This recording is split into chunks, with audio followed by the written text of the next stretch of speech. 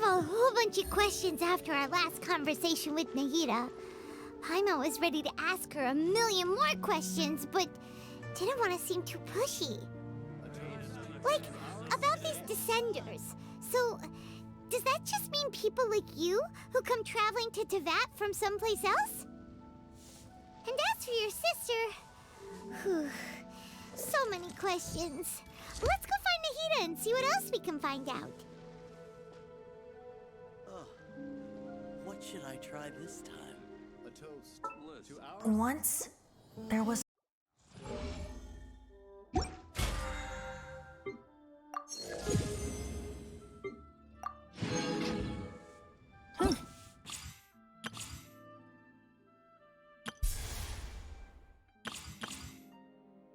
Good roll.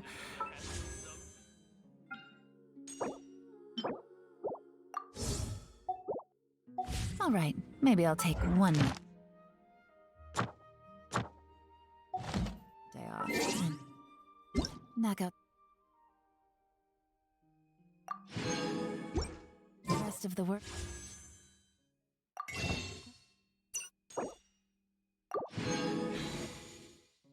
I'm feeling up to it.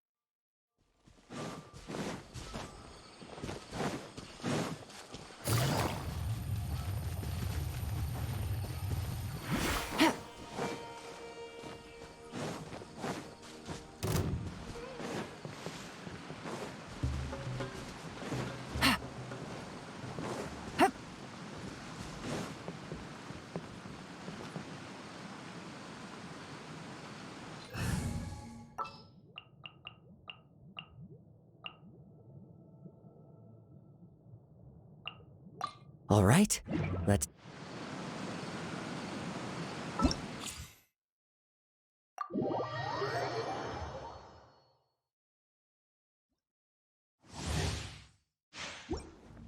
Quit following me.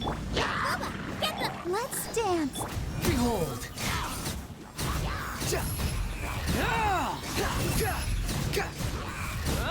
Bow your head! Eat this! Nice and spicy. Squall and fury!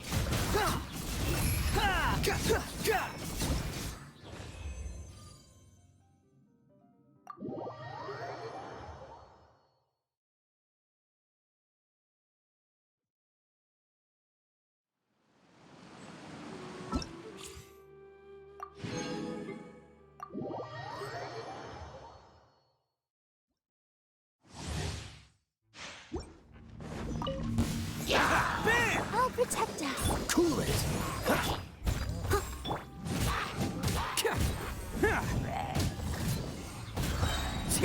Oh, so sorry.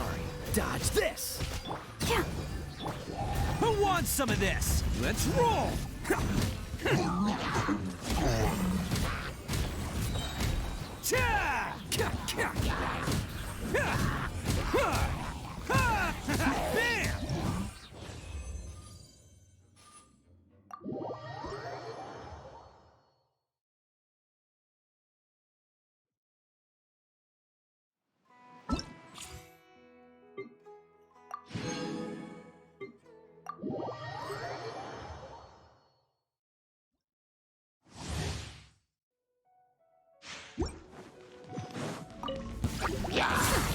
We'll see about that.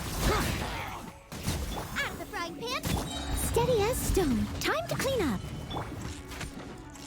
Ha, ha, ha. Dare to mess with me? Ha. Truth repeats its course. Keep moving! Bring it on! Yeah. We'll see about that. Confess!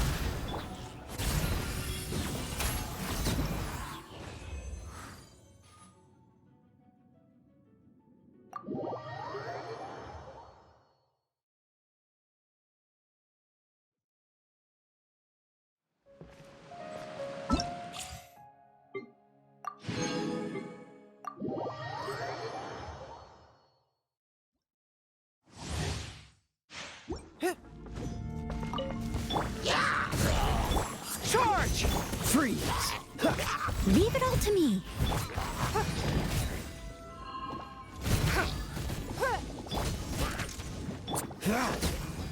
Fall in! Submit! Don't waste my time. Rally! As a good knight should.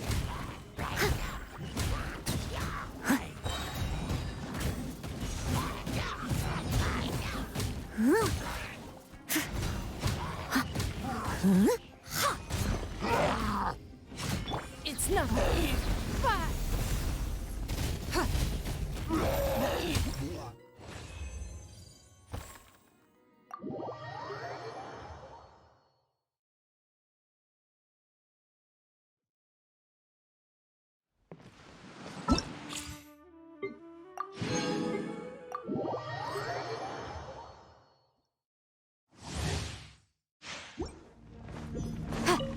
Motion to compel.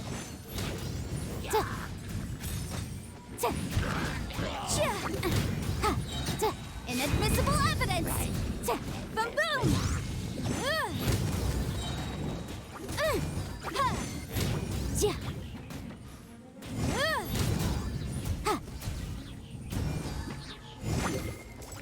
Incinerate.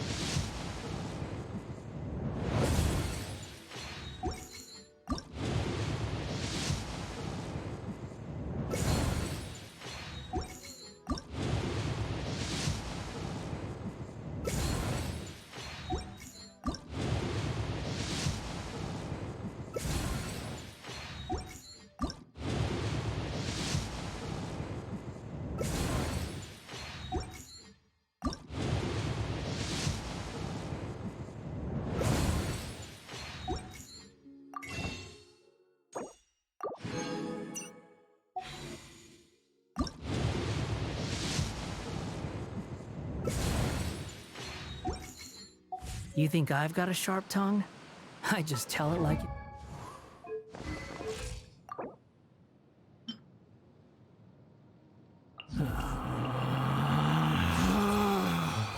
Relax.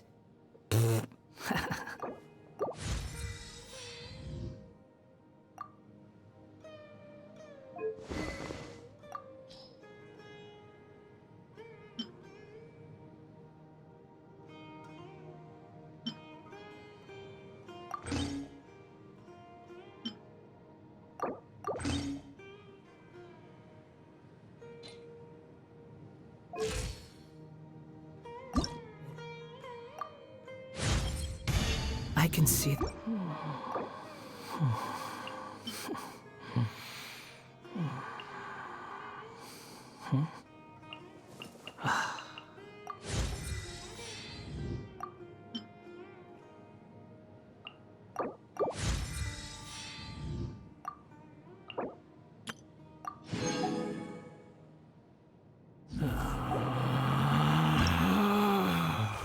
Relax. The wind is blowing.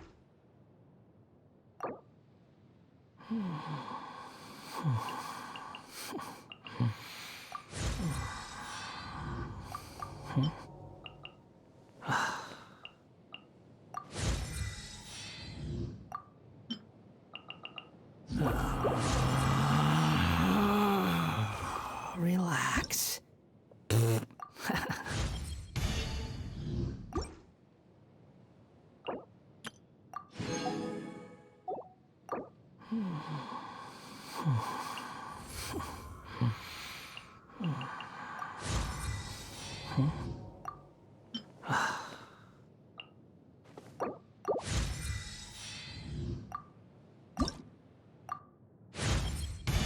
You aren't worried about me?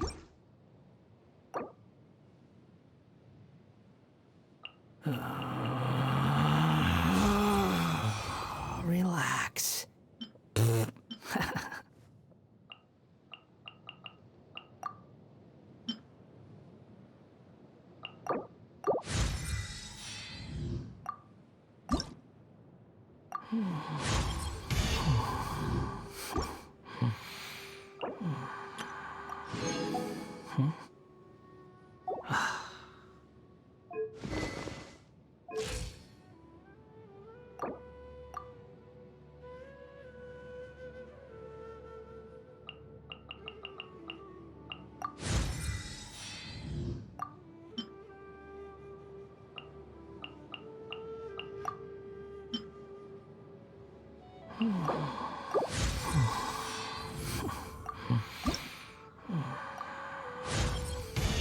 Although I can...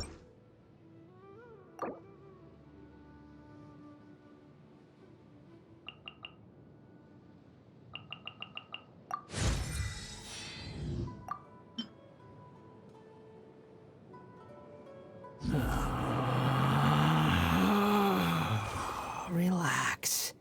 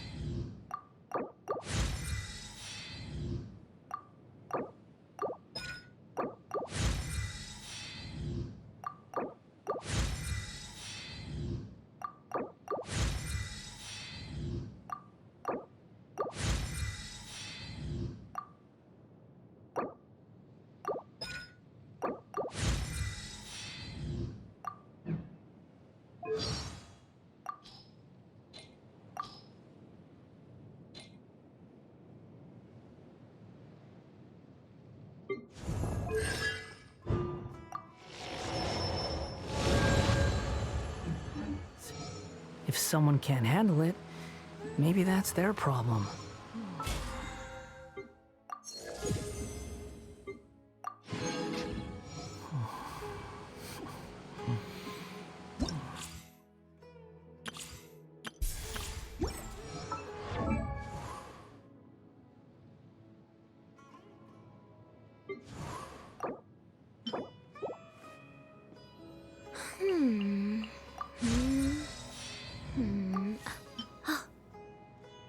Huh?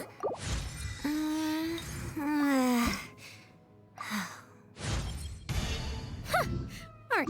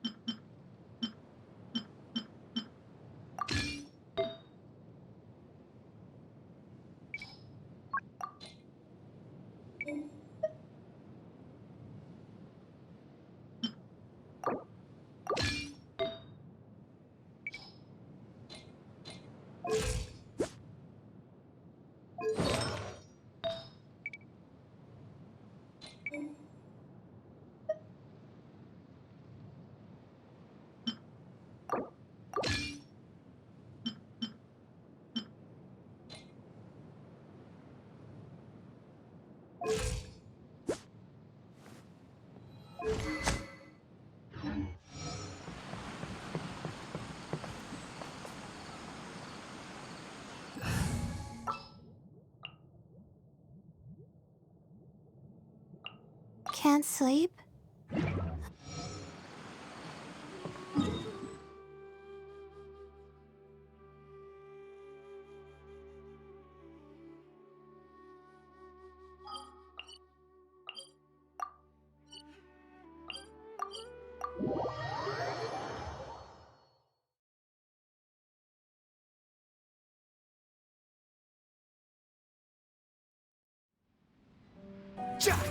Quit following.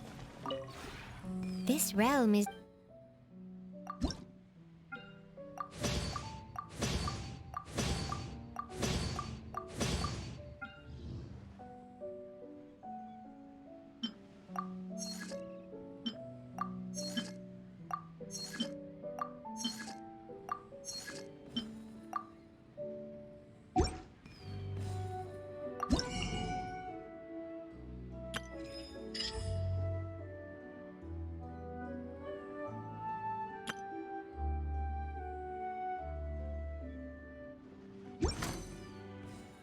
If you ever...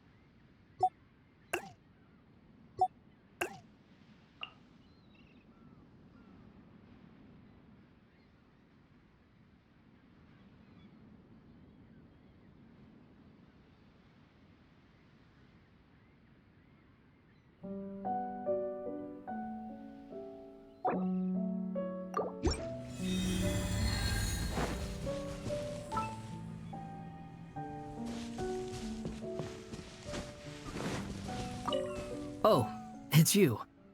I must apologize. I nearly mistook you for the type to leave your guests alone to fend for themselves.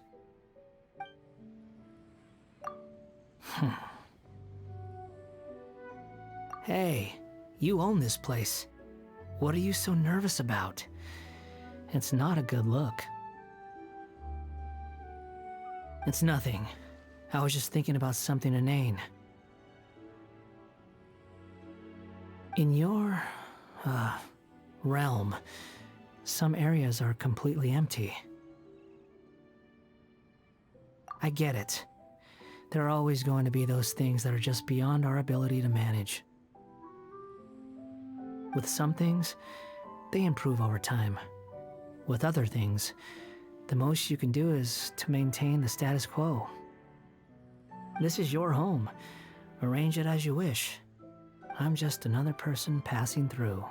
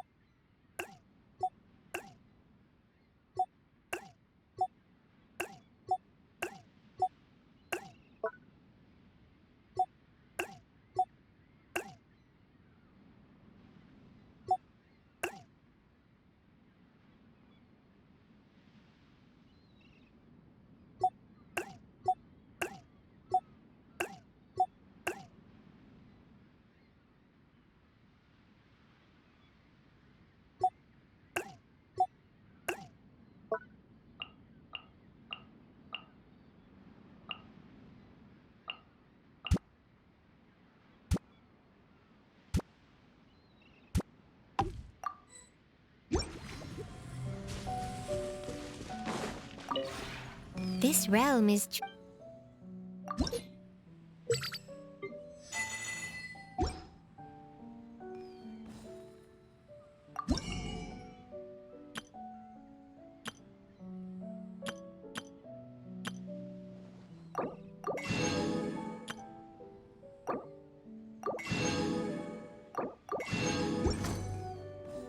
If you ever...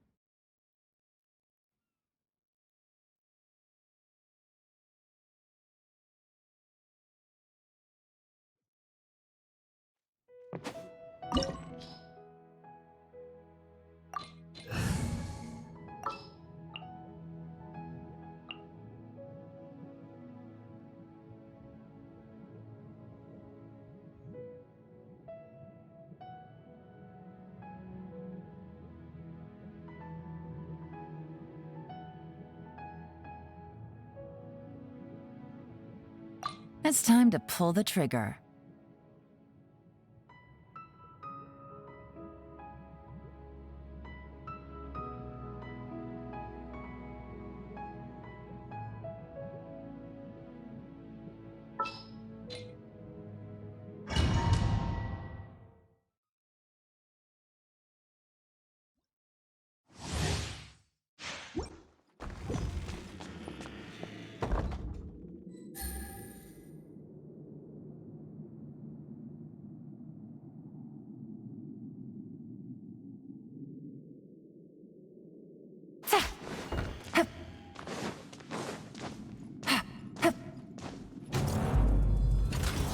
Let it be known that divinity is mine! Insignificant. The night is cold, cold. Make yourselves at home.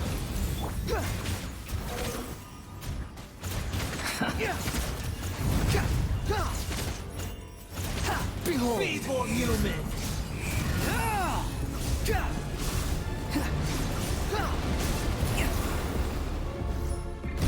Not now. Gotcha. Yeah, committed to. Here comes the catch. This At way, my Padawan. command, Temple of Wisdom. you shall fall. Don't be scared. The night is cold.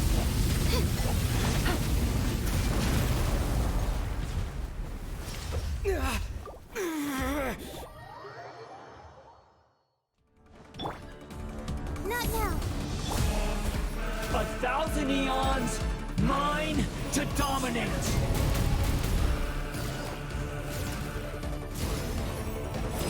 Quietly now. Burn to oblivion. The night is cold. Game's up. Fun's over. Filth. Kneel. Not now. Take it easy.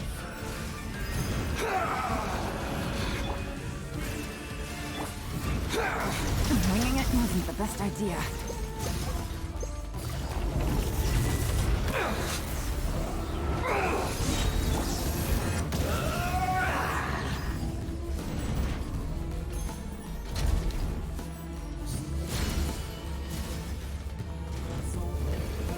Reality is pain.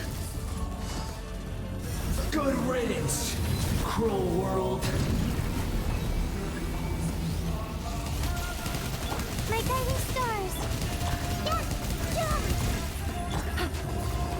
Things are about to get dicey. Committed to memory. Jump.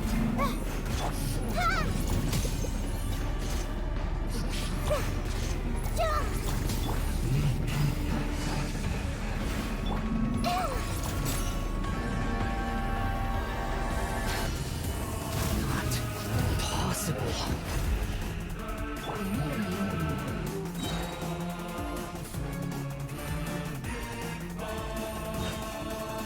Here comes the catch. Sharing my knowledge. Stars shine from.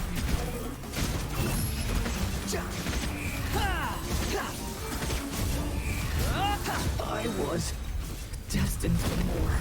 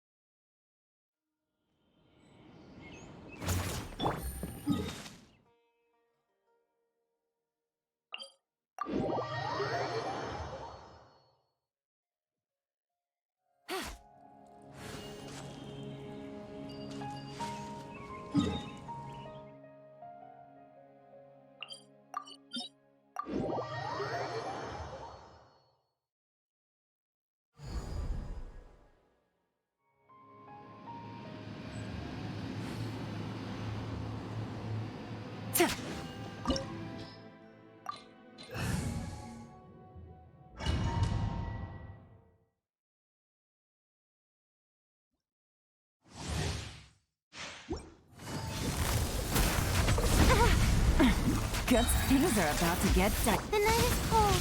Grow, grow, grow. The wind rises.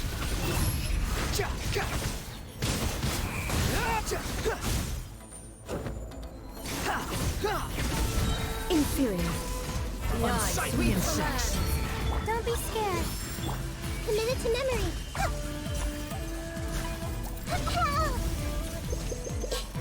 Gotcha. Not now. Weak. This may hurt a little. Squall and fury. Absurd.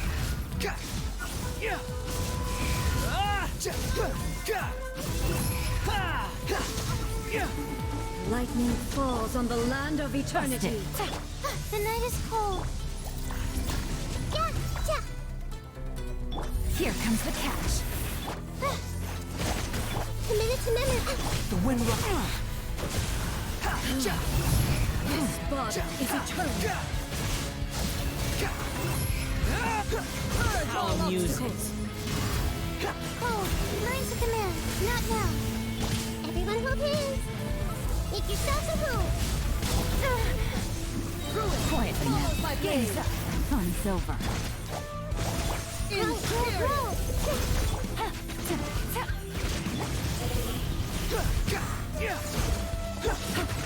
Busted. The final calamity. Committed to memory.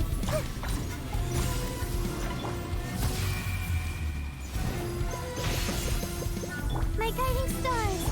Gotcha. Things are about to get dicey. Perish. Grow. Committed to memory. Inferior. The night is cold. Stars, shut. Eternity is in my hand. Busted. This may hurt a little. Here comes the catch.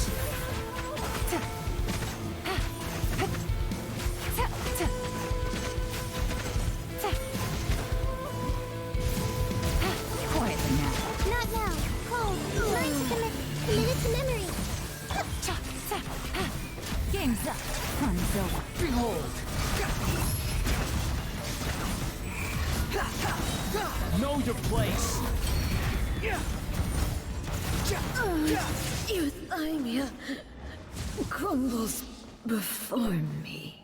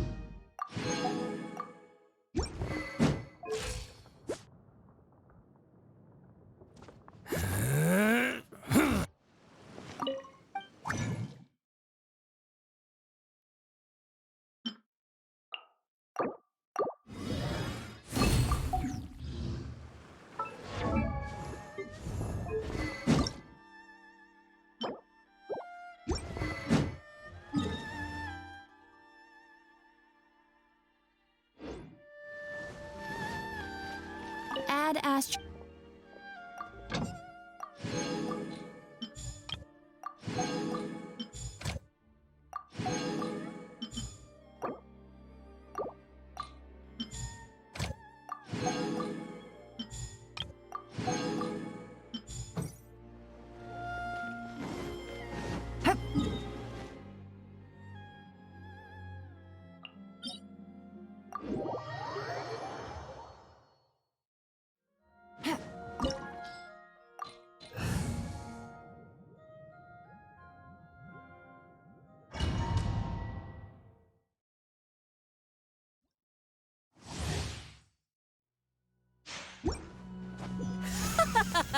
You're trembling. Is it the cold or just cowardice? My guiding stars! Stars! Grow, grow, grow! The Temple of Wisdom!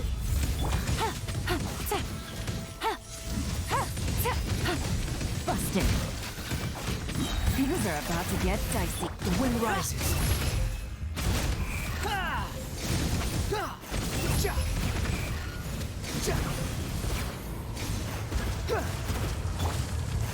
Gotcha. Take it easy. Committed to memory!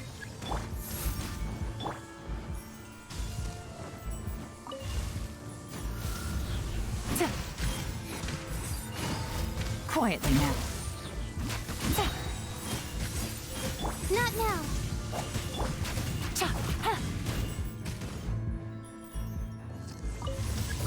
Busted. Gotcha.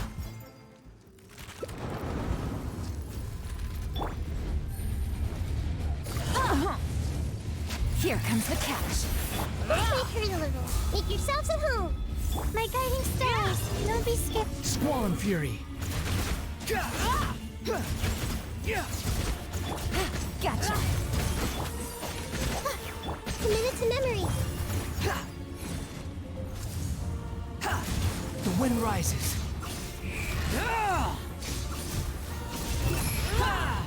That's far enough. Not every wound will heal. Quietly now. Things are about to get dicey. Not now! Stars, shine for... I see everything!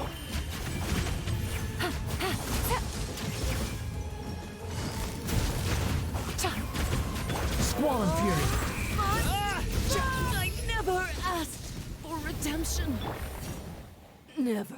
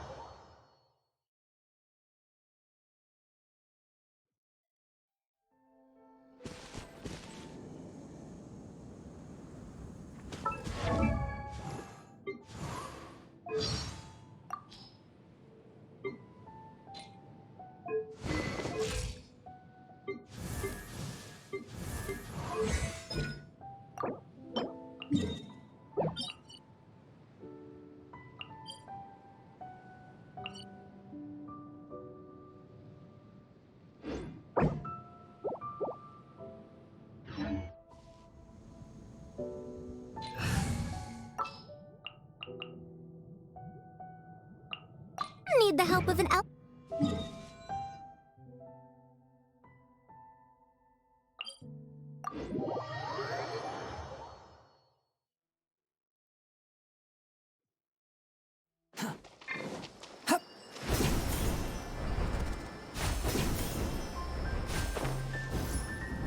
Quit following me.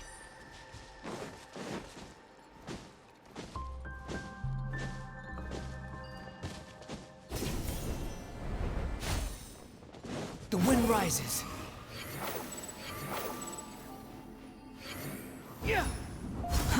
Too slow.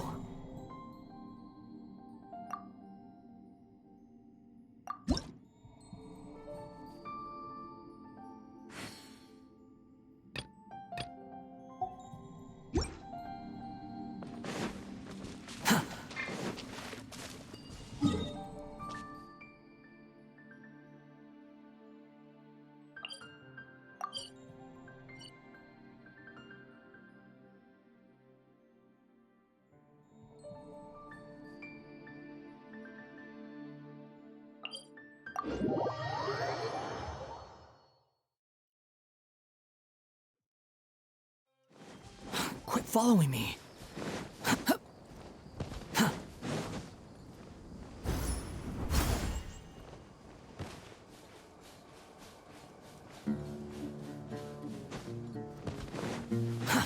Too slow. Behold!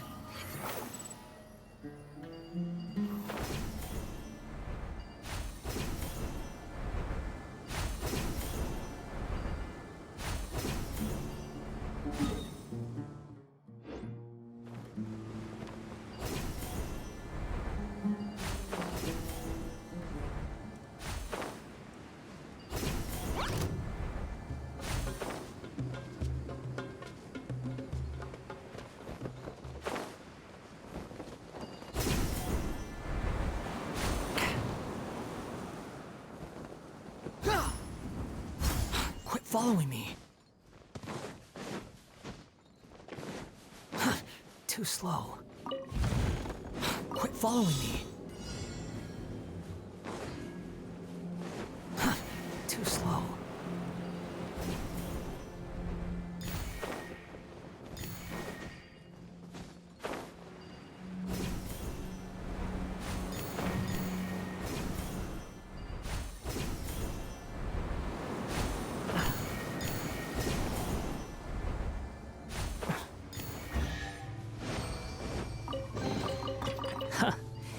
You even want this?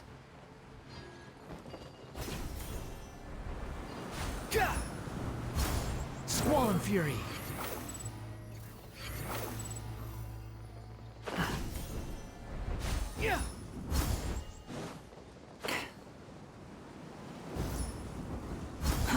Too slow.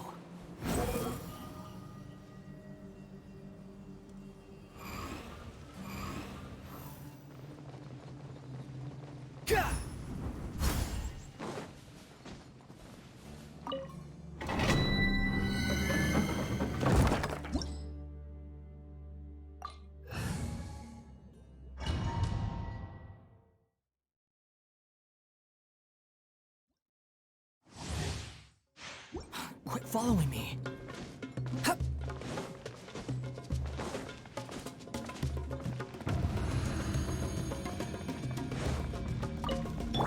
The night is cold. Hey!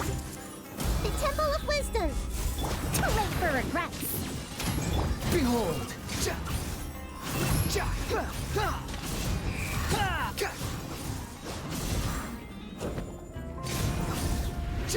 Cold, mine to command. Not now. Dare to mess with me? Squall and Fury!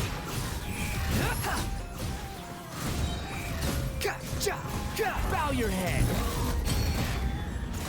This way, Tree-Lulu. Make yourselves at home. Too late for regrets.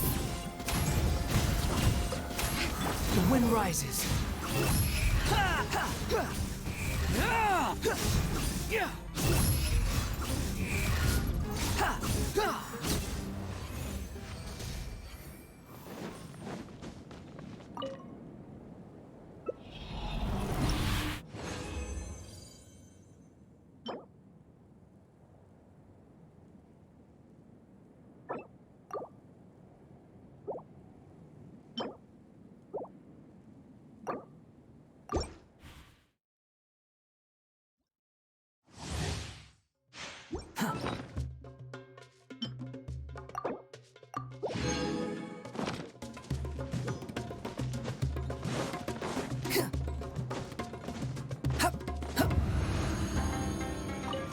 The night is cold.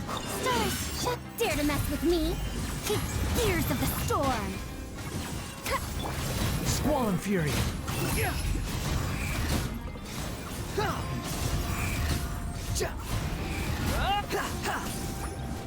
My guiding stars. Roll, too late for regrets. Behold! You dare to gaze upon me? How amusing. Not now. Cold. Mine to committed to memory. The Temple of Wisdom. The wind rises. Yeah. My guiding stars. Dare to mess with me? Squall and fury.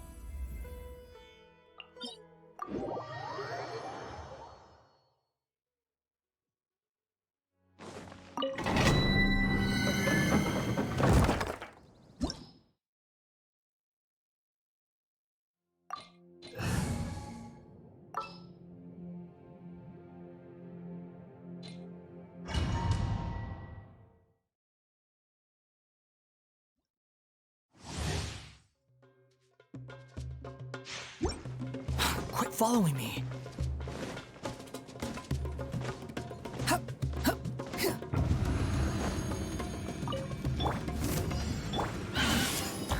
Too late for regrets. Have fun with this gift. The wind rises.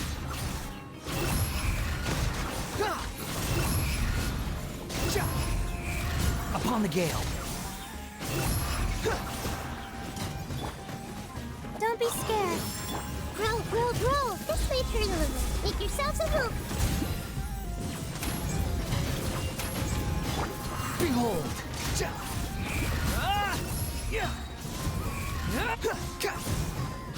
Bow your head. Grow, grow, grow. We'll see about that. The night is cold.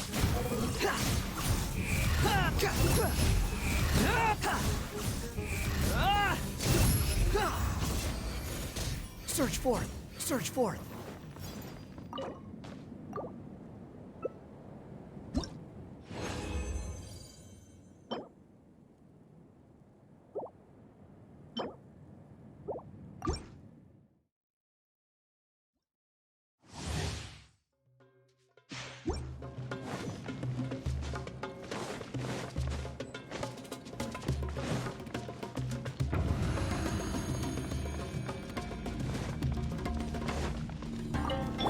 I see everything. The Temple of Wisdom. Truth repeats its course.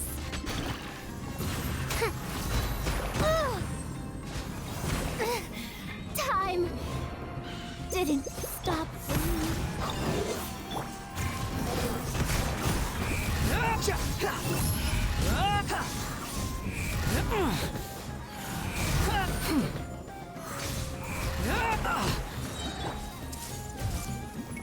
The night is cold. Too late for regrets. Cry louder. Behold. Not now. Hey! Dare to mess with me? Squall and fury.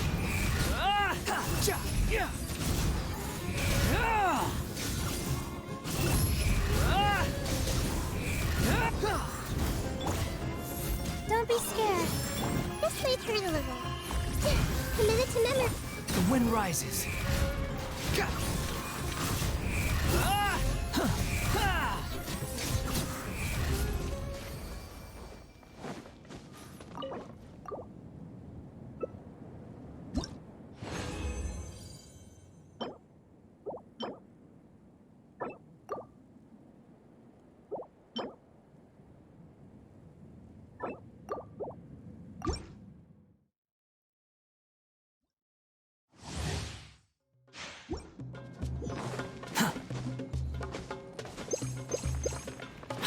following me.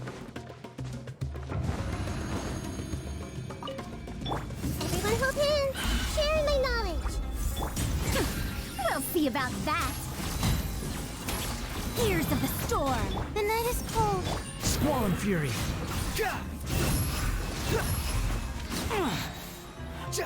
Know your place. I see everything. Dare to mess with me? Stars, shine for me.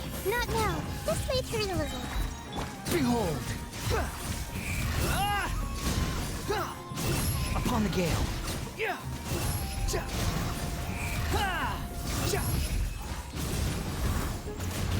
Everyone hold hands.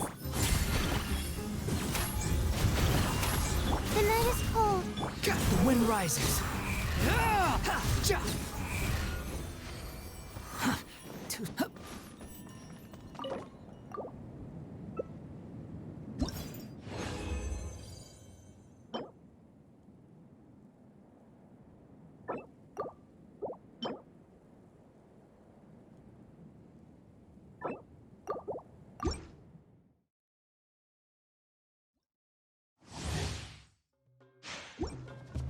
Quit following me.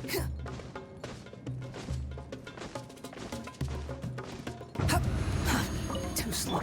I see everything. The Temple of Wisdom. We'll see about that. Truth repeats its course. Don't be scared. My guiding star. Unsightly insects. Squall and fury.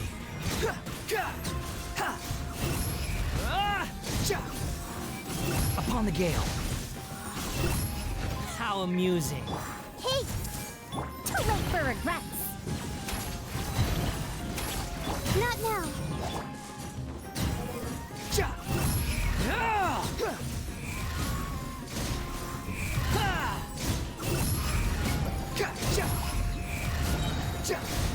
Cry louder.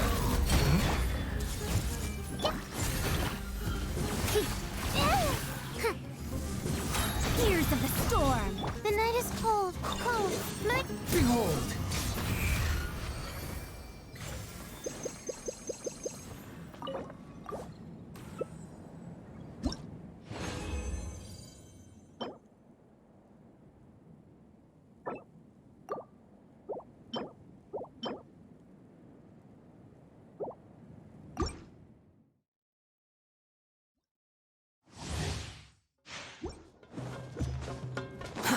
Too slow.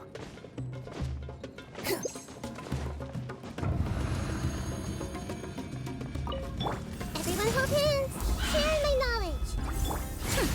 We'll see about that.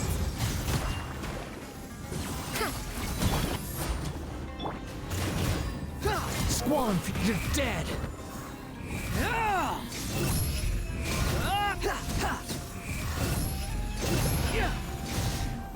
Not now.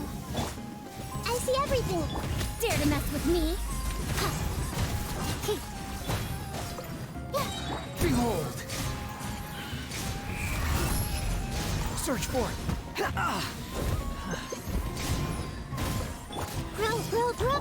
Stars, shine for me. We'll see about that. The night is cold. The wind rises. Upon the gale.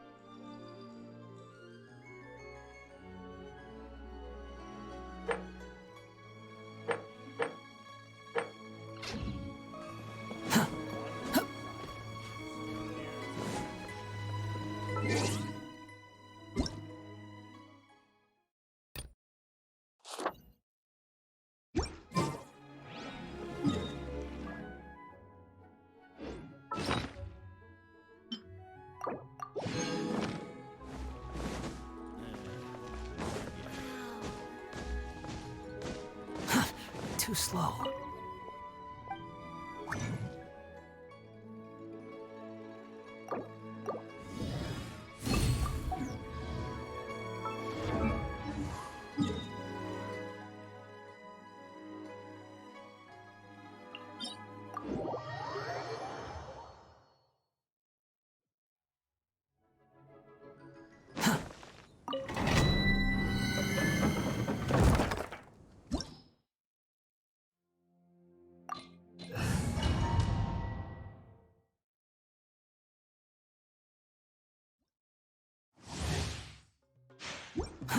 Too slow.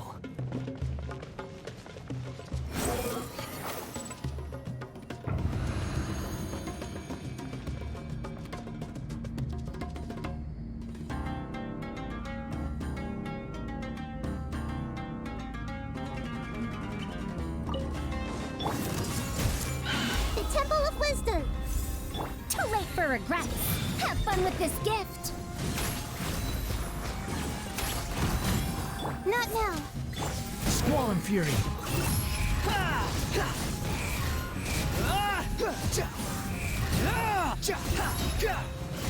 Bow your head. Hey! Dare to mess with me? Cole, mine to command. Behold.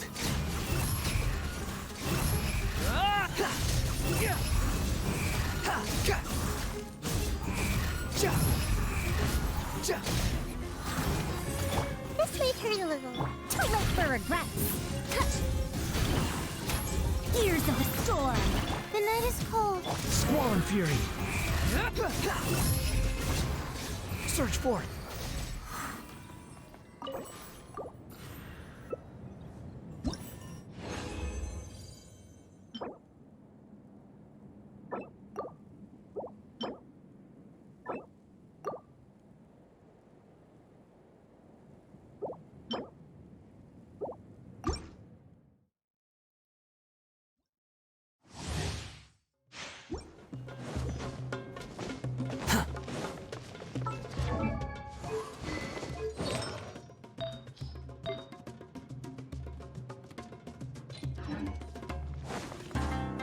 Quit following me.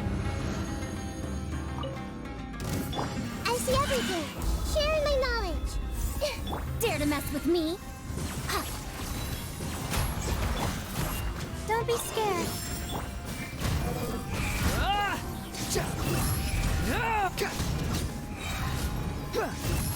You dare to gaze upon me?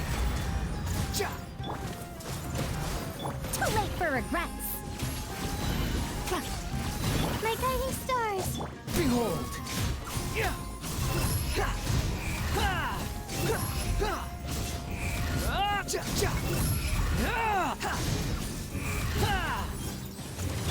Everyone hold hands. Make yourselves at home. Have fun with this gift. We'll see about that. Not now. Cole, mine to command. Squall and Fury.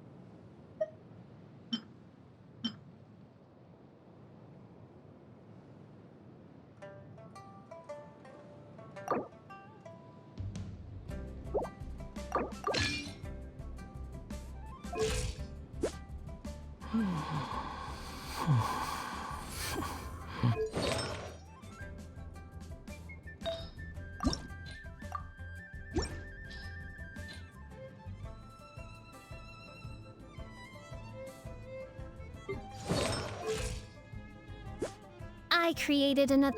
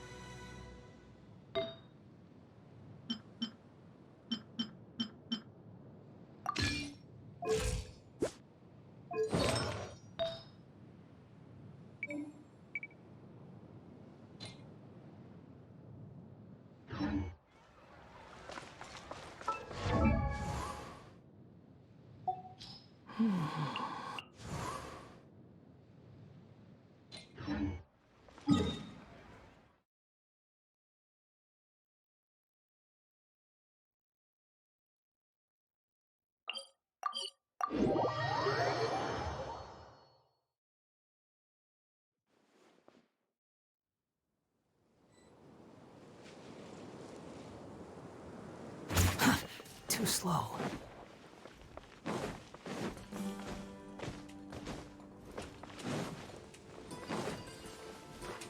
Yeah.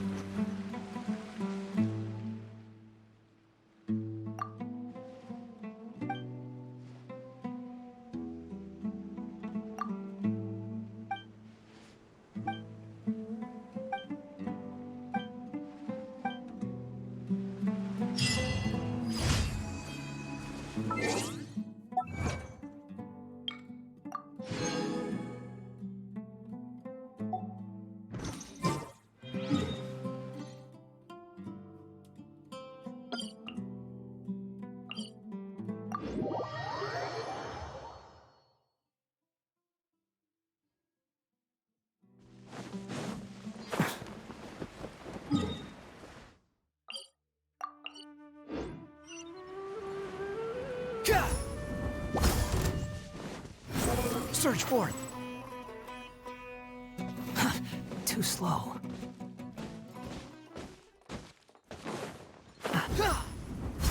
The wind rises.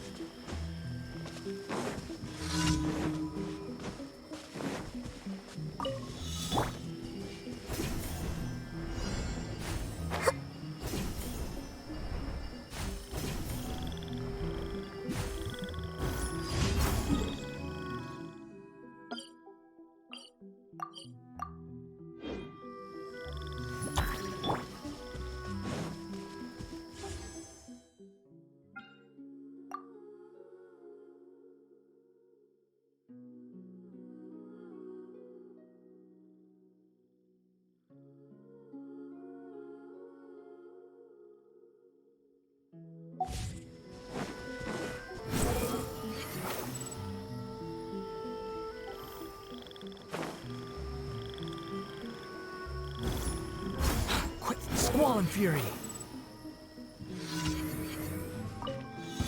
You'll get frostbite. My guiding stars! Finish quickly. The wind rises. Search for it. Search for it. Bow your head. The night is cold. Don't be scared.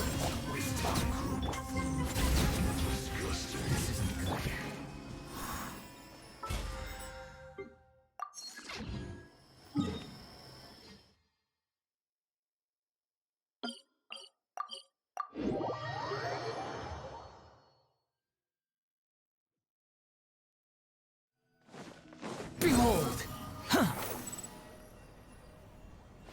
Quit following me. Add Astro. Thank you for How ridiculous. Don't you know?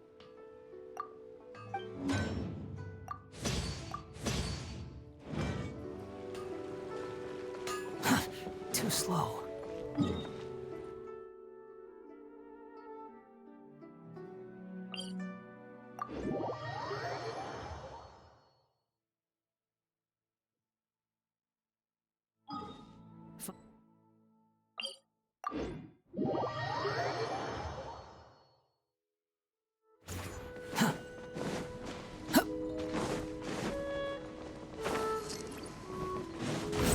Upon the gale.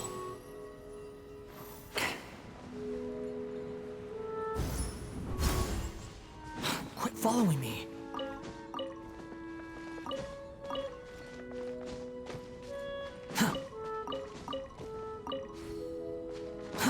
Too slow.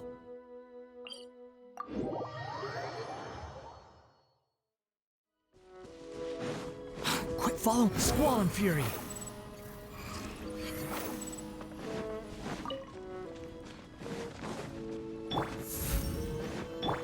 Behold!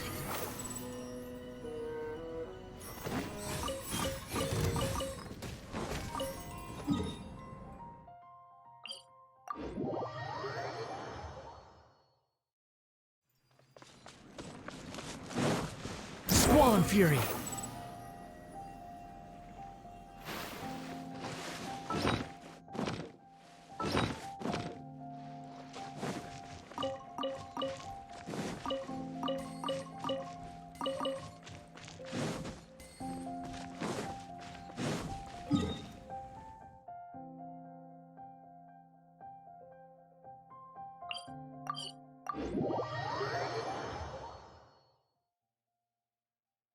Behold!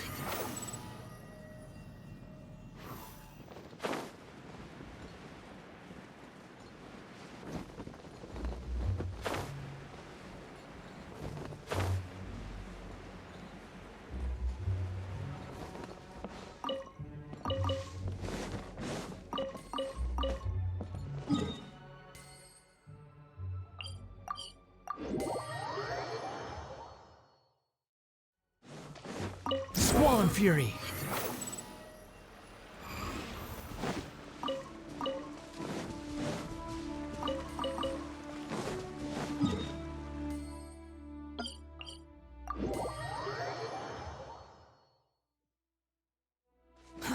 Too slow.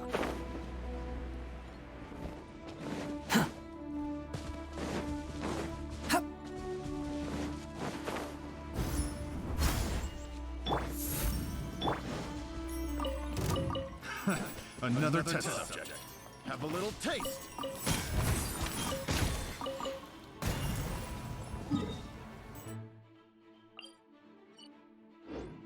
The wind rises.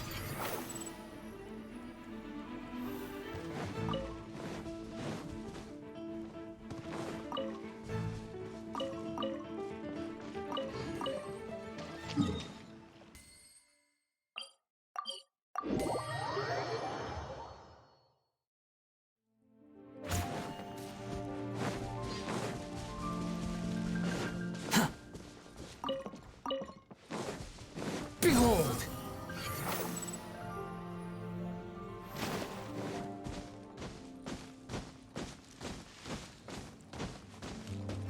rises. Not now. Quit following me.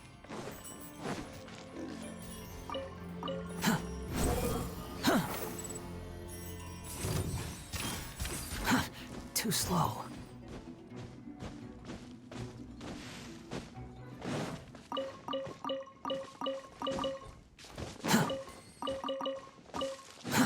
Too slow. Quit fall. Behold!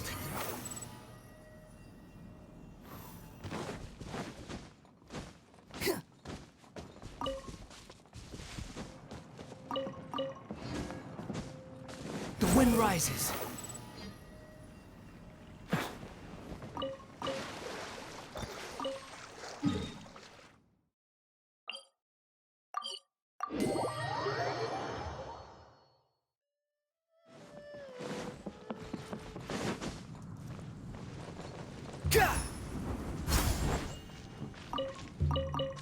Squall and fury.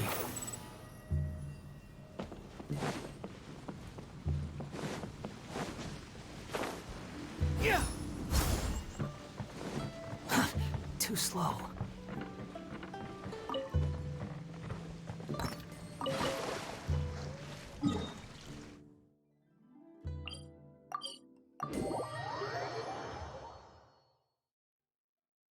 Quit following me.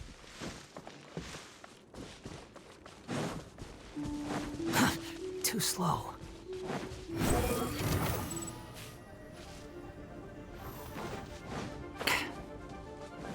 My guiding stars.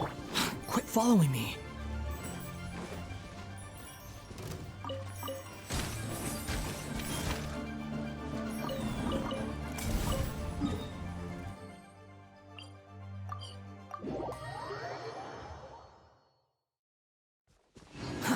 Too slow. Behold!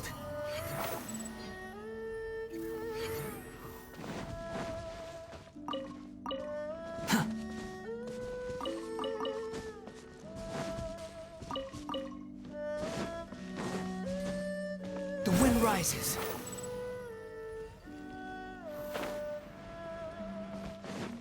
Quit following me.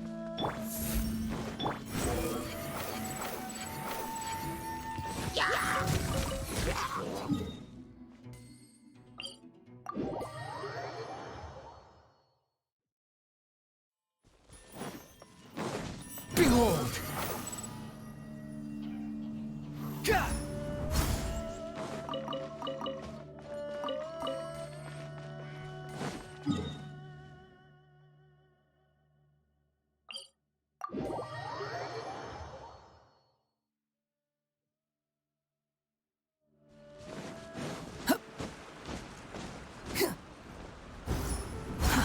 Too slow.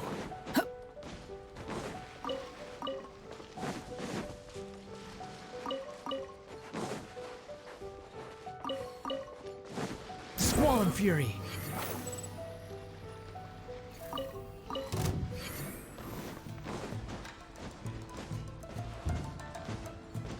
Hup.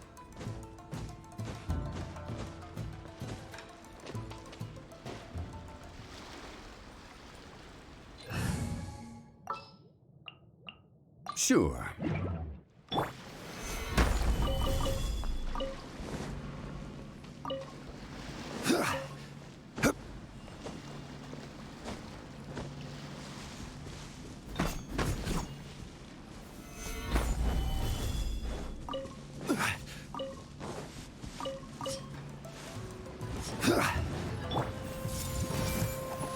The night is cold. Grow, grow, grow. Behold!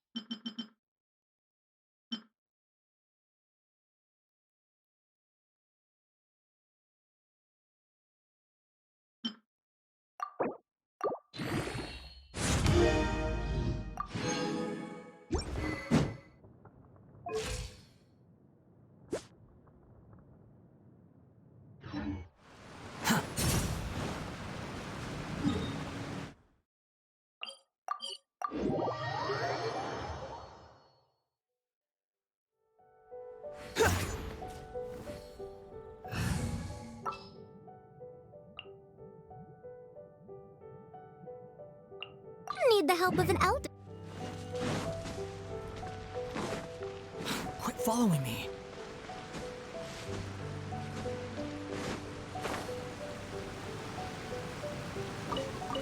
Squall and Fury. This might hurt a little.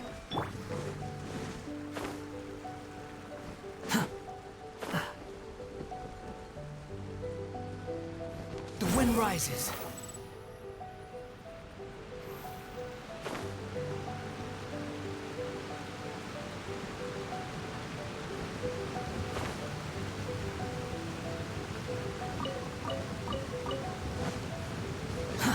Too slow. Quit following me.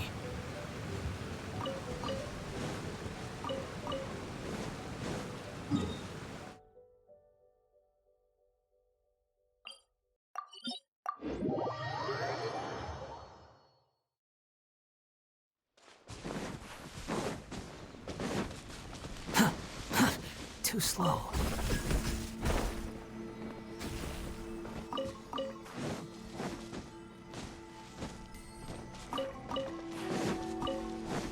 Behold!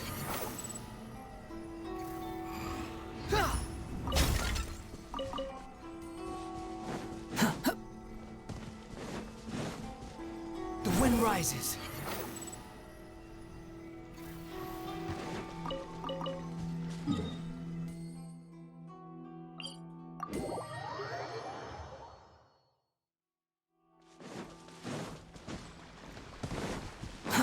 Too slow. Behold!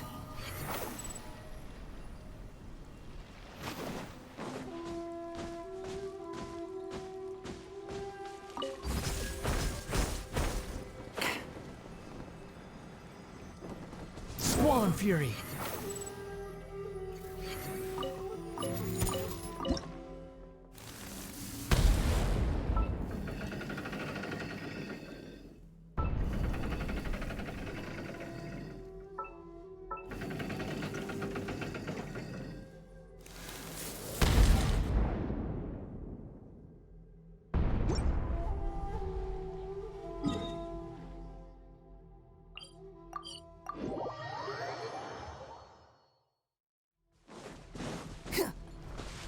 Commit it to memory.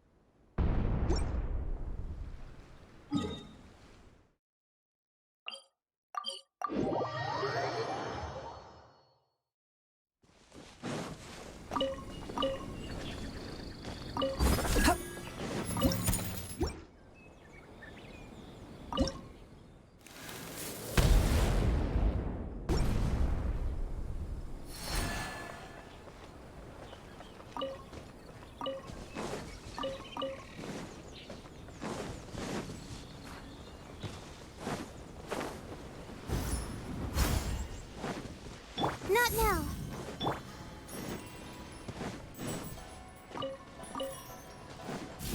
There's no end to this. Another test. Go! You're open.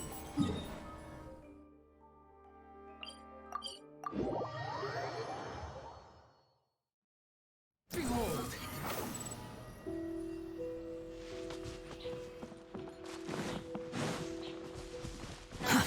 Too slow.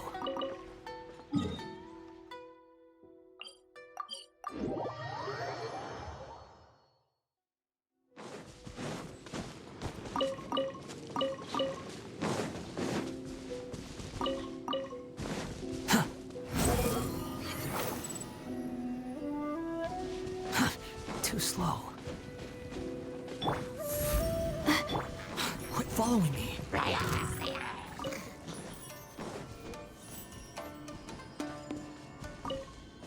Squall and Fury.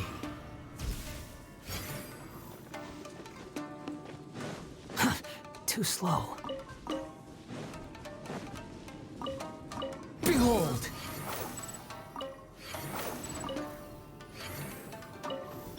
I see everything. Quit following me.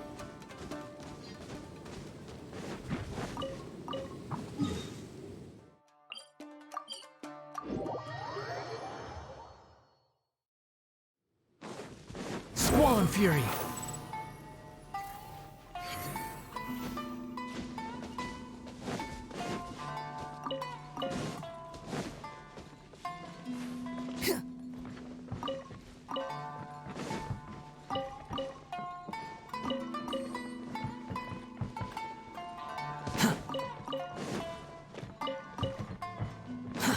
Too slow.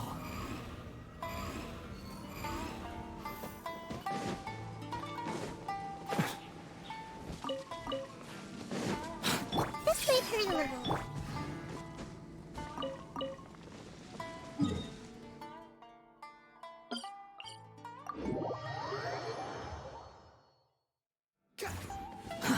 Too slow. Behold!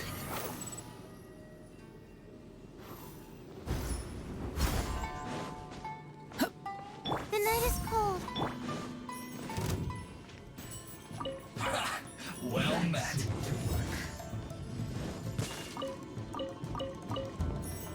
The wind rises.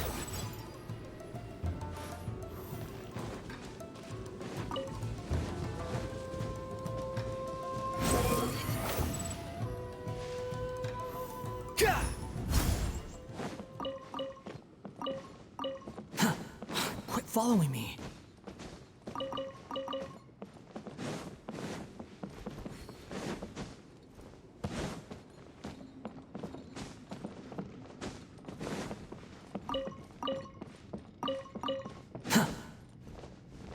Behold!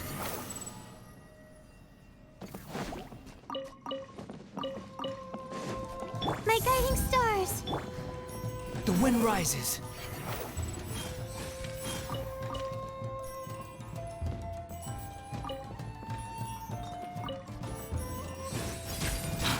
The night is cold. Squall and Fury. Too slow.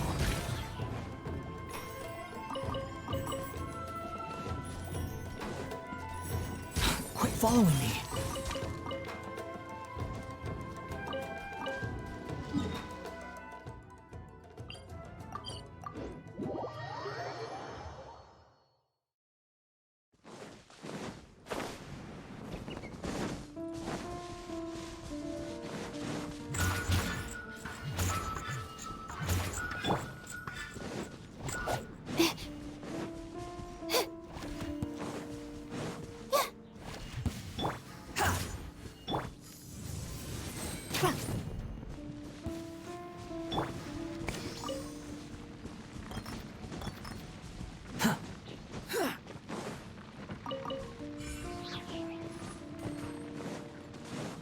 Behold!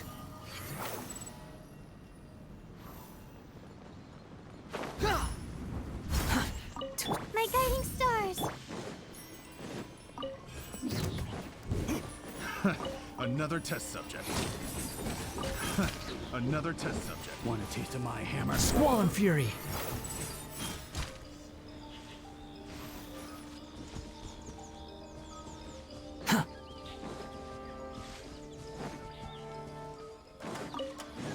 It's my lucky day. Not now. Everyone hold hands. Dare to mess with me?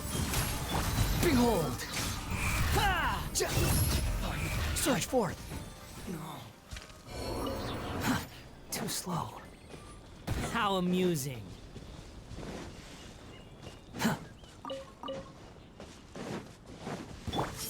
Stars, shine through. I see everything. We'll see about that. Truth repeats its course. Squall and Fury. Know your place.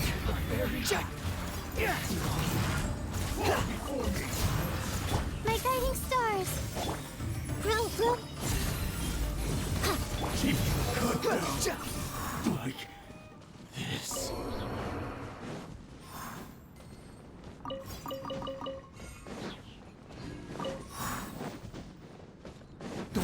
rises.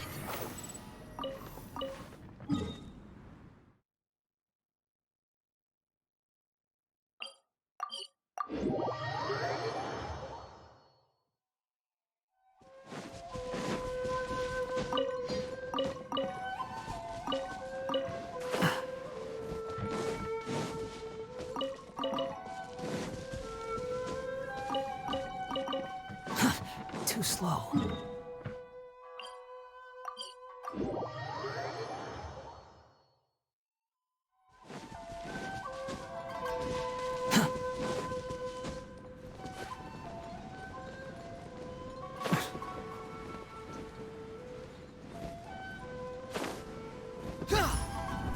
Quit following me.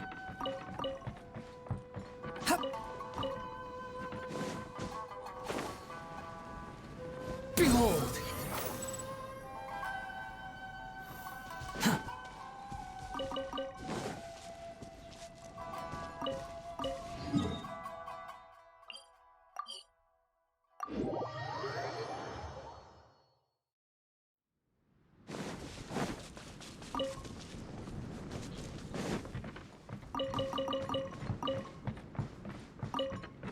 Quit following me.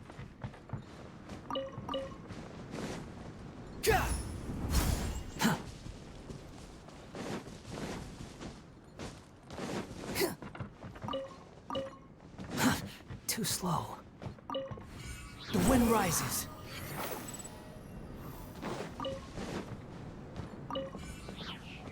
Quit following me.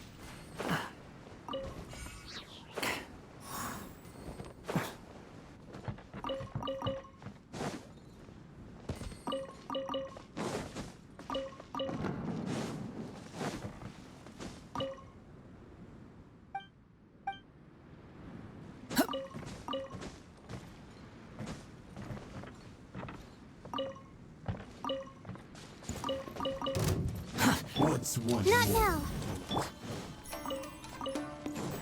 Fall before me! One strike. Vice. Quit following me. My guiding stars. Fall before anywhere.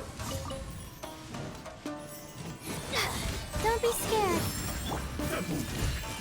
Share my knowledge. Not now. Too late for regrets. Squall Fury. That's far enough. You dare to gaze upon me? Have fun with this gift. Stars, shine for me. This may hurt a little. Committed to memory. Behold, everything was futile. Stars. We'll see about that. The wind rises. Upon the gale. Search for it. The Temple of Wisdom. Grow, grow, grow. The night is cold. Too late for regrets.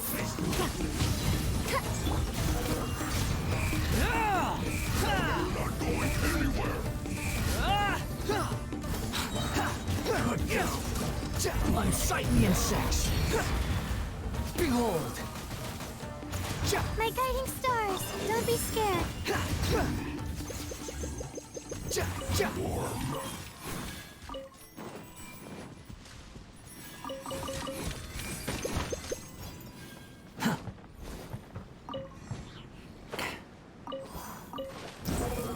Upon the gale.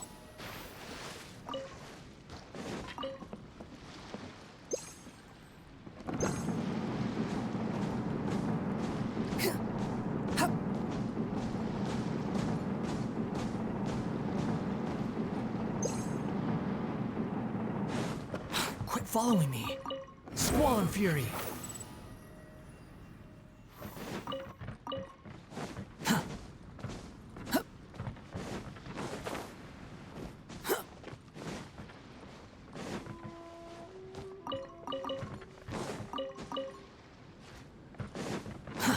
Too slow.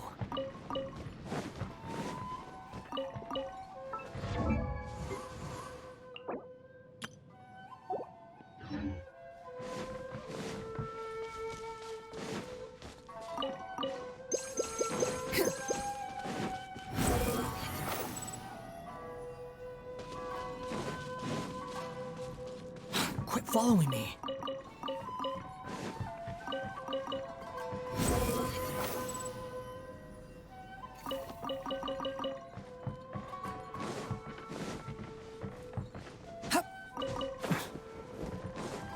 The night is cold.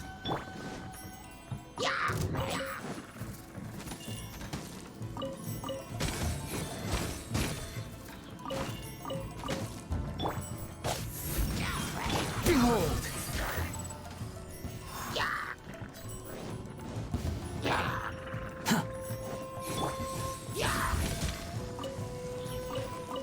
Not now. The wind rises.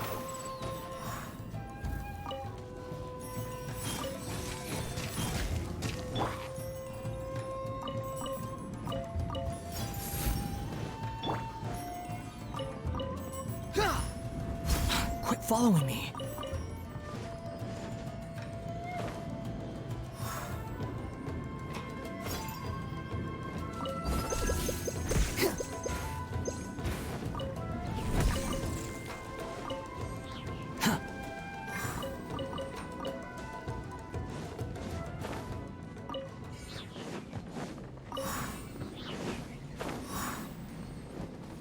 Behold!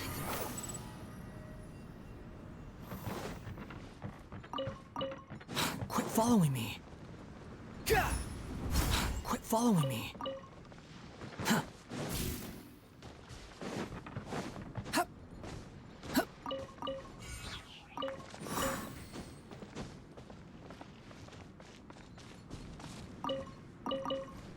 The wind rises upon the gale.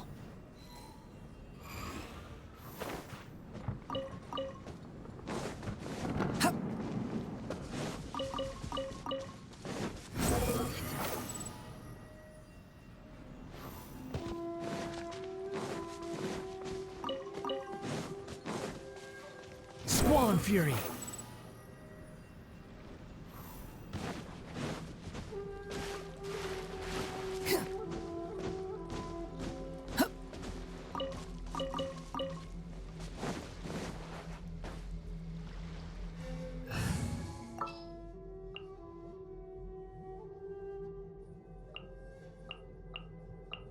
Sure.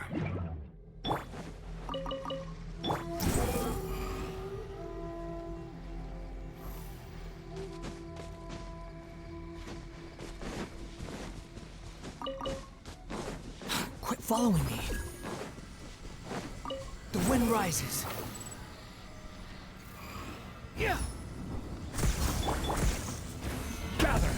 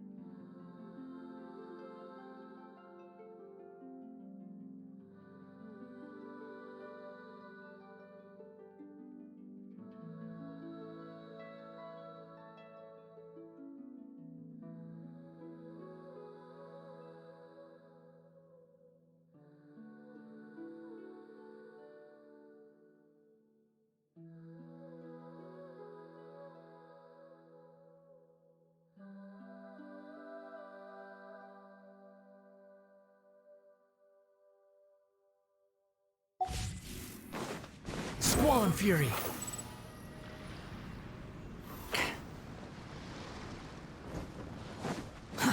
Too slow.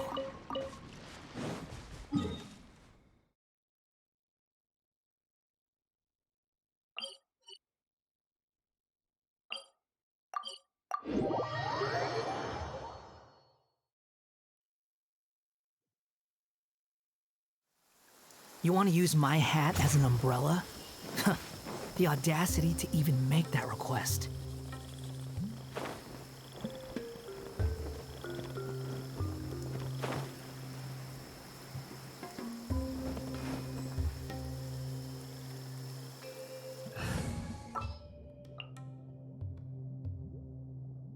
Need the help of an elf?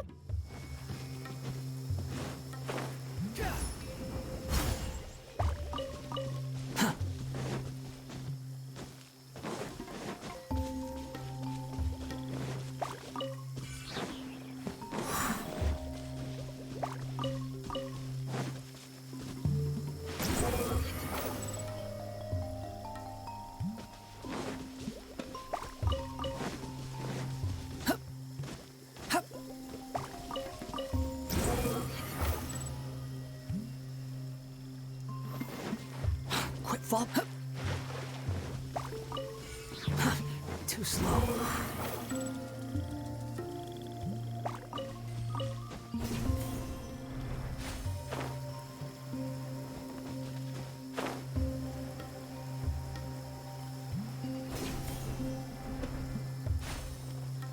Behold! Search for it. Yeah. The wind rises.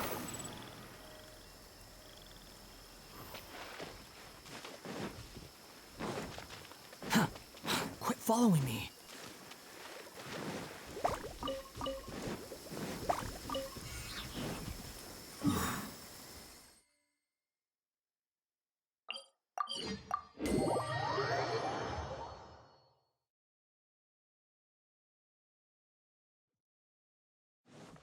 Behold!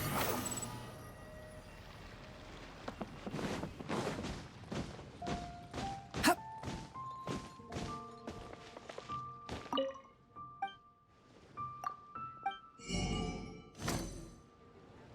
Quit following me.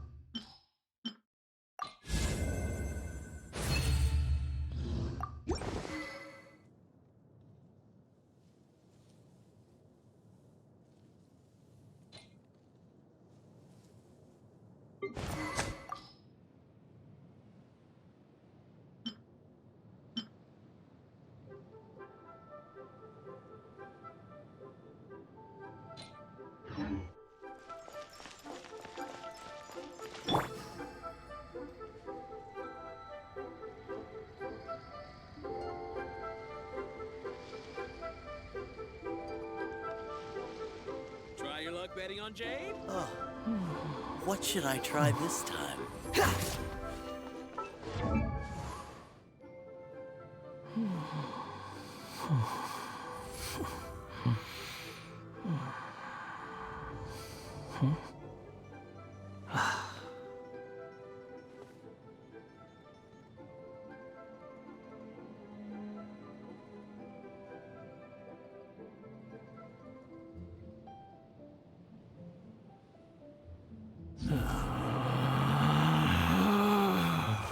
Relax.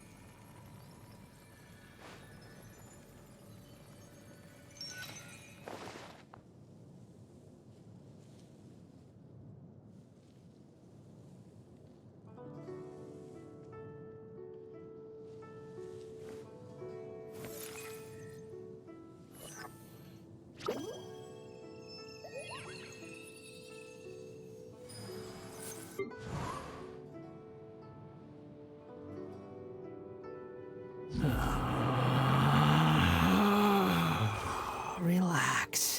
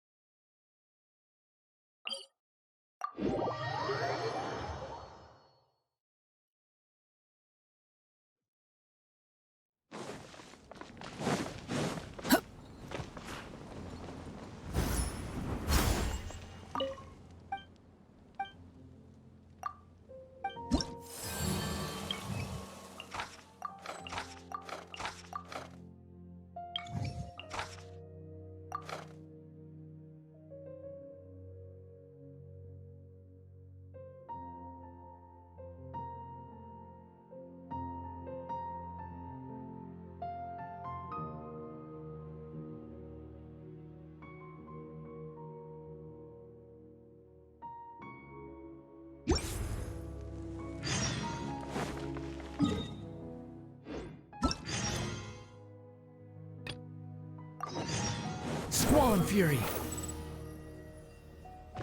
Huh. Huh.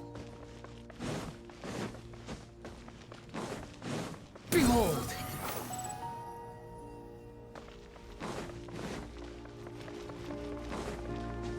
Huh. Too slow. The wind rises.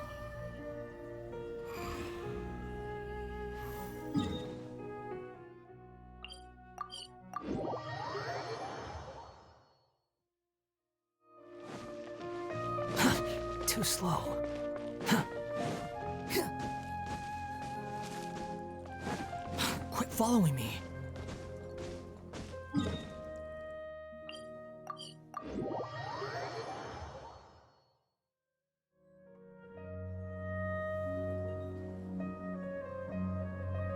Come on, serious suggestions, please. I'm not trying to write a thriller here. It's supposed to be an essay, you understand?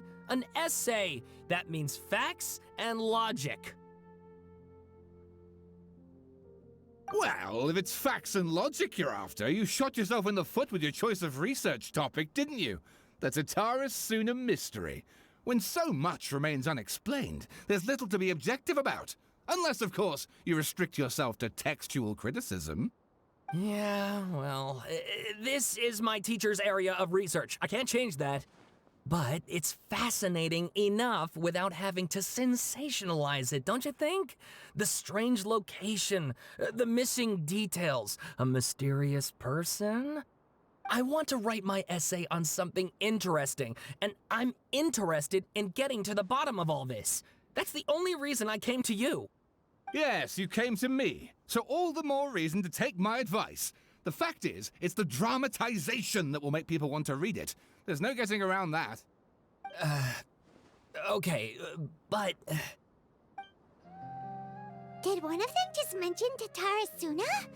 But that's all the way in Inazuma! Is it just Paimon, or is it kinda unusual for someone in Sumeru to want to write a paper about that? Everyone here's just going about their business. Maybe it really is just Paimon. Guess people here are free to research pretty much anything. Great! Let's go find out what this Tataris Suna mystery is all about.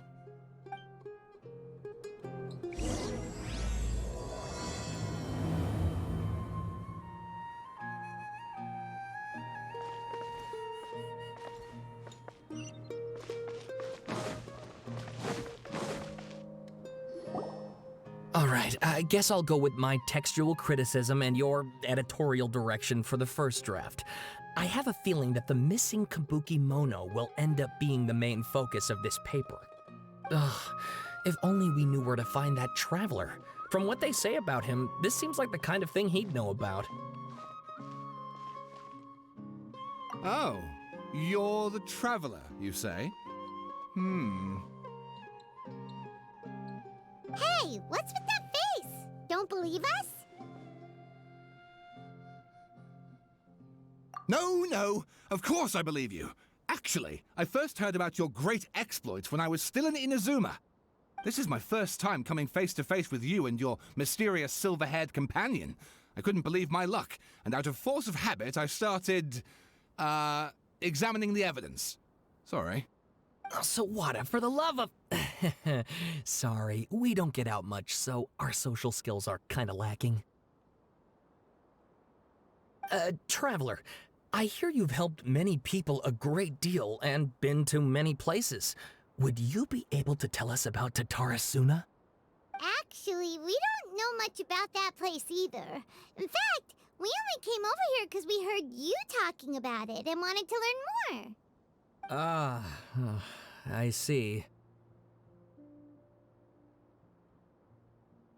My teacher chose this area of research as a personal challenge. He said it's difficult to get into because even Inazumans don't know much about Tatarasuna's past. But who'd have thought that... If you don't mind, I'd love to show you all my outline for the book I'm writing about Tatarasuna.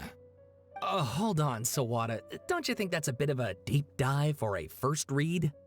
Well, fair point. In that case, please ease yourselves in gently by taking a look at Akaba's latest essay draft.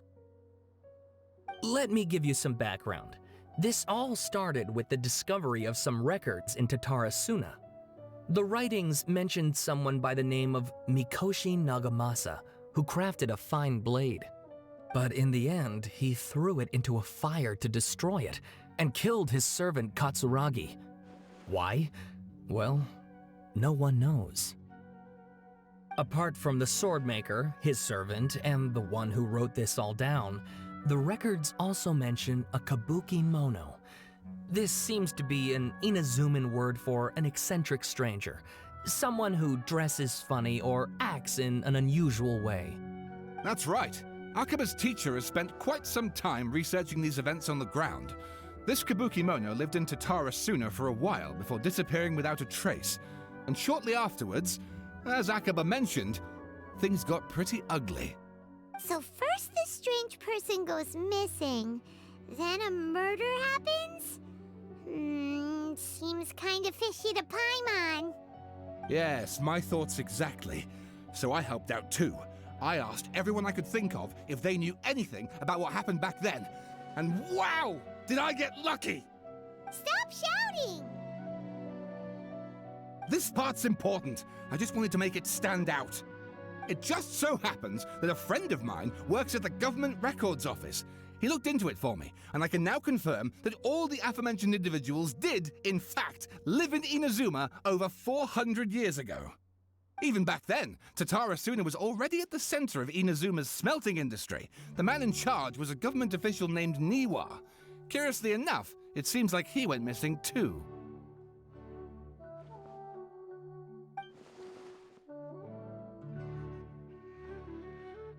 Wait, so there are 2 missing people in the story now?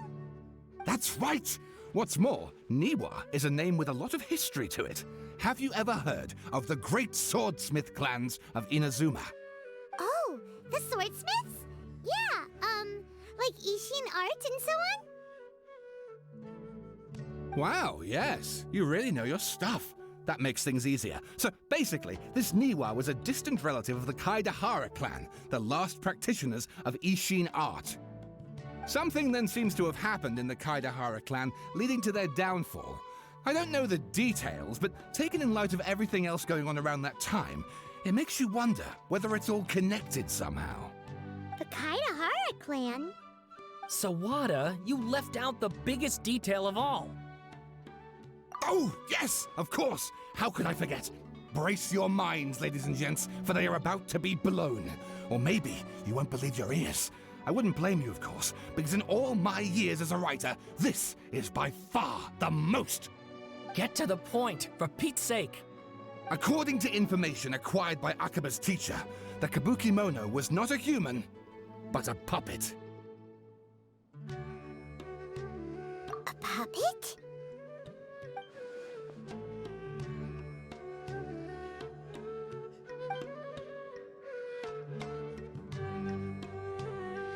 Aha! Judging by the looks on your faces, you do know something after all.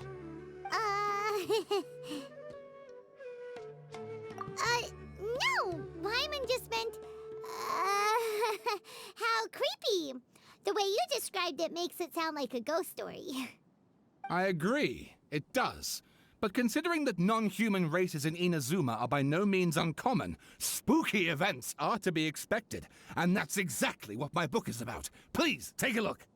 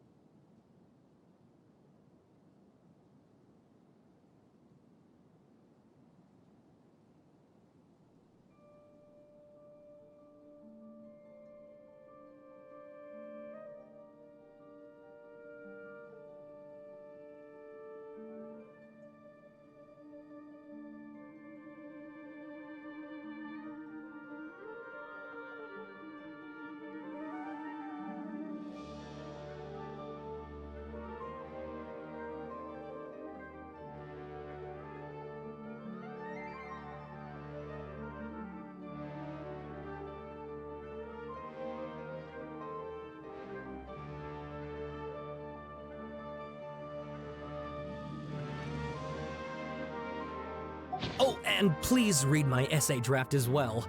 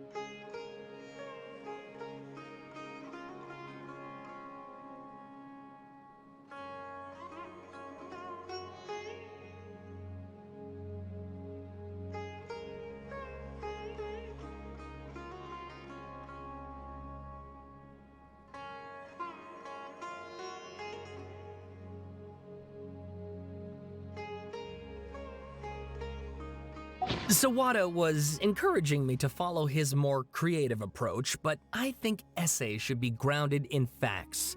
I don't think explaining everything away with mysterious forces will cut it.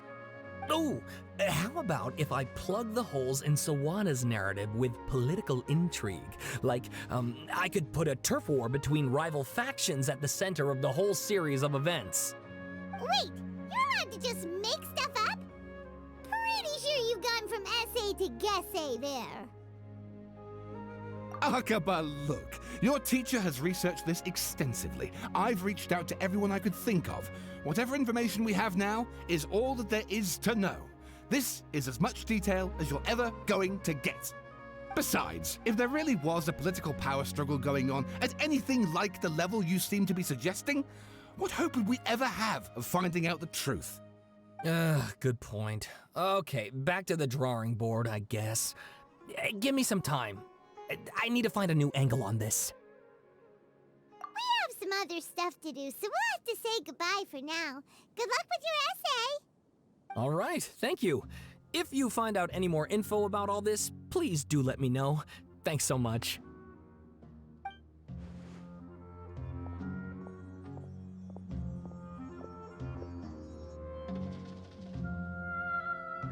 Hey, so that thing they were talking about, it has to do with the balladeer, doesn't it? Okay, then even if we did know something about it, we probably couldn't share it with them, huh? After all, we kicked his butt and got him locked up. Information about people like that is usually super confidential, isn't it? If you ask Paimon, Akaba should just pick a different topic. There must be as many essay topics as there are trees in the forest. There's no point in...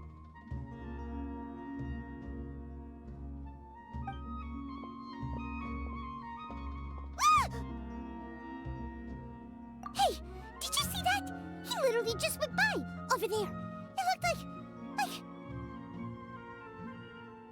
the balladeer! No, it can't have been. He got locked up.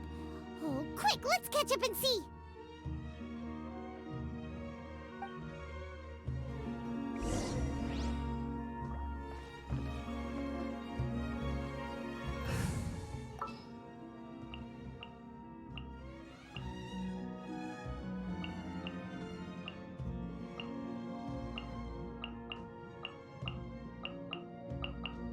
There's still a long road ahead.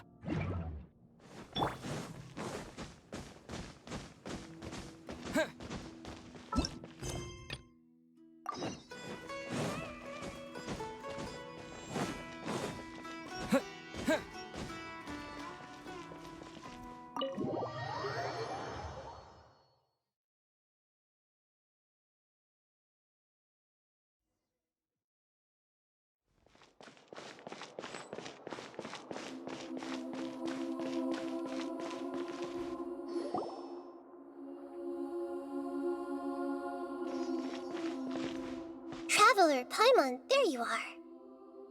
Nahida, bad news. We just saw the balladeer strolling around in public. Did he escape or... Ah! It's him! Sure enough, you're here. Hey! What are you doing in the sanctuary of Surasthana? Aren't you supposed to be locked up? I know you must have a lot of questions. Please, allow me to explain. It was my idea to set the balladeer free. We made a deal, and he's gonna do some investigation in Irminsul for me. A deal? Huh. You sure you trust this guy? What did you expect? Why do you think Sumeru would keep me around otherwise? Or maybe killing me is all you can think about. But if that's the case, why haven't you done it already? Don't flatter yourself. It was... Nahida said there's still some mysteries in you to figure out. Ah, so if it were up to you, you'd finish the job? Guess I had you all wrong. There I was thinking you were just getting cold feet. Well, that escalated quickly. Not a good start. Could I ask you all to please calm down? But Paimon's worried about you, Nahida. Don't let him trick you. It's not every day you see people questioning the God of Wisdom's judgment, just when you think you've seen it all. Don't you dare try to drive a wedge between us! As long as the terms are reasonable, I don't think there's a problem in making a deal, even with the Balladeer. Well, I for one have no reason to doubt you, considering you even struck a deal with the doctor. Yes, one in which I gained valuable information. You'll come to understand more about that in the fullness of time. The Balladeer's power was all but completely spent after your battle. He's no longer strong enough to be a strategic threat to us. That puts him in quite a precarious position. Plus, he's a former Harbinger with knowledge of many of the Fatui's sensitive secrets. Being stuck here in Sumeru could make him a sitting duck, depending on how the Fatui plan to respond. Wait a second. Farmer? You mean he's not a Harbinger anymore? I take no pleasure in saying this, but it seems as if the doctor had no intention of welcoming back a loser, so...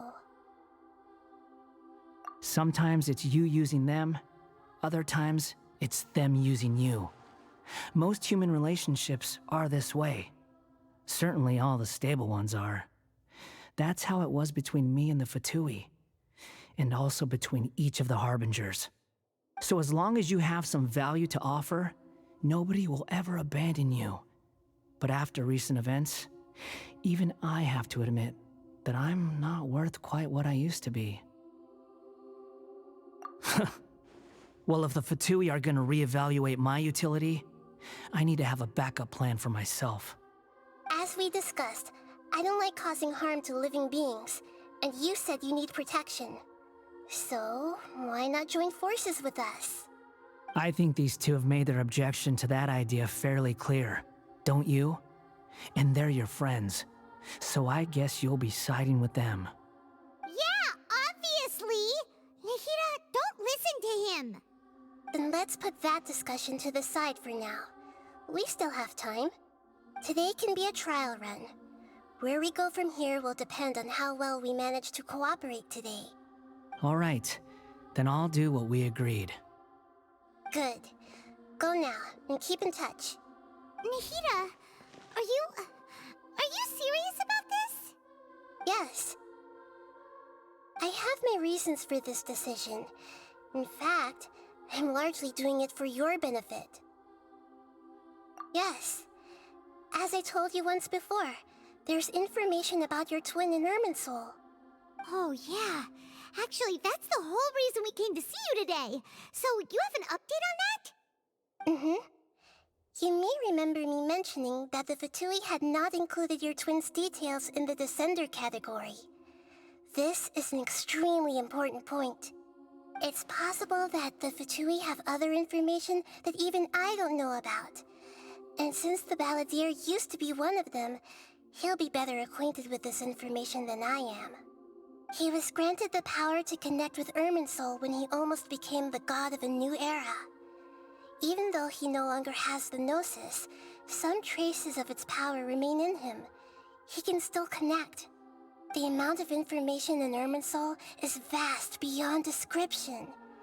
Sifting through all of it without knowing what to look for would take too long, even for me.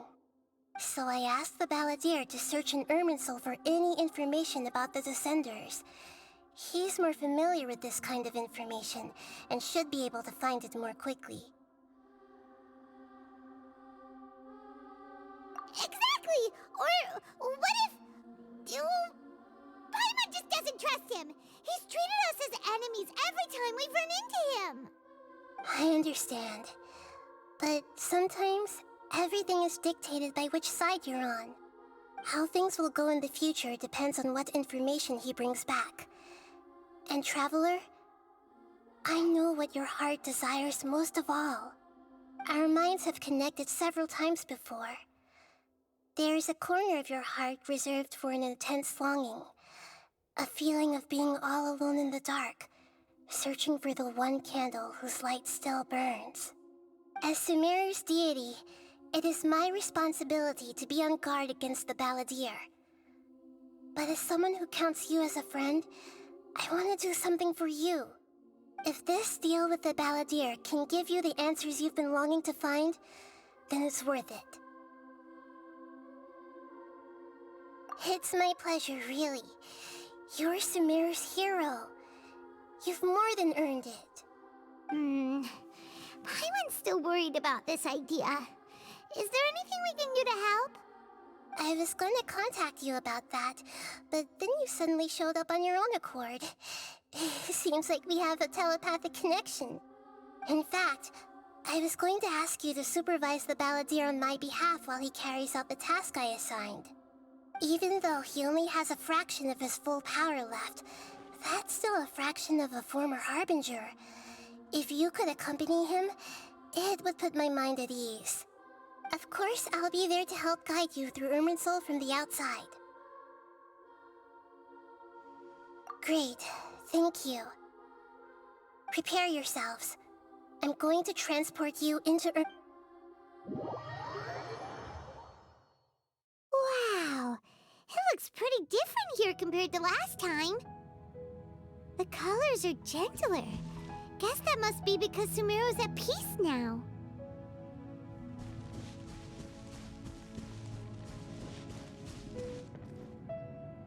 Look at that. Hot on my heels. You know, you didn't have to cut your catch-up short just to keep me company. Oh, but I guess you panicked when you realized that I might enter Irminsul ahead of you. Shut your beak, jailbird! No way a prisoner gets to be so smug! I understand that prisoners have to put up with harassment from the guards, but right now, I'm on temporary release. So maybe you should think about backing off a little. Sounds like a successful rendezvous. I need to be quite clear about something. In a few moments, you'll be entering into the innermost region of Irminsul. It is an environment like no other, and the most important place in all of Sumeru. Unlike anywhere else, Irminsul's inner region consists exclusively of torrents of information. You must put aside your differences and be extremely careful as you navigate your way through. I know there are many grievances between you, on both sides, but it is essential that you remain calm after entry. This is as much for your own safety as anything else. Fine, let's call it truce, but only until this mission's over. Let's cut each other a little slack, shall we?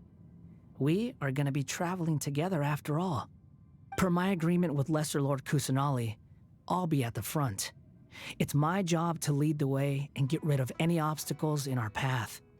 All you have to do is keep your pretty eyes open and try not to fall behind. You sure are confident. Paimon will give you that. You make it sound like you're even more experienced at adventuring than us. If there are no further objections, I suggest we get going. Or did you need some time to mentally prepare yourselves? Ew! Ugh, the snark on this guy, it's unbearable. We can start now. Irminsul access granted. Initiating connection procedure. Is this a small sapling? Oh, darn it! Come on, let's catch up with him.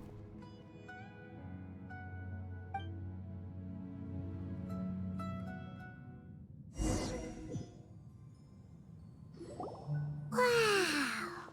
So this is the inside of Irminsul. Ooh! Paimon's never seen anything like this. And it feels like a sacred place. Irminsul is closely intertwined with the entirety of Teyvat. Every bit of information flowing here means something. Pick your jaws up off the floor. It's time to go. Why is it that Paimon just wants to do the opposite of everything he says? Lesser Lord Kusanali, we will now proceed to the heart of Irminsul. Can you still sense where the heart of Irminsul is? Yes. Permission to begin searching for information there? Permission granted. Go ahead. Let's go. Stay close. Don't go running off. Hey, so say we did go running off in here, what would happen? What are you smirking at? I was just imagining the look on your travel companion's face if you went and got lost. Anything's possible in here. You can't rule anything out. So if you want to stay safe, your best option is to stick close to me.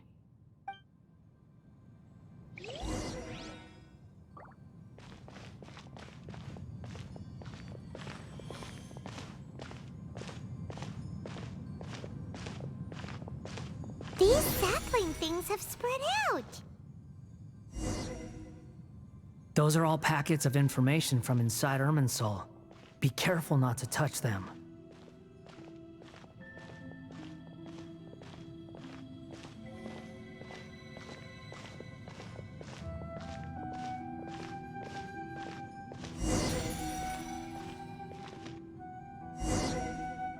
It looks the same in every direction.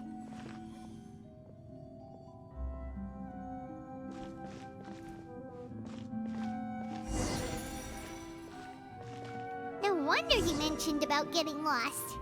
Huh. What do you know? He was actually telling the truth. Is he mocking me again? What is it this time? There's a time and a place to lie, but this definitely isn't it. So why don't you relax your guard a little?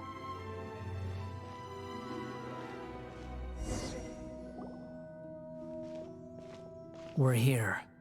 What a huge tree!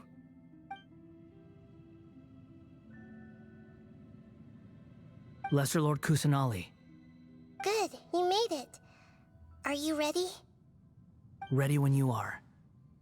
Then please begin. Preparing to access cognitive currents. Establishing waypoint. The Balladier's actually doing what Nahida tells him. Guess he must want to stay alive.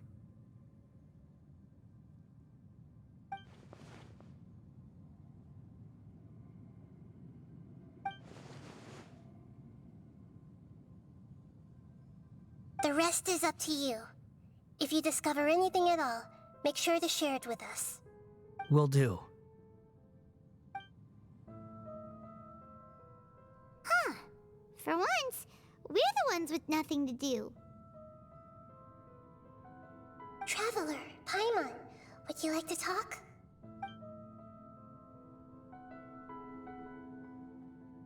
Yes, I've also invited Paimon to join. Huh? What the? We can talk to each other inside our heads?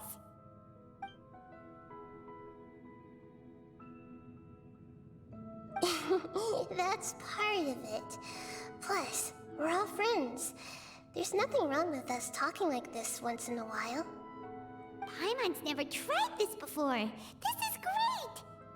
So, Paimon's been wanting to ask you something. Don't you think the Balladier's a bit of a walking contradiction? He's always talking back, but he seems to listen to what you say.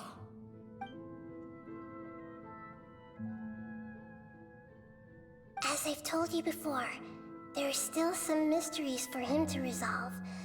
Things that are clear as day to me, but that he has yet to understand.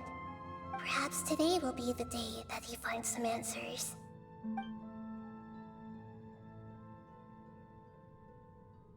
Well done. Smart and attentive as always.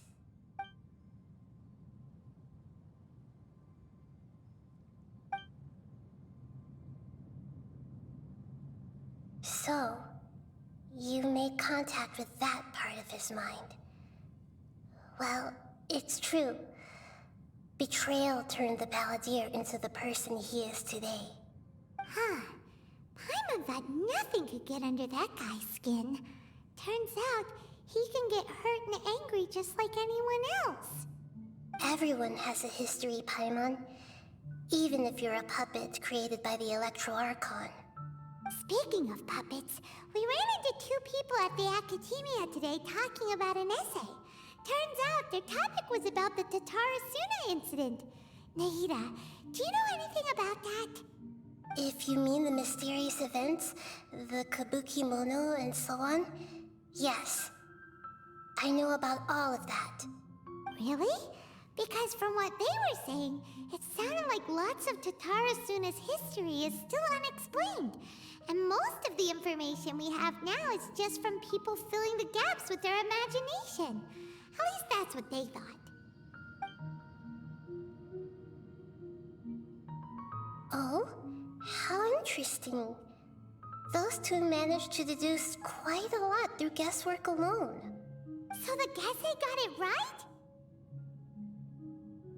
Well, they guessed right about one thing. Tatara Suna was sabotaged. Must be a riveting conversation you three are having. Funny how all the good ones happen when I'm not involved. What makes you think we're talking to each other? Don't insult me. You're having a private conversation without me. Obviously, I must be the topic of said conversation. Of course you do. You can't have your prisoner knowing too much. So, have you found anything yet? Still looking. Don't get your hopes up, though. You and your twin come from outside this world. It wouldn't surprise me if there was nothing on either of you in Irminsul at all. Wait! How did you know about that? Did Nahida tell you? It's not like we've never met before. And anyway, you're world famous. It'd be more surprising if I didn't know a few things about you. Right now, we have to keep the peace. I'm not interested in creating more misery for myself. And making cordial conversation is something I can manage. Huh? Wait. This light. It looks similar to those saplings. What could it be? Anonymous data. Hey, don't you forget the agreement. You have to share it with us. Shh. Just wait. Mr. Niwa, are you certain this is worth the risk? We are talking about Tatara Suna's furnace, after all. It may not pay to act rashly. There's no one else who can enter the furnace. It has to be me. Is that so? Well, since you insist. It's...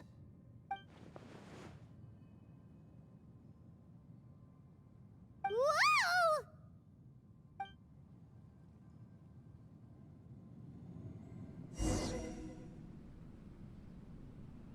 I have been in Tatara Suna for some time now. You have shown me great hospitality, as has Mikoshi Nagamasa, and indeed, everyone else. Under your leadership, Tatara Suna is a warm, welcoming place, like a giant village. People are gainfully employed, their lives have purpose. They are motivated. As I understand, the Raiden Shogun has, in recent years, eliminated much of the evil that plagued Inazuma. As for Tatara Suna, it was originally established as a means of safely disposing crystal marrow. The forging industry with crystal marrow as a raw material has since flourished, giving rise to generations of swordsmiths. Some world-renowned, others unknown, all passing on their legacy. Skills, blood, dreams. Every smith brought into this trade looks to find their purpose between steel and blade. That is why you accepted the proposal brought to you by myself and Akame. Yes, well, were it not for you coming to Inazuma and happening to make Akame's acquaintance, the two of you never would have joined forces. And he would be the first to admit that there's no way he could have revolutionized our forging process like this on his own. At least not on the same timescale. You allowed Akame to take all the credit for a method that you jointly developed. He sold it to me, and now every piece of ore here is smelted using the new technique. Even now, you remain one of Tatara Suna's key consultants, working right here alongside us. I believe it is you, sir, who are truly responsible for the changes in our manufacturing and forging methods. You flatter me. From the outset, I saw much that was commendable in the forging industry of Inazuma, and it has been my great honor to befriend you all. So you say, Escher. But is this really the truth? My good sir, What do you mean? I tried to resist thinking it was all connected. Because I didn't want to speculate. And I didn't want to believe that things could turn out this way. What have we gained from adopting your new technology? Ominous black smoke? Mounting production problems? Worker fatigue and casualties are up and continuing to rise at an alarming rate. And recently, as you well know, someone died because of that strange filth inside the furnace. We've kept the truth from spreading outside, but still, I suspect you understand it better than I do. None of the people who went out to get help have come back.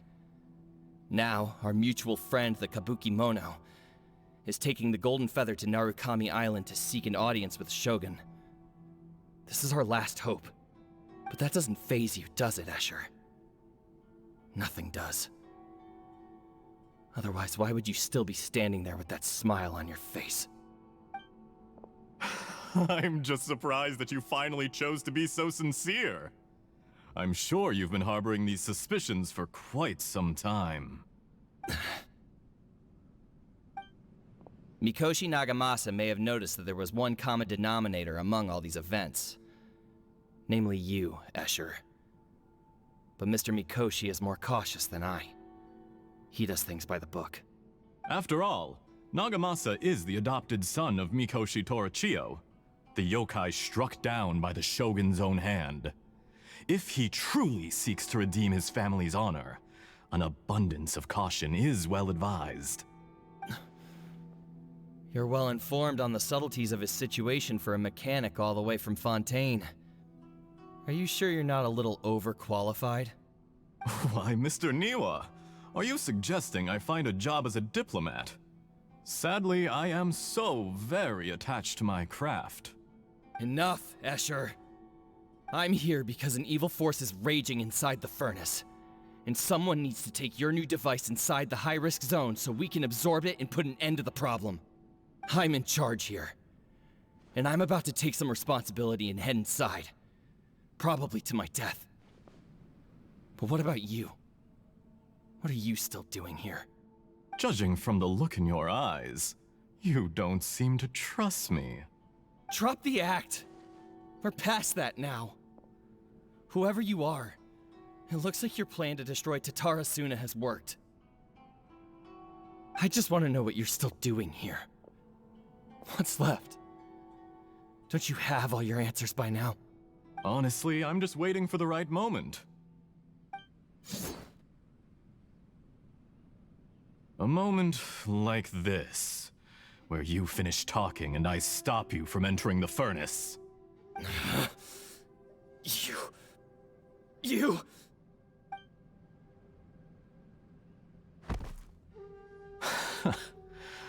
You're a little smarter than I initially gave you credit for. I thought I'd disguised myself exceptionally well, at least for the first few days.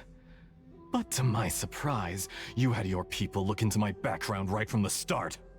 It's a long journey from Inazuma to Fontaine, but that didn't stop them. Eventually, they managed to confirm that Escher was an alias, and that I was not from Fontaine at all.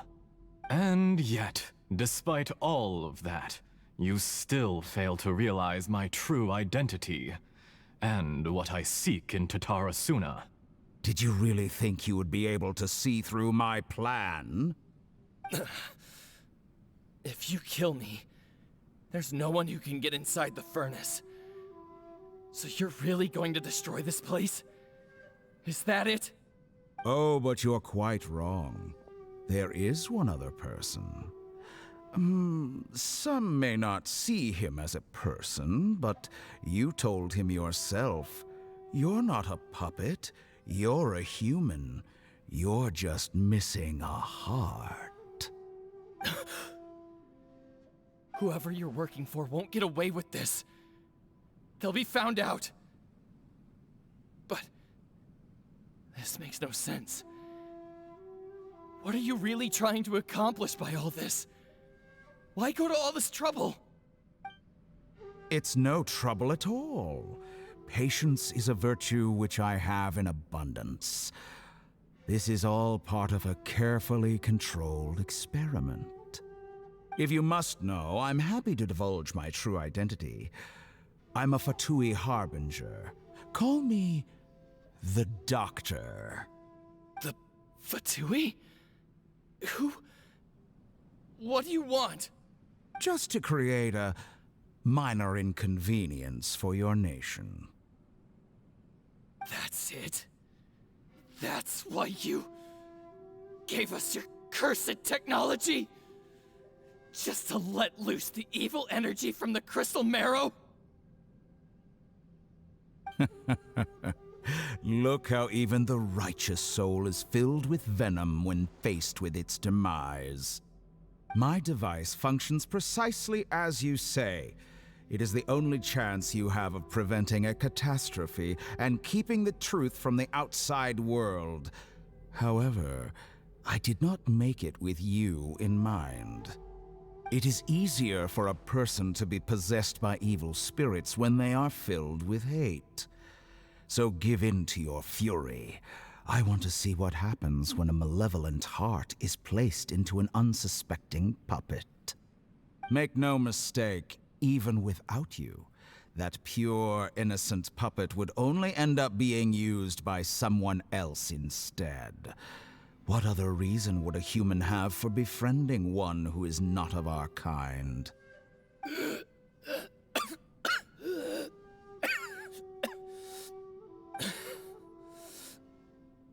If you give him my heart, tell him that both Nagamasa and I see him as one of us. He has nothing to prove to anyone.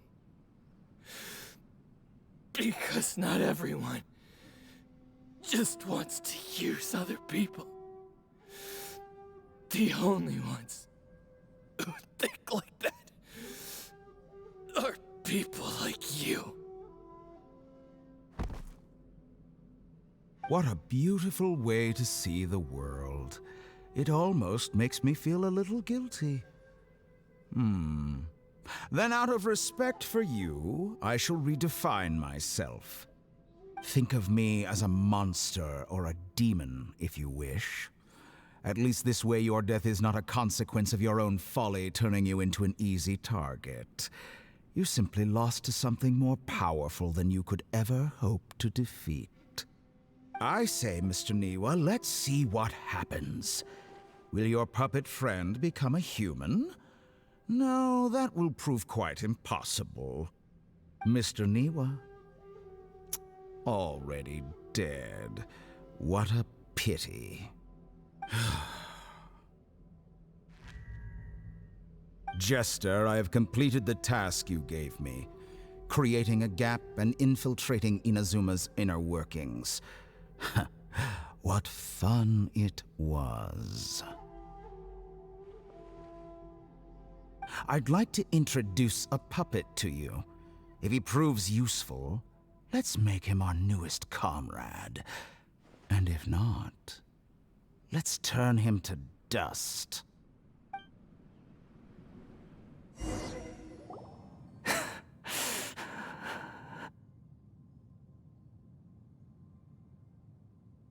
Hey, are you all right? Dottore?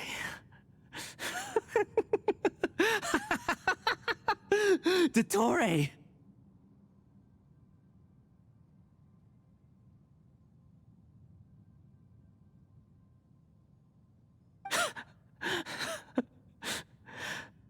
Good. Good. Was that the doctor? Did he turn into a mechanic from Fontaine? But why did we see things from his perspective? When I touched the doctor to confirm whether he'd eliminated all his segments, I read this memory in his mind. You have to admit, it must be the truth. Maybe so, but it means nothing. Does it? But this memory shows that Niwa didn't betray you. He never meant for you to be the one to take the device into the furnace. You know very well what that means. Even more so than I.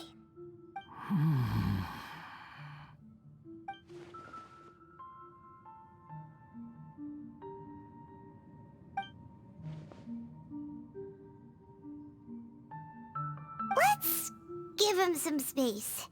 He looks really mad. Paimon doesn't want to be anywhere near him right now. We need to give him some time to process his emotions. Paimon's still confused about the Tatarasuna incident. So, the doctor was behind it, but why has that gotten him so worked up?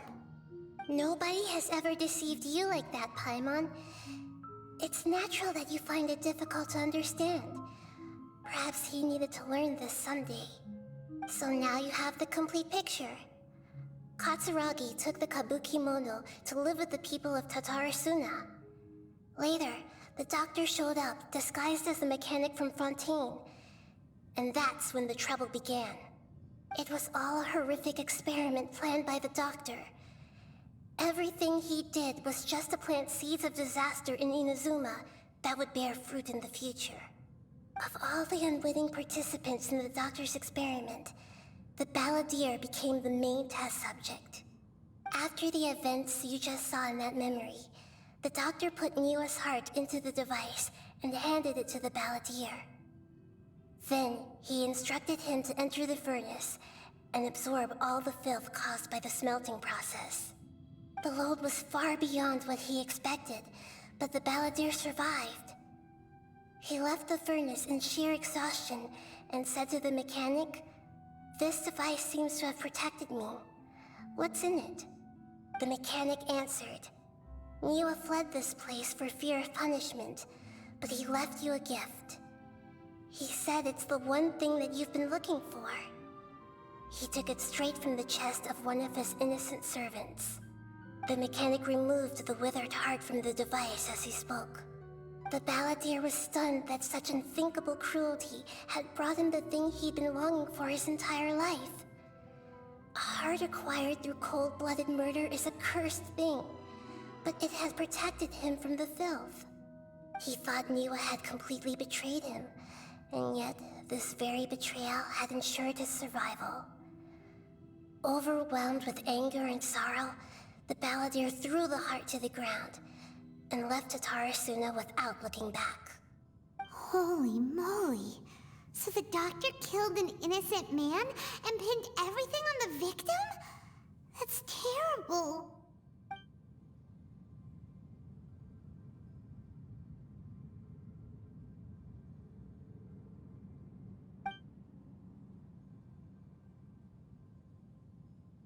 Yes. Only if he understands this can he choose a new path forward. Tottori, you brazen-faced... Niwa didn't run from justice. You killed him.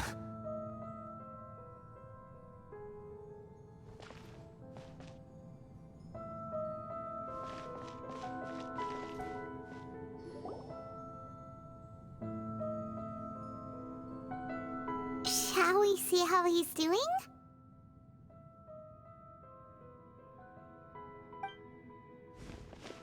Hey, you alright? That's a scary expression. Are you worried about me? If we didn't have such a history, I'd almost think that qualifies me to be your friend. It won't. I'll keep my end of the deal. Hey, are you investigating the stuff we want to know about? That's why we're here. But unfortunately, there's no information about the Descenders in Irminsul. Even if you can't find anything, that seems to confirm it. Irminsul does not keep records on the Descenders. Anyone who comes from beyond this world is not counted as part of Teyvat. Oh, does that mean we have to leave empty-handed?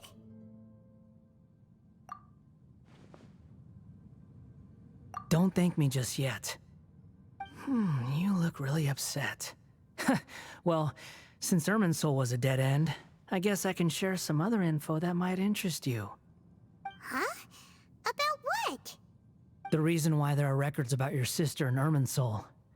It might have something to do with Conria. Apparently, Conria was her first destination when she arrived in this world. Plus, she only came to this world because the heavens responded to the summoning. The heavens responded? The Jester told me this himself. You can take his word on this. He was a royal mage in Conria, and lived with your sister for a time. I don't know the details. It's up to you whether you want to believe me. All I can say is, I wouldn't lie to you about this. Did you get all that, Lesser Lord Kusanali? Yes. Astonishing news. Does this info count towards my mission? It wasn't from Irminsul, but was it valuable? Very valuable. Good. In that case, I'll take some time for myself now. Huh? What have you done? Lesser Lord Kusanali was right. My power's all but completely spent. Even if I use all of the divine power left in me, I can't sustain this shield for very long. I shared a secret with you, and now you owe me. So in return, I'd like you to answer a question for me. Give me your hand.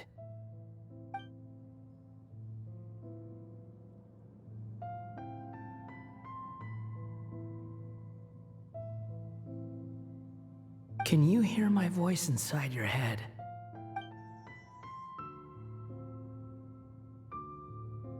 No, I can't do anything like that anymore. At most, all I can do is exchange a few words with you. So tell me, in this world, is it possible to change the past?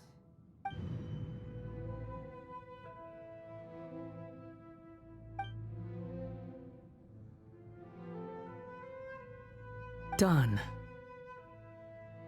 Huh? What the? What happened? Paimon only saw you hold hands for a second. Nothing. I was just thanking him for helping me.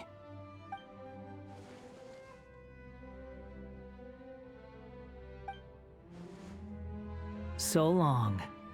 I suggest you get yourselves out of here quickly.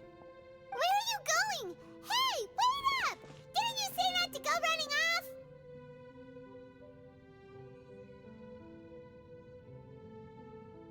Fast reaction time. But I don't think we'll be seeing each other again. From this day forth, the names Balladeer and Kabuki Mono will cease to exist.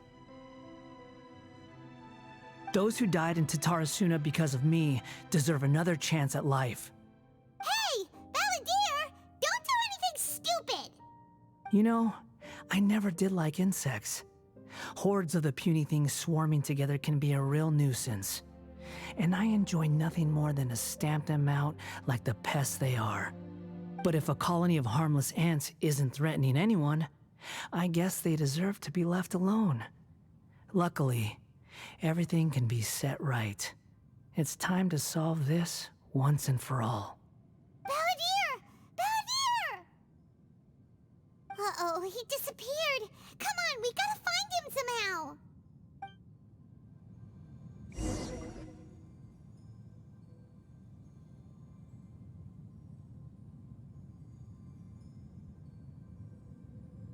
Oh no, he's really gone. Oh, can you hear me? Nahida! Traveler, Paimon, Balladeer, what happened just now? I was suddenly cut off by some kind of power. It was the Balladeer's fault. He shut you out. I didn't think he'd be capable of something like that with so little power left. Did he keep some of his power hidden when he was defeated? Or did he achieve something beyond his abilities, and it took everything he had? Where the heck did he go? Ugh, it's all our fault. We were supposed to keep an eye on him. Sorry, Nahida. Don't be. It's not your fault. Please, let me handle this from here, even though I'm not sure I can solve it. We're running out of time. Follow my lead and get out of Irminsul as soon as possible.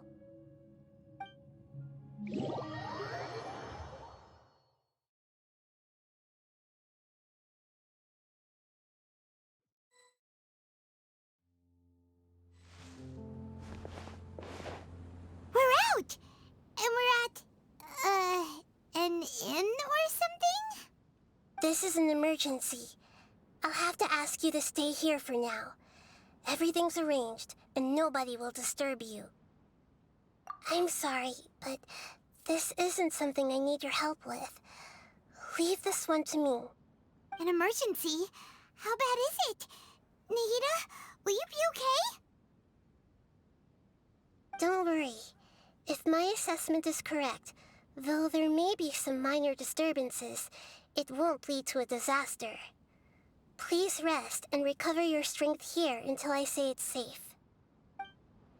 Her voice has gone. Paimon can't shake the feeling that something really big has happened. What do you think the Balladeer meant? And why did he suddenly grab onto you before?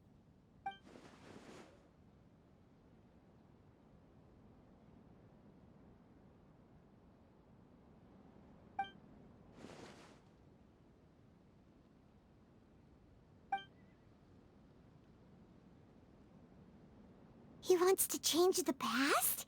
But surely that's impossible! Right! You can't just rewrite history! All that stuff happened already in real life! It's like, imagine Paimon drank all the water in this inn. Even if no one was there to see it, Paimon would sure as heck remember drinking it! So, why does Paimon still have a bad feeling about this? Paimon can't help but feel scared about what he might do. Oh, Paimon's so confused. Huh? Ah! Sorry, Paimon accidentally... It's the Balladeer's fault for causing Paimon all this mental stress. But erasing yourself from history? It's unthinkable. Is that really possible in Irminsul? Uh-oh. Paimon's head is overheating from trying to understand what he's up to. And it's still not working. Ugh. Paimon's had it with that little brat. He's been nothing but trouble ever since we met him. There's no way he'll actually succeed, right? Otherwise, won't everyone who's connected to him be affected too?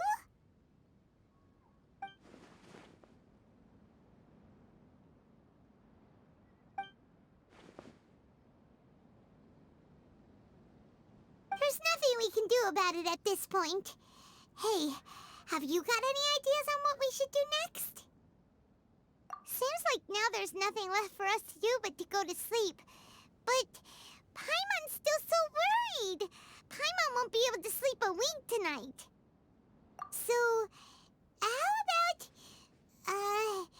we list all our favorite foods to take our mind off things? Heck, if that doesn't work, Paimon's probably gonna collapse of anxiety here. Alright, Paimon will start. First dish. Munstack grilled fish. Oh, and chicken mushroom skewers. Tea break pancakes. Cream stew. Sauteed matsutake. And Dragon chili chicken. Almond tofu. Satisfying salad.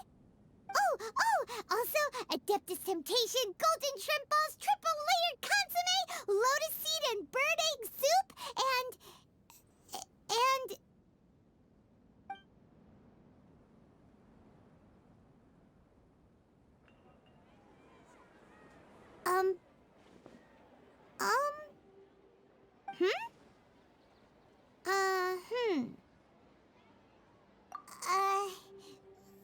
What do we... What was Paimon supposed to be doing just now? Paimon was,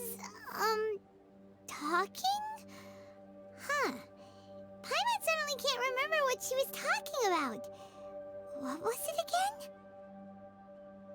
again? The balladeer? Is that a food too?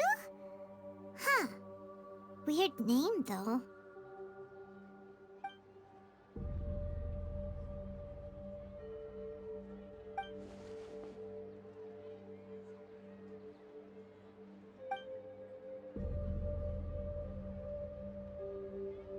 What's wrong?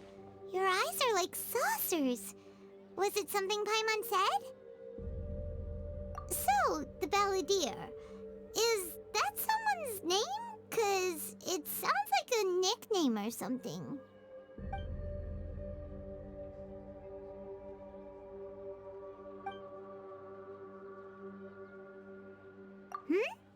Okay, sure. Where are we going? Huh?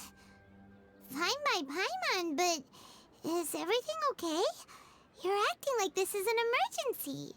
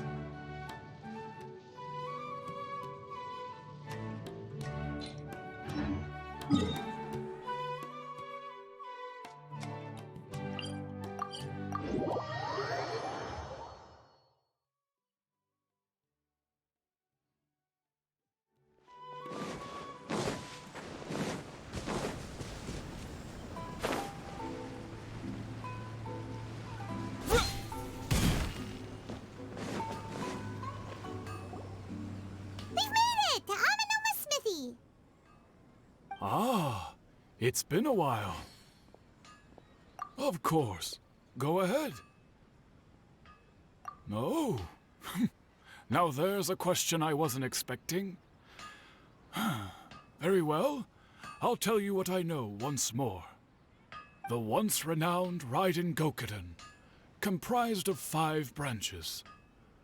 Amenoma, Futsu, Ishin, Hyakume, and Senju. The art of forging practiced by these 5 clans was first taught to them personally by the almighty Shogun. Over time, the 5 branches diverged from one another as generations of bladesmiths honed and perfected their craft until they became 5 distinct traditions. Most of the great swordsmith clans of old have since fallen into decline, and for a long time, only the Amenoma branch kept its art alive. But fortunately, Kaedehara Kazuha recently returned to Inazuma and took up the mantle of the Ishin art. Now, 2 clans remain of the original Gokuden 5. If my memory serves me right, you yourself were present when he forged the Ishin blade. Oh yeah, we were! Paimon remembers that now. We learned a bit about the decline of the Raiden Gokuden then too. It seems like such a shame. That, my friends, is a tragic tale indeed. In fact, this was not made known to me for most of my life. All these years, I knew of those great clans' demise, but never the cause. Only recently, when the question was on my mind, did I ask Kaedehara Kazuha about this. He told me that, as we are both heirs to a branch of the Raiden Gokuden, it was right that I should know the truth. There is no harm in telling you, but I must warn you. It is a dark and sorrowful tale. The Raiden Gokuden, were the targets of a murderous rampage by a vengeful bladesmith. Vengeful? Why? 400 years ago, so I'm told, there was a catastrophic malfunction in Tatarasuna's furnace. One brave swordsmith heard the commotion and chose not to flee, but he rushed to the scene, hoping to prevent a disaster. Tatarasuna was home to a state-of-the-art forging and smelting operation in that day, and overseeing it was the armory officer. His surname was Niwa, though he had family ties to the Kaedehara clan. Knowing that they had just one chance to save countless lives, Mr. Niwa and the swordsmith leaped together into the furnace. The furnace quickly stabilized, but neither of them made it out. The smith's death, though heroic, dealt a devastating blow to his family's fortunes. His orphaned son was left to fend for himself, and grew up deeply resentful at the world. In his heart, the whole of Inazuma was culpable in his tragedy. He hated the almighty shogun for her apparent indifference towards his father's death, and he hated everyone who had done nothing to try and save him. Powerless and destitute, the only legacy he had to pass on to his children was his hatred. Generation after generation bore this grudge, living in utter misery. Alas, if only the story could have ended there. But 100 years ago, the then head of this family reached the end of his wits. He could bear their fate no longer, and yet he could do nothing to change it. Finally, he made a drastic decision to take revenge on the Raiden Gokuden. In doing so, he sought to vent his pent up anger and shake the very foundations of Inazuma's forging industry. In his fury, he murdered indiscriminately, killing even bladesmiths from the Hyakume clan which he belonged to. His goal was absolute, the devastation of all of the Raiden Gokuden. But when he came to the Kaedehara and Kamisato clans, his killing spree came to an abrupt end. He failed to catch them unawares. They fought back fiercely, and they did not spare his life. That is why the Kaedehara clan and their Ishin art survived that day. I suppose they were the lucky ones, under the dire circumstances.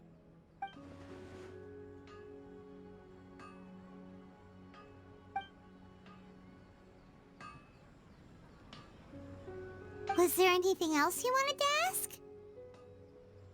Kazuha? Why, yes. Just yesterday, in fact. We spoke for a while over some tea. He seemed well.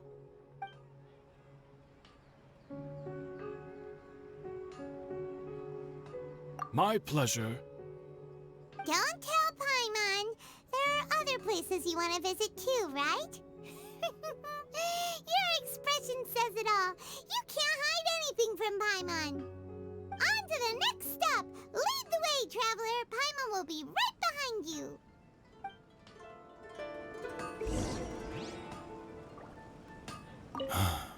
Whenever I'm reminded of what happened back then, it always weighs on my heart.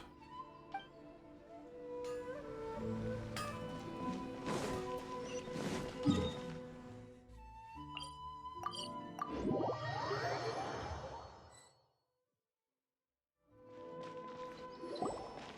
here! This is the Yashiro Commission's headquarters, so... Traveler, it's been a while. If you're looking for the Commissioner and Miss Kamisato, I'm afraid your timing is unfortunate. They're not here right now. Are they out on business? The Commissioner is out on business, and Miss Kamisato is standing in for some meetings in the Commissioner's place. If it's urgent, you're welcome to wait inside until they get back. What do you think? Shall we go in? If it were anyone else, I couldn't allow it. But seeing as you're so close with the Commissioner and Miss Kamisato, I think it should be okay. We'll be heading in then. Thanks!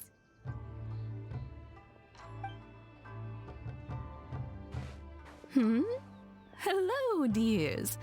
Is there something you want to say? Of course, traveler. Yes, I know who you are. Miss Kamisato has told me about you. What would you like to know? Oh, they're both very well indeed. Lately, Miss Kamisato has been rather busy attending all kinds of meetings and occasionally paying visits to some local organizations on the commissioner's behalf. As for the commissioner himself, well, you know, busy as ever. That much hasn't changed. Although he does seem to be in a rather good mood these days.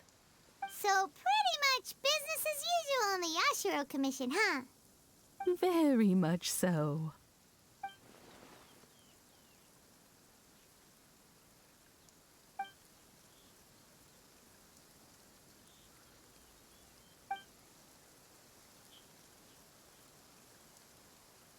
Well, got any more questions? You're very welcome. In fact, I would love nothing more than for you to come and visit more often.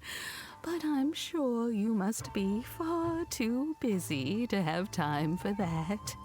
Miss Kamisato talks about you all the time.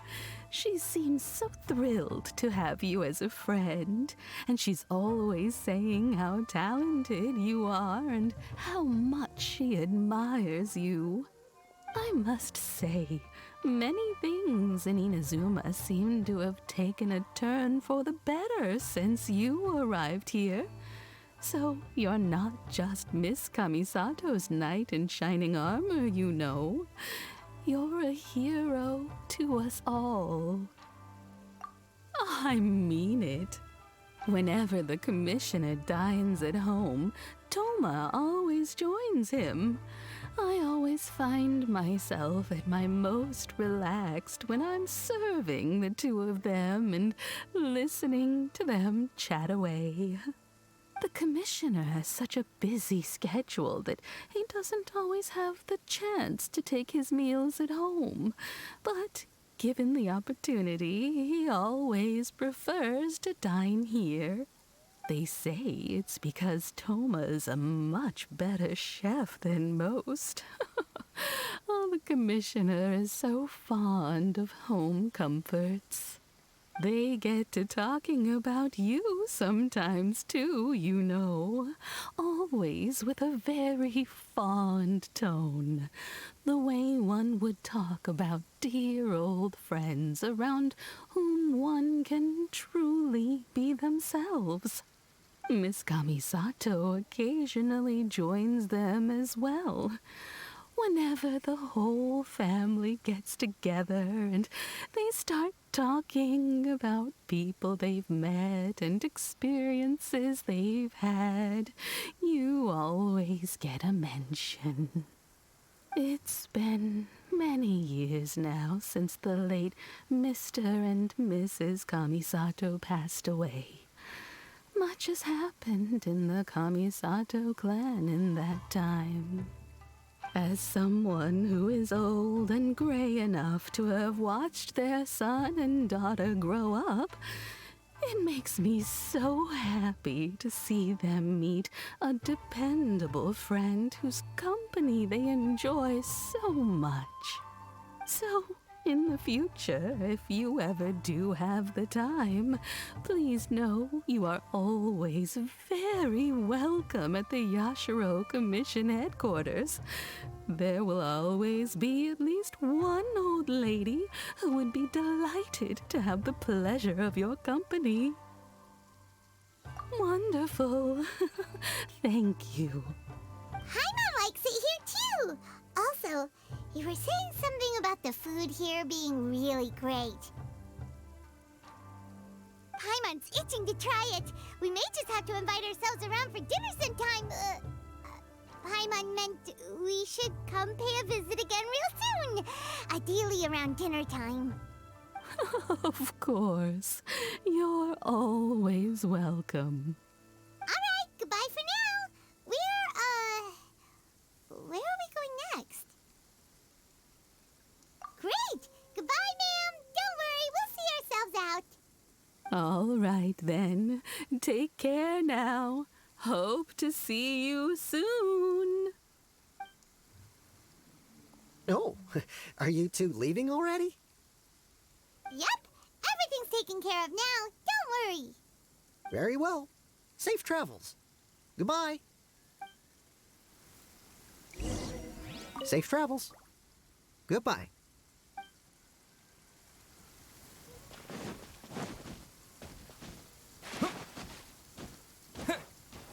Look after yourselves, won't you? Take care now.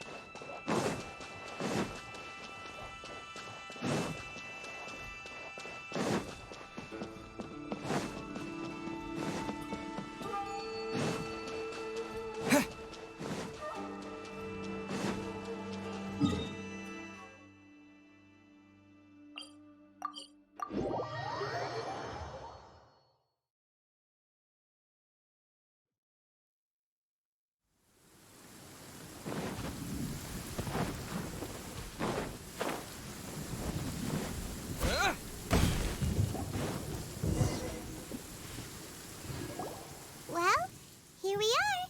But what are we looking for? Something or someone? Do my eyes deceive me, or is that the Traveler and Paimon? Xavier, what are you doing here? I was in the general area, and now I'm in this specific area. There, that's me. So what about you two? We have some questions and thought you might be able to help. Certainly do. I've researched the furnace here in some depth.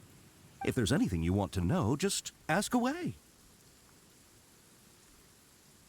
Like the back of my hand. Make no mistake, I have been here a good many times before. Not only that, but I've met people in Inazuma whose families used to live in Tatarasuna years ago. They said it's all true, the history here. Oh, well, it's a long story, don't you know? The tale of Tatarasuna starts a long time ago. I'm told that its history is one of the most foremost forging and smelting operations in the nation, goes back around 1,000 years. Still, the furnace has had a couple of serious maintenance issues along the way. A couple? When exactly? One was just in the last few years, the other was several hundred years ago. A fun fact, I'm not the first Fontaine tech guy to come and work on it either. There was a guy back then too. They say he was a mechanic who consulted on a technology upgrade. It seems like the technological collaboration between our two nations goes back a long way. How about that?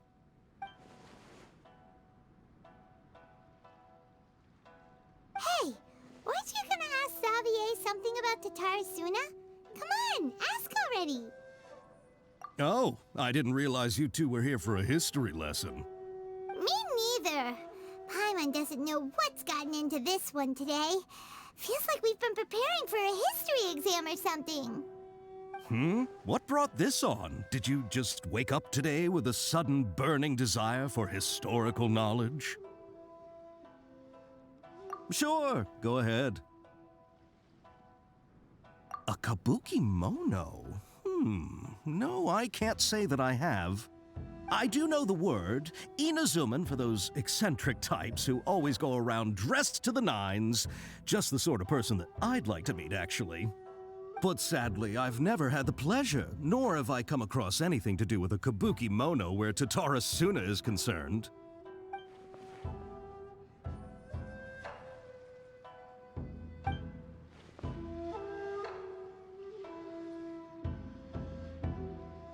Of course! Don't mention it. Oh, we're leaving? Okay, bye, Xavier. Oh, you're most welcome. More than happy to help. Farewell. Looks like you got all the information you're looking for. Sure, but what's up with you today? Whatever it is, it seems like it's really troubling you. Keep your smile, Spinal Crocodile. No matter what happens, Paimon will always be there for you. Hey, don't mention it. All right, let's head off and go meet Nahida.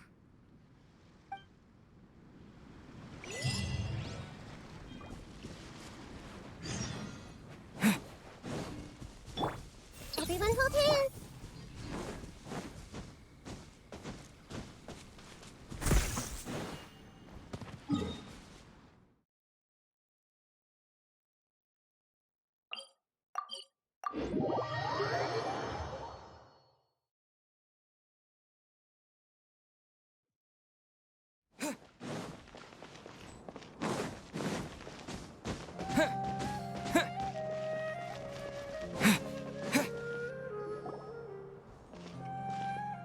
Hey, it's them!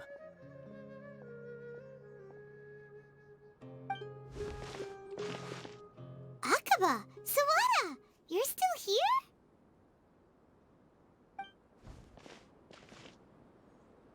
Indeed we are. If you have a moment, we'd love for you to join us once more.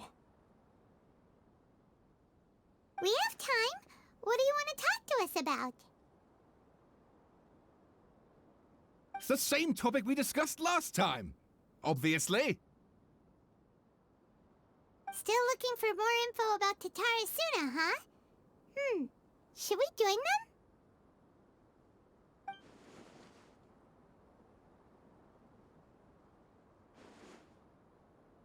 Unfortunately, we haven't made any real progress. Huh? Oh, of course.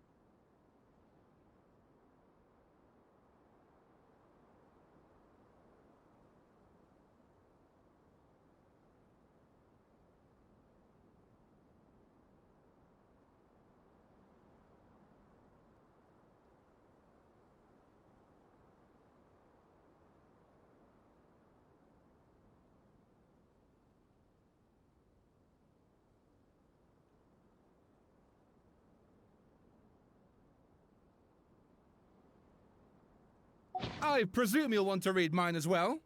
Here.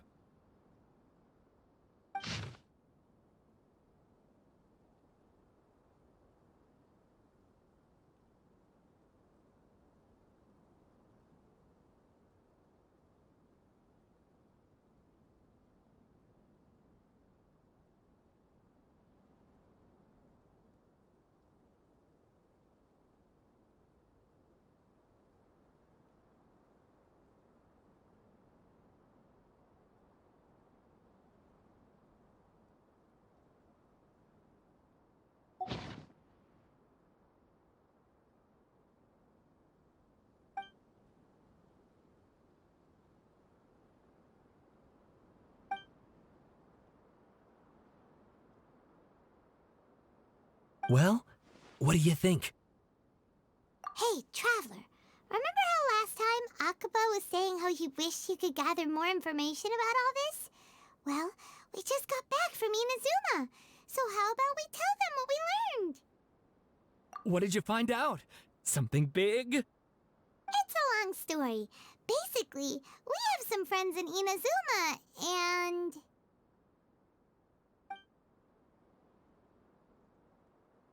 Wow, so many new details. Thank you so much for sharing that with us. Well, well. So it all comes down to one man's desire for revenge. Huh. You heard this from a member of the Arminoma clan, you say? Then I guess it must be true. Ugh. So there's no ghost story here after all. This new information actually lends further credence to my hypothesis. Evidently, swordsmiths were seen as having an incredibly prestigious role in society those days, to the extent that harming them was conceived of, at least by the perpetrator, as a way of exacting revenge against those in power. Yes, okay, point taken, you were right. But that doesn't mean I can't carry on with my novel. And they're back at it. These guys are really into this. Oh, so sorry. Look at us, prattling on about our projects and ignoring you. Thank you so much for the information. You're welcome. See ya. Keep us in the loop if you find out anything else. Will do. Great! I can finally move forward with my novel. But what a sad story.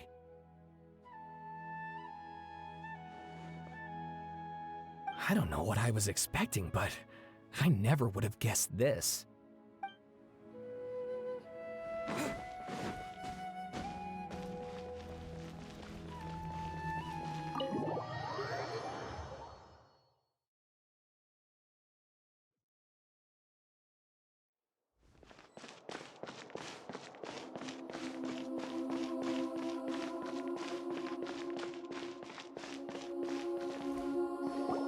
Nahida, we're here!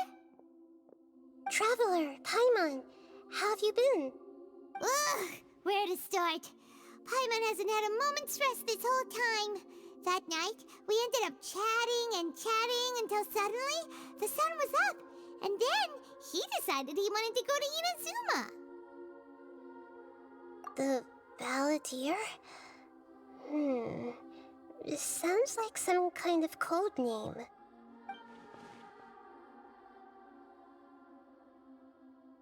You look troubled. Is there something you need to tell me?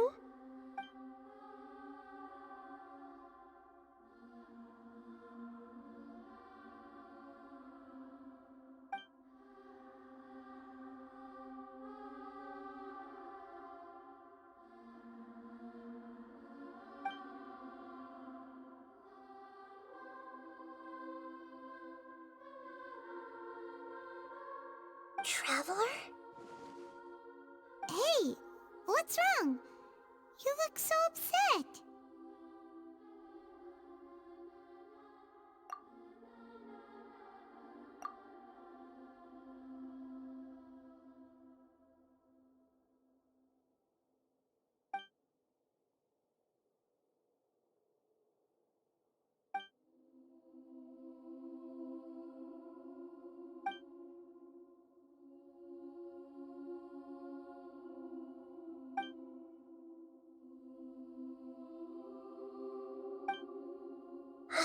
That's quite a story.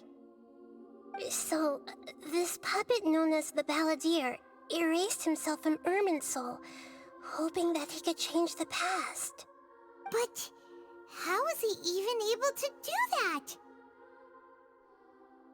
As the Traveler said, he very nearly became Sumeru's deity. Admittedly, I remember it a little differently. I don't recall finding anyone inside the machine after we defeated it. Nevertheless, it does make sense. If someone were to successfully erase themselves from Irminsul, the world would change to reflect the new reality. So, you believe this person really existed, and we just don't remember him because... well, because he literally changed the world? Yes. Theoretically speaking, it is possible to do this. But I'm struggling to imagine the kind of person who would dare go through with it. The Traveler comes from a world beyond to that. That's why there's no information about him in Irminsul, and it also explains why any changes to Irminsul wouldn't affect him. So if there's anyone in the world capable of retaining memories from a past that has been rewritten, it's you. It's quite incredible when you think about it. Paimon's having a hard time understanding this balladeer guy's motivations. Why did he do it? I can only make inferences based on the information we've been given. As for what kind of person he was, only you remember that.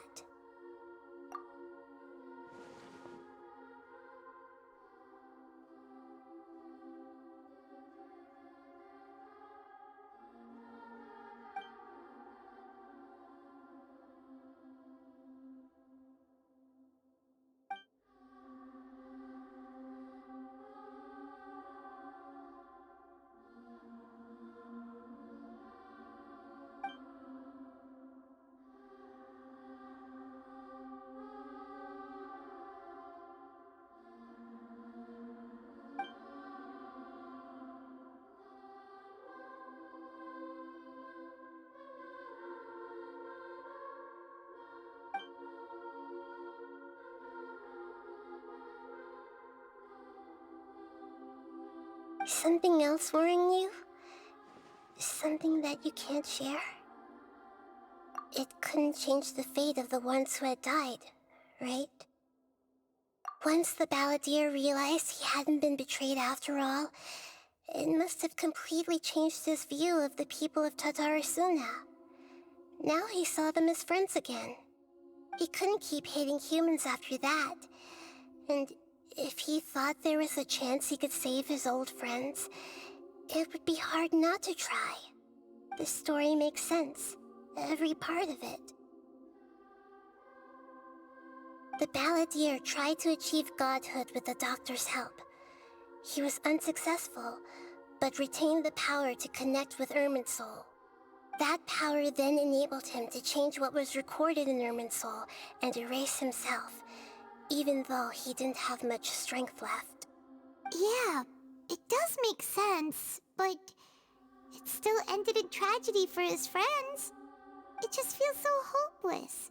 He gave everything to do this, but it seems like he got nothing in return.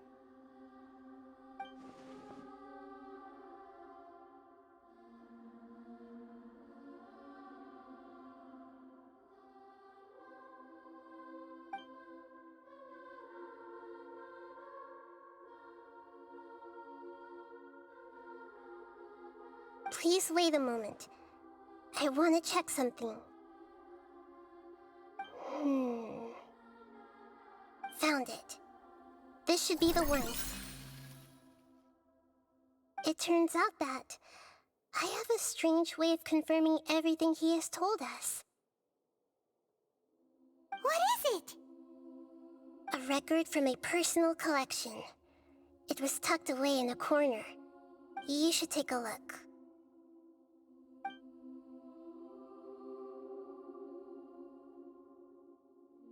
Is this a fairy tale?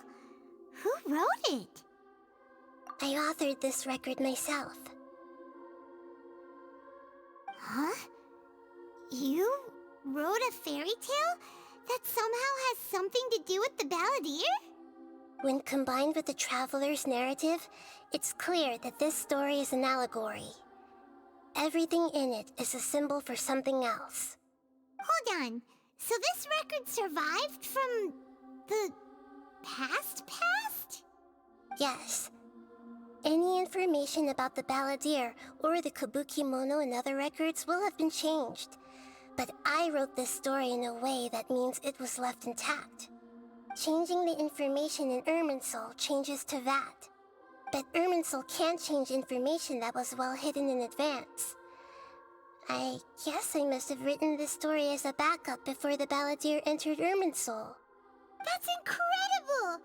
What a great idea! And sending the traveler into Irminsul with the balladeer must have been a further precaution. I knew he'd remember everything. This story is abstract enough that it still resonates with the present information recorded in Irminsul. But if we connect all the different pieces together, the true story that emerges is the one he told us. the now erased life of the balladeer.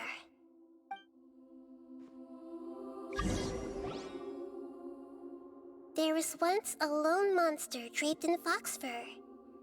The monster found a family of foxes, joined them, and they became friends. The monster lived with the family day and night, and everyone treated it as one of their own. Once in a while, the monster would take off its fox fur at night and lament to itself as it gazed at its reflection in the water. I am a monstrosity, yet they are too foolish to see it. I pity them. But the monster soon found solace when another came to live among the foxes who was not their kin. A kitten, carved from the wood of a white tree who had been abandoned by the humans. The kitten too wished to become a fox, but its tail was too slender and it could not grow a coat of richly colored fur. Yet when the other foxes saw this, they spoke words of comfort to the kitten. Even without a tail and fur like ours, you are still one of us.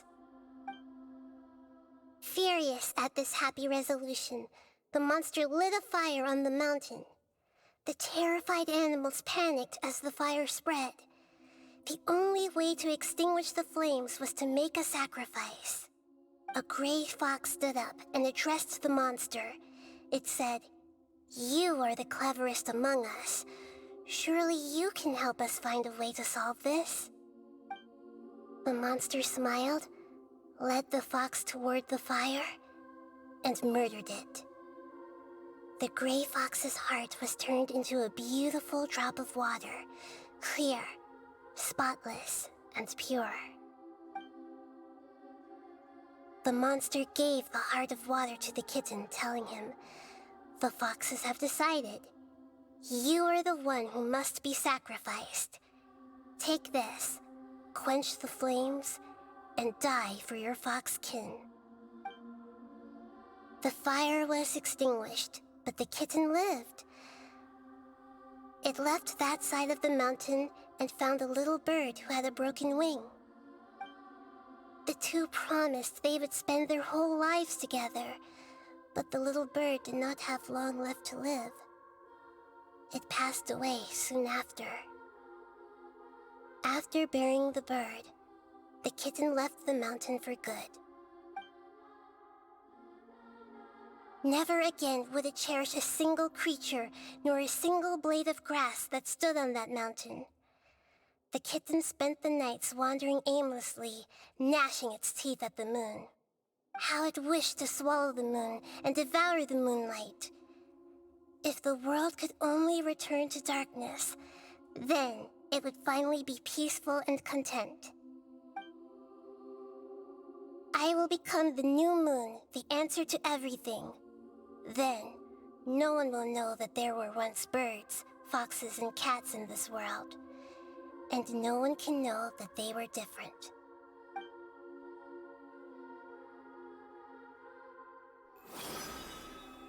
We solved it! I remember now. This is not just the balladeer's story.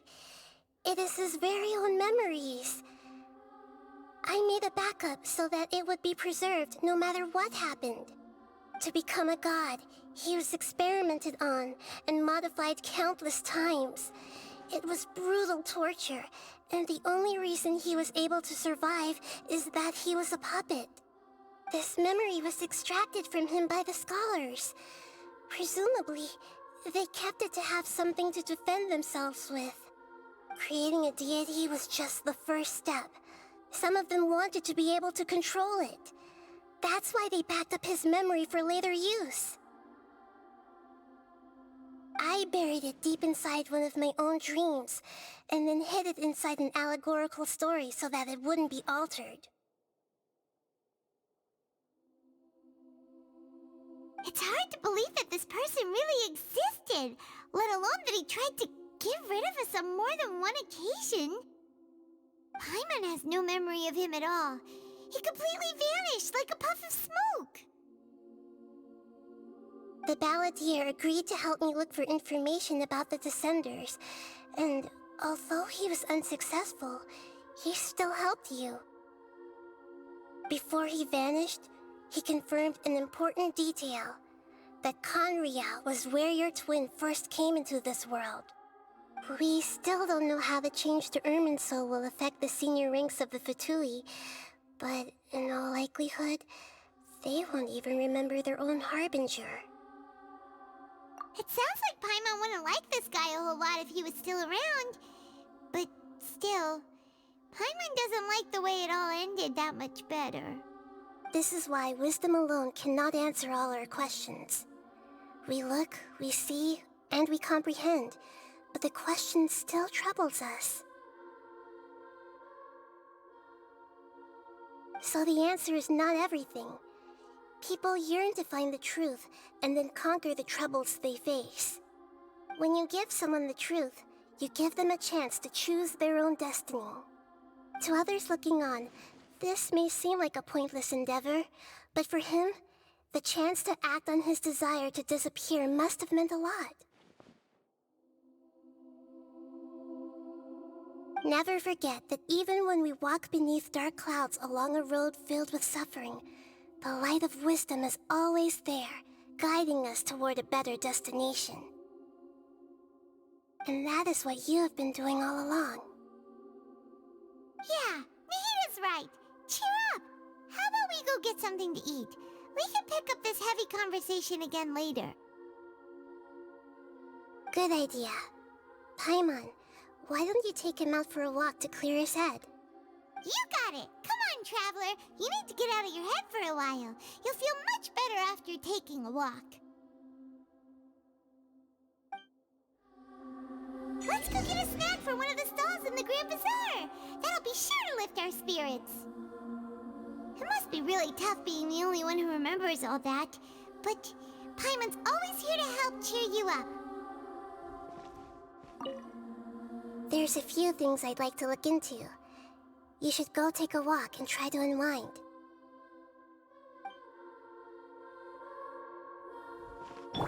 Hey!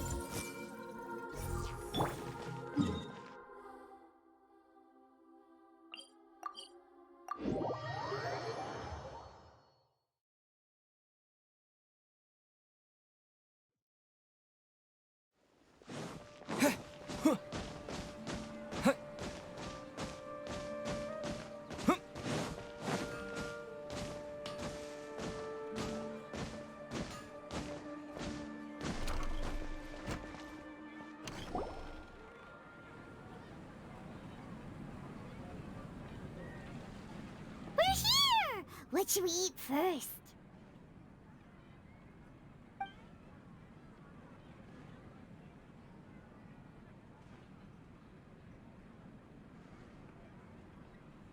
Hey, are you gonna answer or what?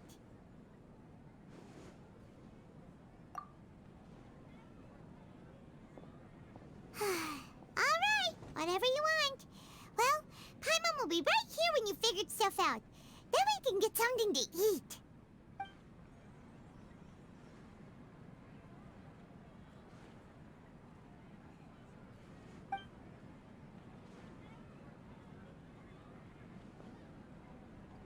What is it? Have you figured it all out?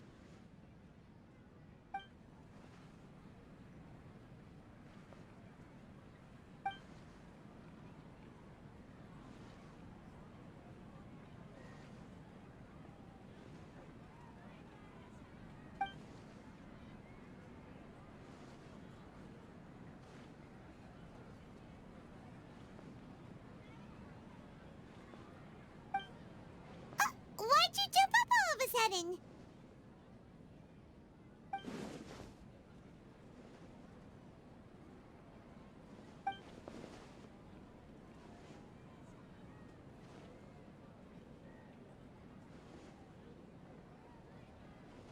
Excuse me, boss. There seems to be a small problem with the last bill. Look, here.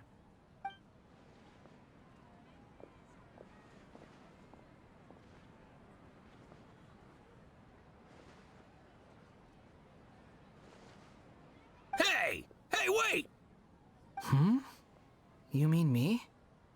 not you. That kid. Didn't you see? Little rascal grabbed my last 2 fresh Sunsettias and ran off. Look, if you're gonna help out here, you can't keep spacing out, okay?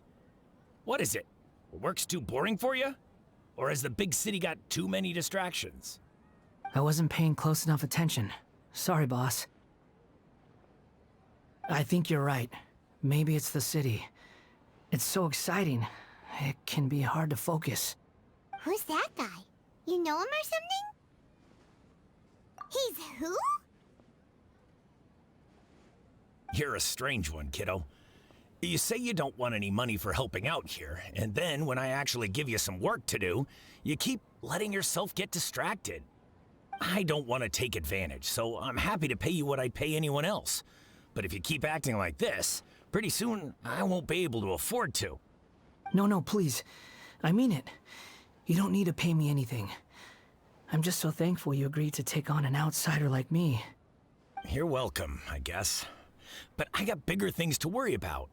Look, we're all out of Sunsettias, and I promised the lady down the street I'd deliver a fruit bowl this evening. Leave it to me. I'll find some more. Just a moment. I'll be right back. Stop. I'm gonna level with you, kiddo. I've never met a worker who said they didn't want a wage before. And at first, I got greedy. Couldn't believe my luck. But I figured you'd start asking for something in return eventually. You don't want money. You don't take days off. And in your free time, all I see you do is wander around, taking in the sights. Are you a drifter or something? That's right, I am. We can talk more about that later. First, let me get those fruits you needed. Sunsettias, was it? I'll be right back. Hey, what do we do now? Okay, stay out of sight. Don't let him see you.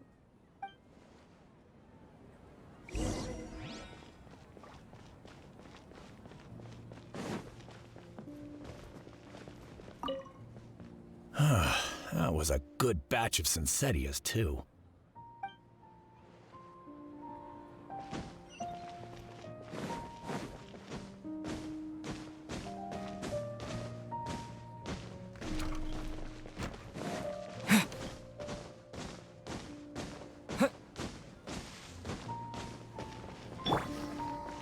Squall and Fury!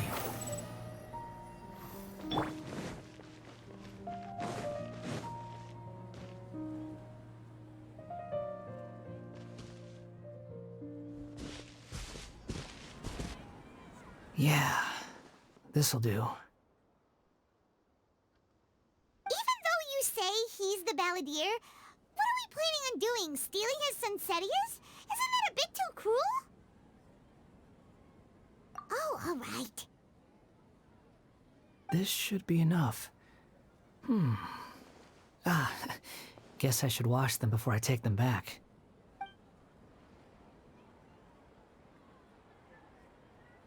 Huh? You two over there. Is there something I can help you with? He spotted us! You've been following me all the way from the city. I'd have to be blind not to notice. Have we met before? No, we haven't met. But you know me? I have no recollection.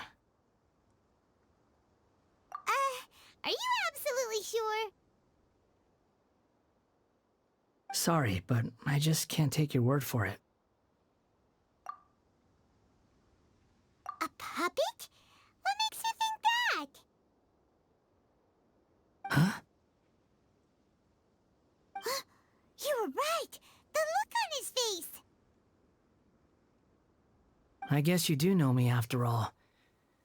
That is not something I share with a lot of people. Look, I'm just a wanderer.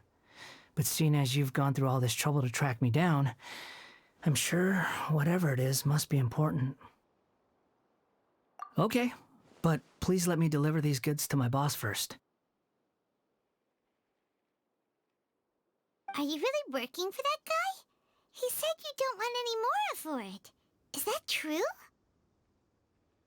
Yes, I ran into him out in the wilderness during a storm, and he let me take shelter in his cart. In return, I said I'd be his helper for a while. That's oddly nice of you. Let me take these back. Then I'll come with you, okay? Then let's return to the city.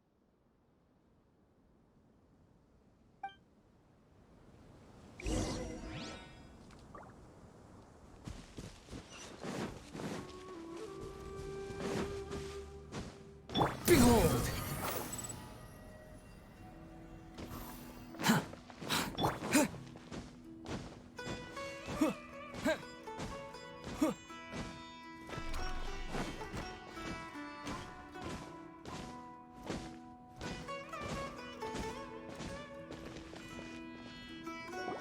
Here you go, boss.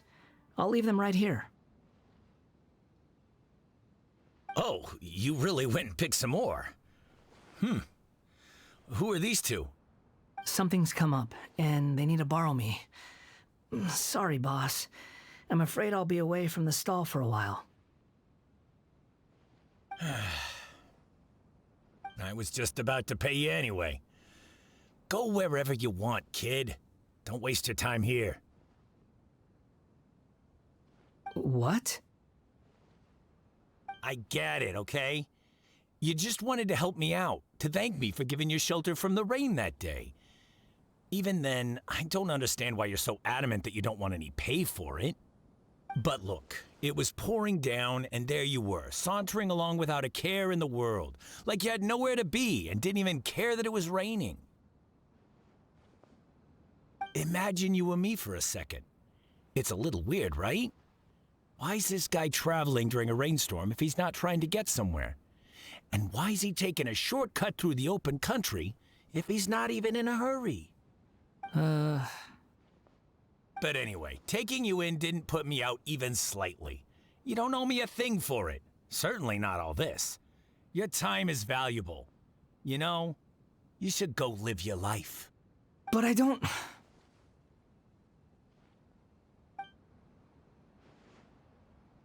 No, you're right.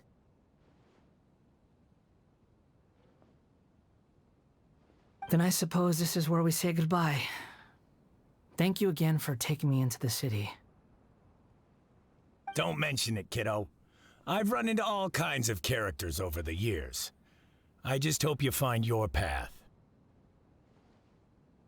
Thank you.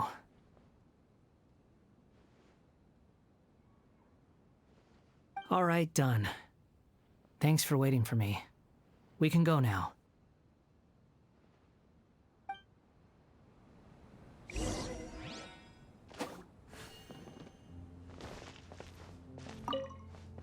Don't worry about me.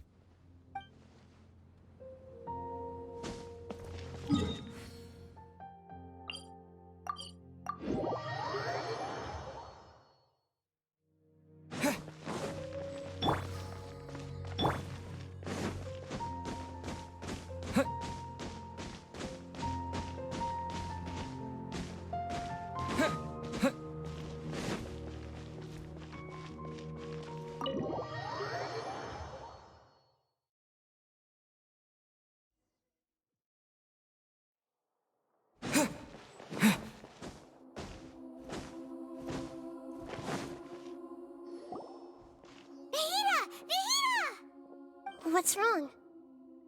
Huh? Are you? Hello. I do apologize for the sudden intrusion. We found this guy in the street, but he doesn't seem to remember anything. So, yeah, quite an eventful walk.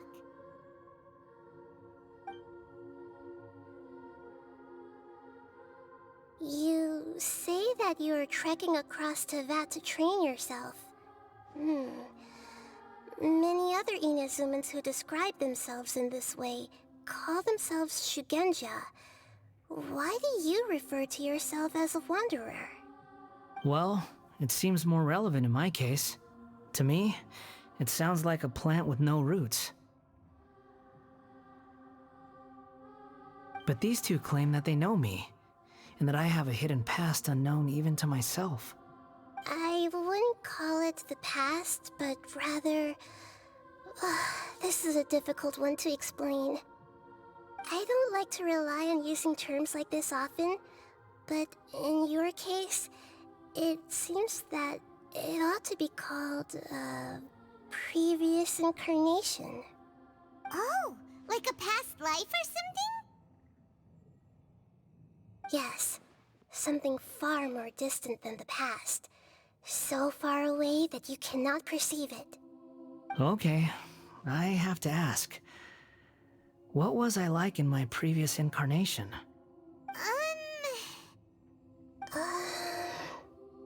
Oh, okay. I see. You want to tell me, but you can't bring yourselves to say it. Looks like I didn't have the most wonderful existence in my previous incarnation.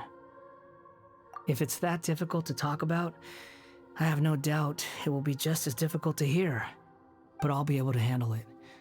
Please, tell me the truth. Is truth something you care a lot about? Yes. Then I'll be straight with you. In your previous incarnation, you did many things that would be considered evil. You nearly died because of what other people did, and many died because of you. As a non-human being, you hated gods and humans alike.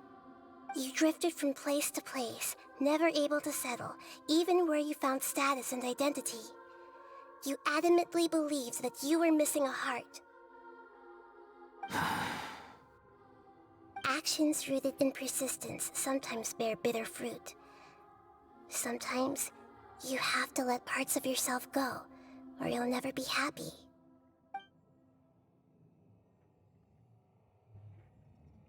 I gave everything I had, but it barely changed history at all. In terms of the outcome alone, that's true. I don't think I can judge everything I've heard purely in terms of right and wrong. Each choice a person makes belongs to a specific place and time, a chain of cause and effect, a cycle of karma and consequence. That is the nature of truth. If one thing is right, its opposite must be wrong. And yet, dichotomies like this are not enough to explain the world in all of its complexity. It seems like my previous incarnation wasn't the most likable individual. We're not trying to hurt your feelings or anything, but yeah, we weren't your biggest fans. If we were enemies, why are you trying to help me find the truth? This is so frustrating! This guy's supposed to be our arch enemy, but now he's just some random stranger we met on the street! He's got so much to answer for, but we can't make him talk because he doesn't remember anything. What a weird situation. Lesser Lord Kusanali, as the God of Wisdom, I trust that everything you told me must be true. Yes, it's all true. I can even show you the memories themselves, if you're willing. Please, I want to see them for myself. I want to experience my own transgressions. Even though it will cause your present self great mental anguish? I'm just a puppet, with no heart and no name. There is nothing in this world for me to cling to fill the void within me. Except maybe these sins that can never be undone. Very well. As you wish. Wait, shouldn't we go with him? This one's kind of on us for bringing him here. Don't worry. Whatever danger I might face, it's my burden to bear.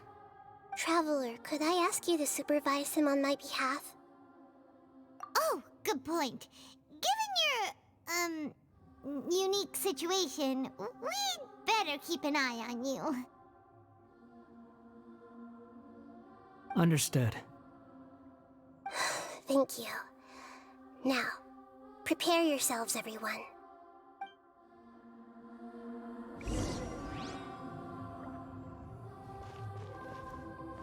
It's time to get ready.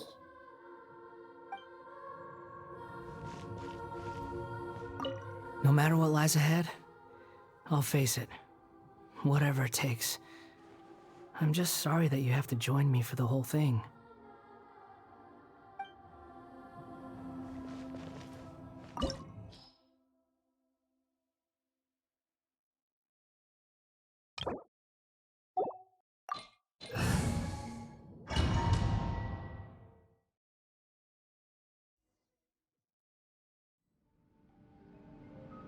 This looks like Inazuma. Right now, you're in a dream I created using information extracted from your memories. These memories will show you the raw truth, but be aware that enemies may react just like in the real world. Please be careful. Sounds like an immersive experience. It's a good thing we came along. You don't need to do this for me. I don't deserve your protection. We never give up halfway. Well, we had to once, but that was your doing. All right. Thanks. Wanderer, this is the Shake Pavilion. In your Balladeer incarnation, this is where the Electro Archon placed you after your creation. You had a great many memories here. Is that because this is kind of like his birthplace? You could say that, in a sense. You'll see why shortly. I hear footsteps. This place is huge. I can't believe the landslide didn't fill it in. I wonder who built it. The Crystal Marrow Miners? No, there's no way. Look at this exquisite construction work, and so well preserved, too. No mining crew would be capable of this. There's someone passed out on the ground. Who are you? You're awake. What happened? How'd you get stuck here? Are you injured? Huh. Not a scratch. And these fine clothes. Who are you? This man is Katsuragi, deputy to Torichiyo's adopted son, Mikoshi Nagamasa. He found the Balladeer in Shake Pavilion and took him back to Tatarasuna. And the rest is history. Well, it used to be. In the original version of events, Katsuragi was ultimately killed by Nagamasa. Let me get you out of here.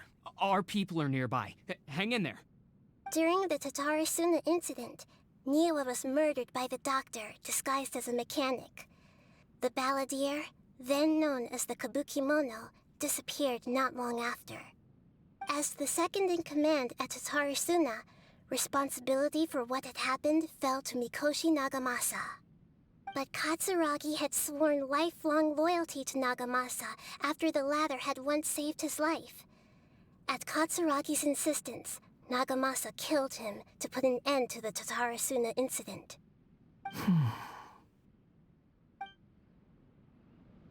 Katsuragi seems like he was a good guy. He looks like a warrior, but he has a kind face. Why couldn't he live a long and happy life?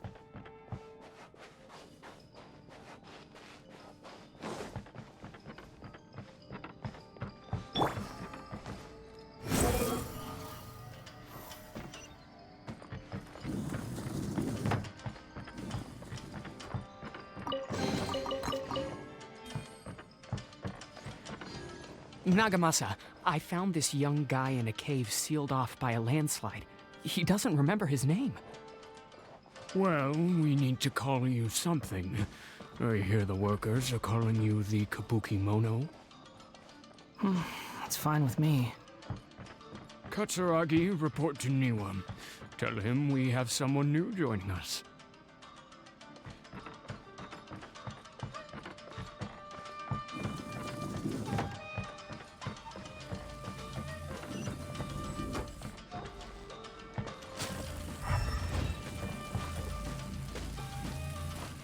The night is cold. Quit following me.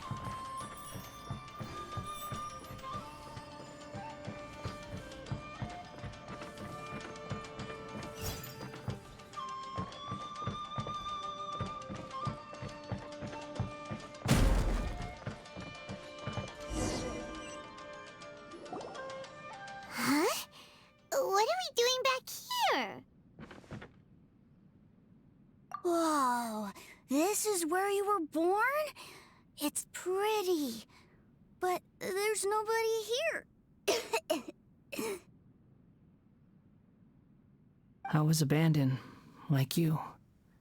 I lived here for a while at first, but there's nothing for us here. We can't stay. Okay.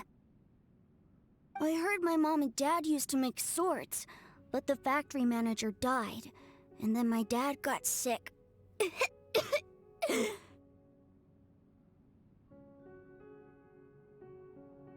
He kept coughing all the time, just like me. Then Mom started coughing too. But you can't. You promised me. Yup, we're family now. We're gonna be together forever and ever. This child didn't have a name. Or rather, the balladeer didn't know what to call him. His father died before he could name him. After his mother died, the child stayed in their straw hut alone. Some of the neighbors helped to raise him. After leaving Tatarasuna, the balladeer ran into this child who didn't have a name, just like him. They made a promise to live together. What happened to the child then? He died from his illness while he was still very young. The balladeer came home one day and found that he had stopped breathing. Hey! What's wrong? Say something! You promised me we could be family! You're no different from Niwa and all the others. You betrayed me too.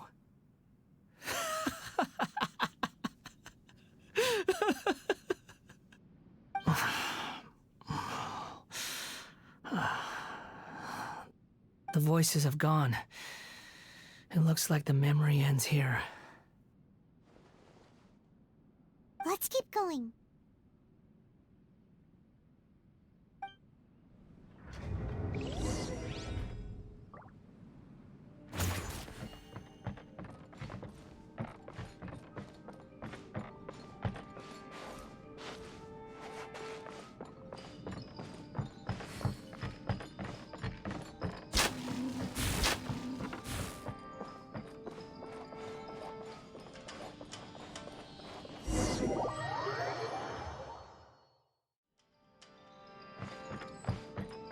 You do realize you're blocking my path.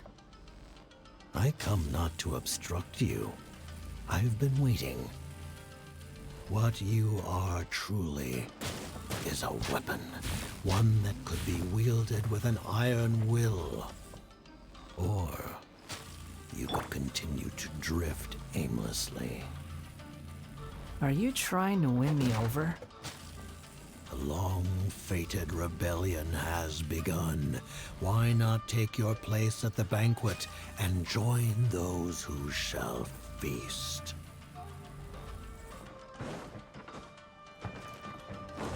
Spring forth! Everyone hold in! Not now! Cole, learn to command!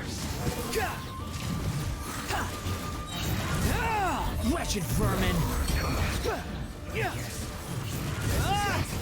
Come at me!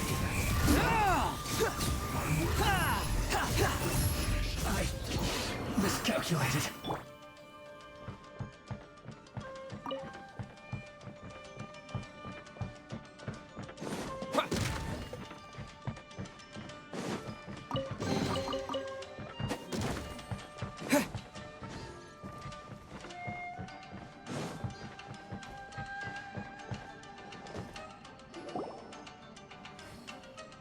This place is dark. Paimon knows this place. It's the Delusion Factory in Inazuma. In the original version of events, the Traveler once encountered the balladeer here. Such a creepy atmosphere. And so familiar.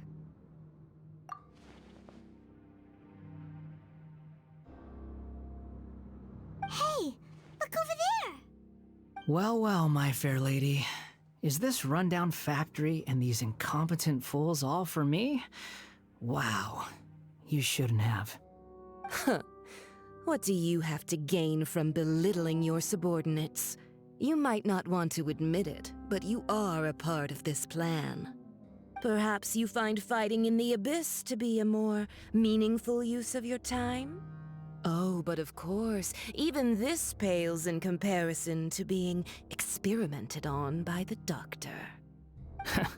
What a sharp tongue you have. Funny how negotiating never seems to be your strong suit. For the task ahead, I suggest you keep your true feelings to yourself. Save your breath. I know what I have to do. I'm sure you think so, but I still think you need to hear it. Don't start thinking you're invincible, and don't let your emotions get in the way. Surely you're not worried about me. I just can't have you getting in my way. You and Child never fail to find ways to complicate things. I'm merely lighting a little fire in this chaotic nation. But you, being tossed out like trash, must make you want to destroy it completely. Do you remember the last time you were here? That was a lot of swordsmiths you killed. I'm sure the descendants of the Raiden Gokaden are still suffering the consequences now. Look at you. Oh, don't get so sentimental. Now, give that poor little tongue of yours a rest and stop pretending like you're above everyone else. Bye then. See you at the victory feast. Poor little tongue? She's playing with fire talking to me like that. Who does she think she is? Forget it. Someone might find me here any minute now. I should prepare to give them a warm welcome.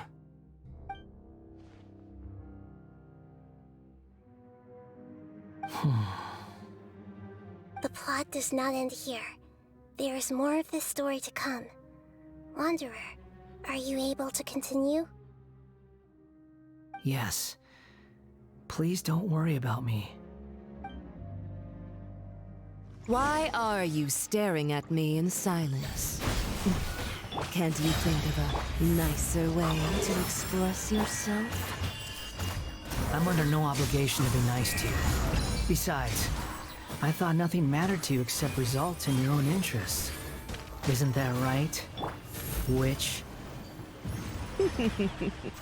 Muddle-headed puppet. You're only number 6 because you can take more abuse than other humans.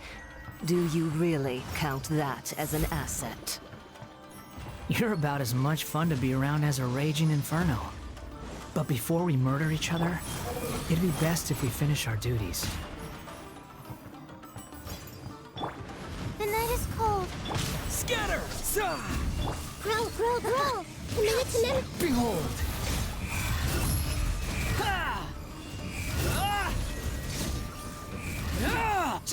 Bow your head! My guiding stars! Don't be scared.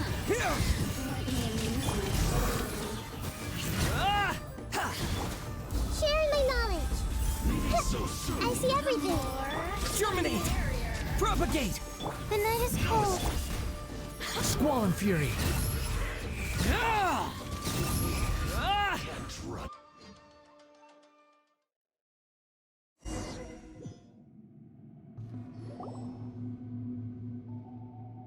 Looks like we have arrived in Sumeru.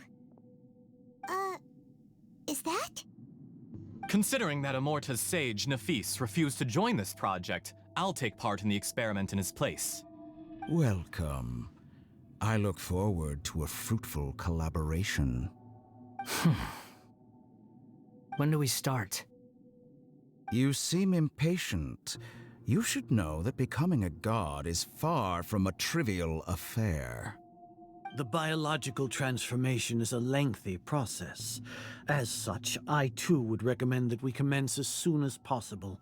In the event that a successful connection is established, his body will become permanently bound to the machine, and he will be unable to move independently of it. Nothing worse than what I've been through before then, Doctor.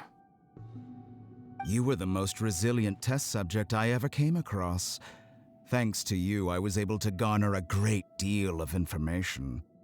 Alas, after that, you were under orders to remain in the Abyss. We barely saw each other, and it became difficult to further refine the knowledge I had gained. That was gracefully worded. Ever wonder what they think if they knew that nothing matters to you apart from your crazy experiments? I suggest you speak to me in a more respectful tone, Scaramouche. The mere fact of your utility does not make you indestructible. The doctor again? That was uncomfortable to watch. That person gives off a very sinister energy. It's normal for him to give you the creeps. He scares the bejeebers out of Paimon. Let's move on.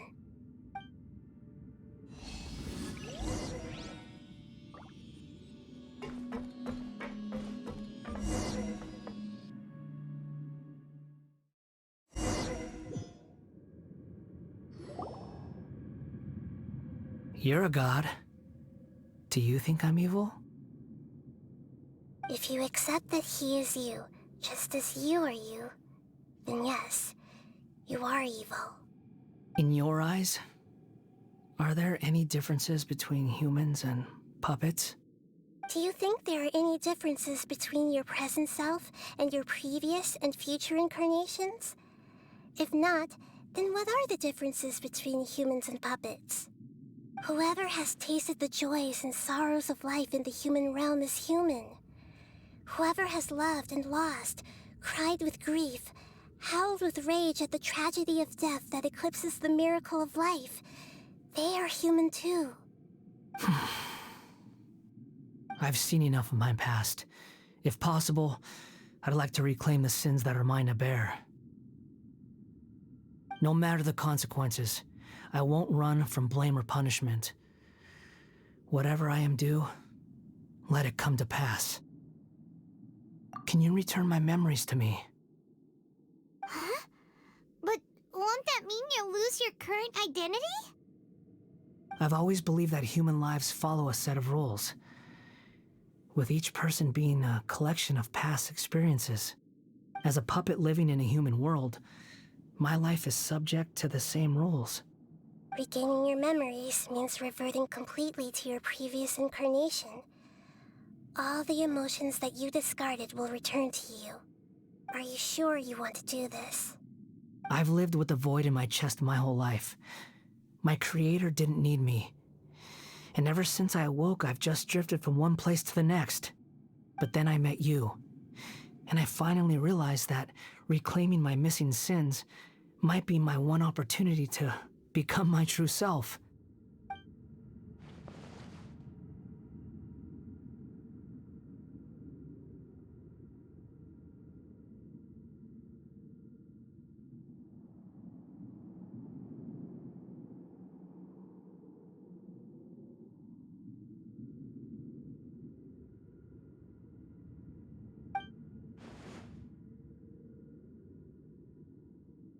I've always felt I have an innate tendency to yearn for something more, in a way that goes deeper than for most people. But for all my soul-searching as a Shugenja, I've never fully understood it. Looking at it now, it seems that I brought this curse upon myself. So I beg you, grant me this opportunity to gain a purpose, to change my destiny, and end my wandering. Very well. Since your mind is made up, I will return to you that which is yours.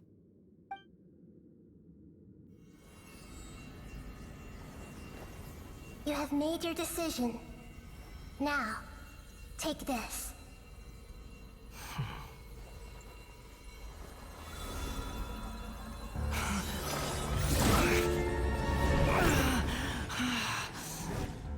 Set him free? A puppet? What's he doing here? You're a human as far as I'm concerned. Everyone's here. Wonderful. What a fine blade. Nagamasa will be thrilled. This is my...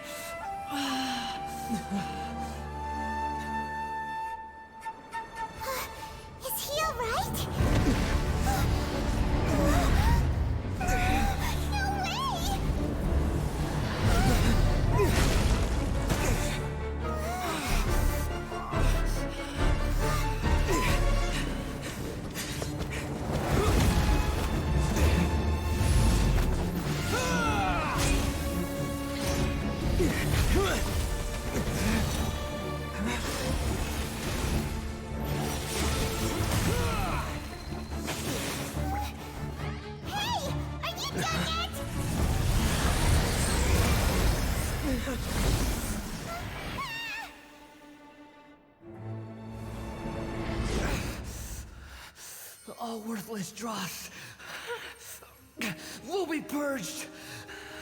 That's why this won't be the end.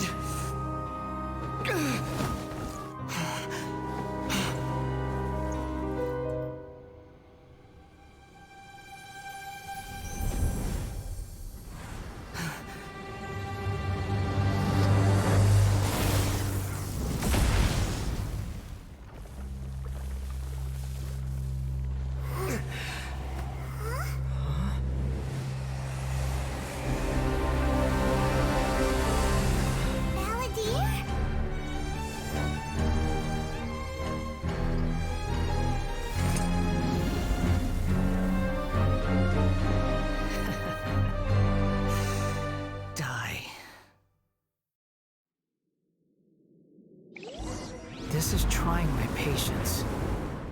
Have you got all your memories back now? You got any more stupid questions?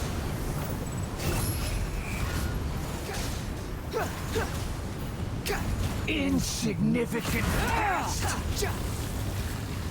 The wind rises.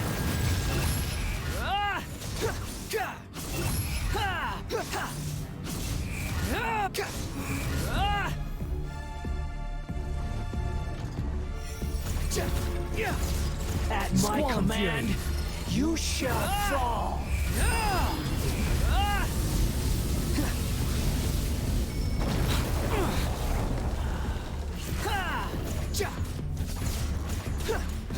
Feeble human! Behold!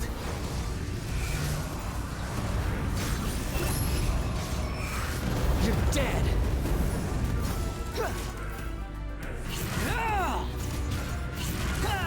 My endless cycle the wind rises. begins!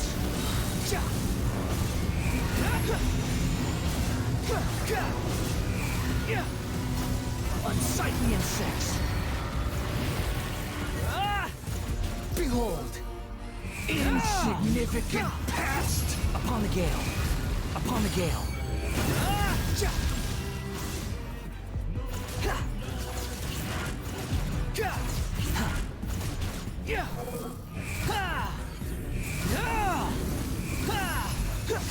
Perish!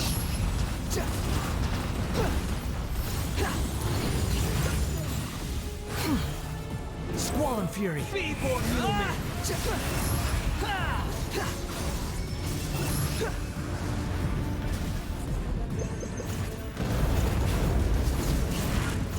The wind rises.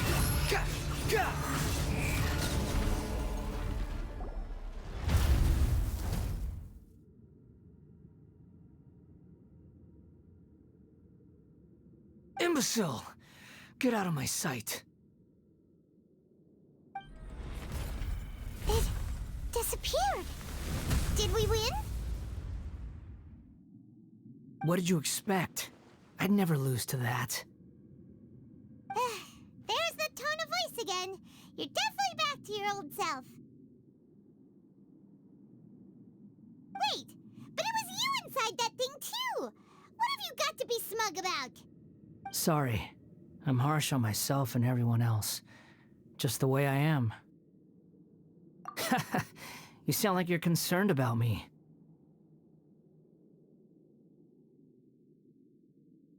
But don't worry. Thanks to you, even if I didn't change a thing, at least I now know the truth. The memory recovery seems to have been a success. This dream has served its purpose. Come on. Let's continue this outside.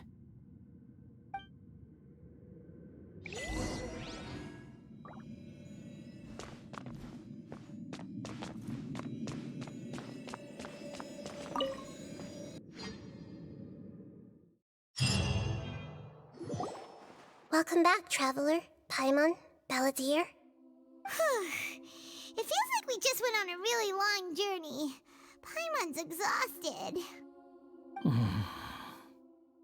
You don't like being addressed by that name? It's fine. But I was just thinking, I should probably change it. After learning about everything the doctor did, there's no way I can carry on using a name connected to him. I'm not planning on returning to the Fatui, and they wouldn't take me back anyway. Recent events will have affected a lot of people, and they might not even remember who the Sixth is. So, you're quitting the Fatui for good? It's like you said, Lesser Lord Kusanali. Everything may look futile, but it wasn't completely meaningless. At least I made a lot of people forget about me. But that doesn't mean your own past has disappeared. Of course. And your main goal, for which you gave up everything you had, you weren't able to achieve it. I hope you can see and understand that. Changing the world, changing the past, changing the fates of other people, these are not simple things to accomplish. What you are looking for is complete annihilation. But this is just a fantasy. Even if the Balladeer is removed from existence, the world will not heed your will. Indeed. How ridiculous. Do you regret doing all that when you've gotten so little in return? Even if I'm completely worthless, there's nothing in the world worth regretting.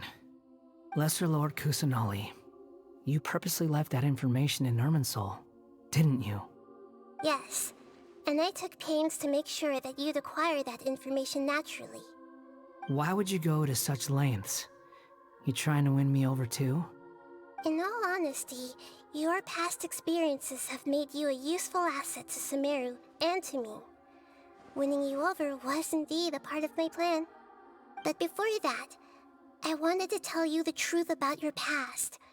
If all I wanted to do was use you, then I'd be no different from the doctor. Very clever. I guess you could say that's one of my virtues. Utility to others is what gives me worth. So if embracing my sins is what it takes to make me useful again, so be it. Oh right, I almost forgot. You're the good guys. You're into justice and all that. Sorry if I have a slightly different perspective on things, but I don't feel like I've been duped. The wisest leaders are fated to end up with the best helpers. I can live with that. I'm glad you're able to think of it in that way. Traveler, in the future, I'll continue to search Irminsul more deeply and see what secrets can be uncovered, including the beginning of your twins' journey recorded in Irminsul. What exactly happened before and after that point? I want to know as well. I will try. Traveler. After I dove into the information torrents in Irminsul, why did you go to Inazuma? So that's how you found out whose fate had changed. And how? Well, whatever your reasons, you did me a favor, and I'll do everything I can to pay it back. Borrowing and returning are the only real relationships between individuals. I'll balance the books one day. Don't you worry. That's not true.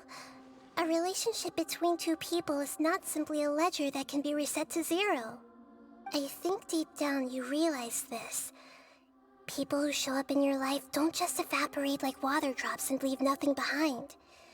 There is no such thing as balancing the books. Some things in this world can never be brought back, and they can never be changed, which is why there is emotion in the human world. Everything that you feel is real and lasting, and whatever is missing in you will not be made whole. To be human is to live with imperfections. You can choose whether or not you want to be human. But humans can't live without a heart, can they? Anyway, I gave up trying to become a human a long time ago. You understand what pain is perfectly well, even without a heart. You're just bearing your feelings. The past is set in stone, but you can keep moving on. And the longer your future lasts, the shorter your past will become, until one day, it is but a tiny fraction of your life. Sounds like you've got a future planned out for me. Everything's ended up being pretty darn complicated. Paimon doesn't even know where to start, but the most important thing now is that you need to follow Nahida. Otherwise, all our efforts efforts will have been for nothing.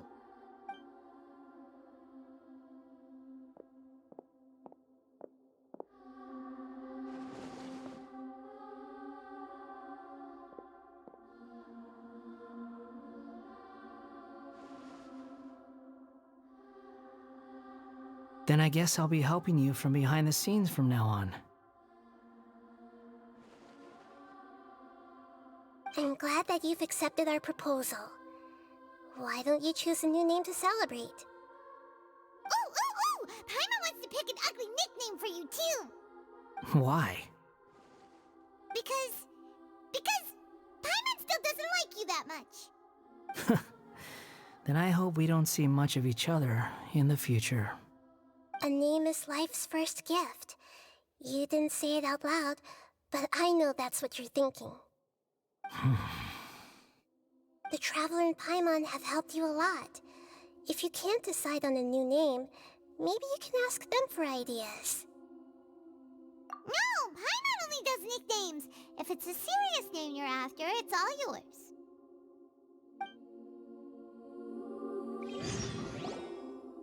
Have you got anything?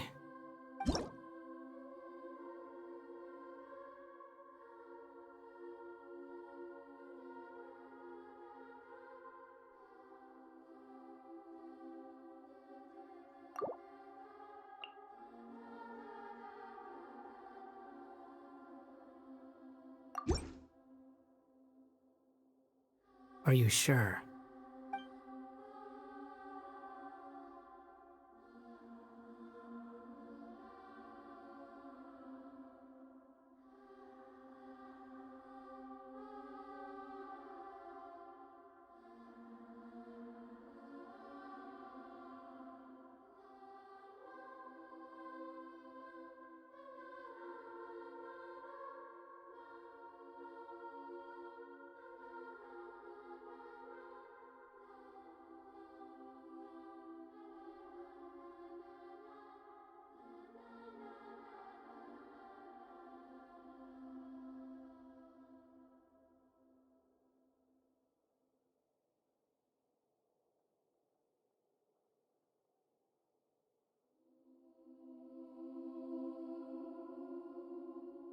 Oh, all right. If you say so. There! Now you have a name of your own. What about a nickname? Are you done yet? Still thinking. Stop rushing me! Take your time. I don't need to see you again until you've thought of one.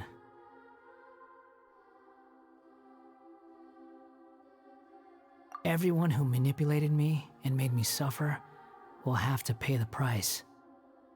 You mean the Fatui? The doctor, at least.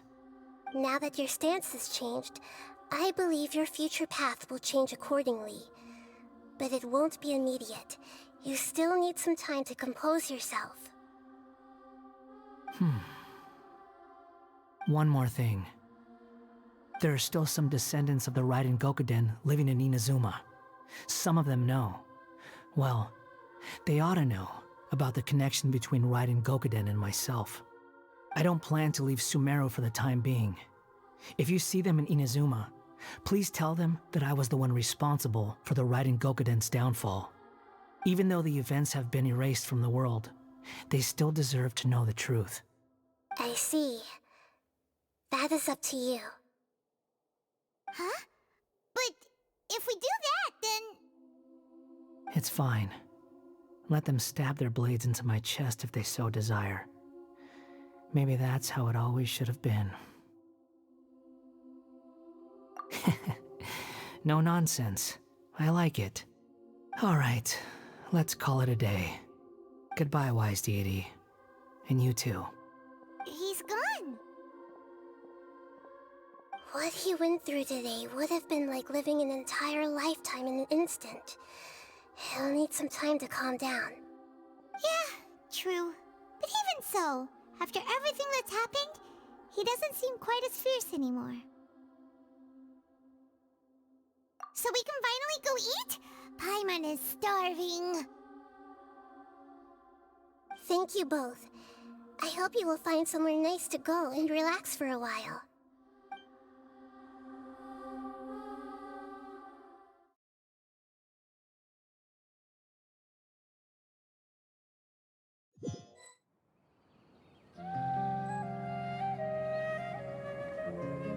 I've got it! I can end my novel with some words from Mikoshi Nagamasa. You mean because everyone else in the story is dead? Yeah, I heard that Mikoshi Nagamasa died at a ripe old age. He's the perfect fit to be the narrator of the epilogue.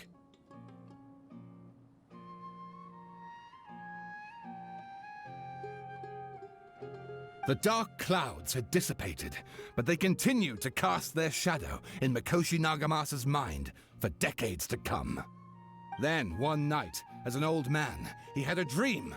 On the night when that prized blade, the Daitatara Nagamasa, was forged, the people rejoiced, and there was painting, dancing, and drinking. All these expressions of joy melted down in the furnace fire and turned into red clouds that rallied around the final sunrise that Mikoshi Nagamasa saw in his lifetime. Life is a story too long to be told, a journey that you must walk to behold.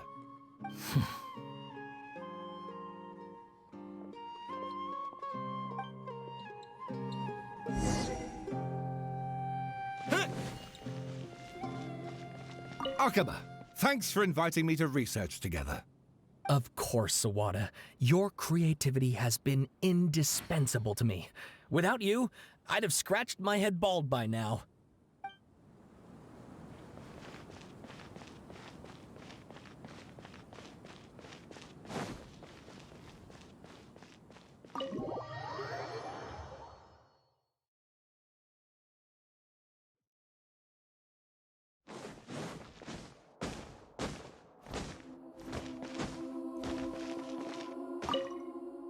Thank you so much. Please get some good rest. You must be exhausted. You know, take a shower, take a duk-duk. You'll feel good as new.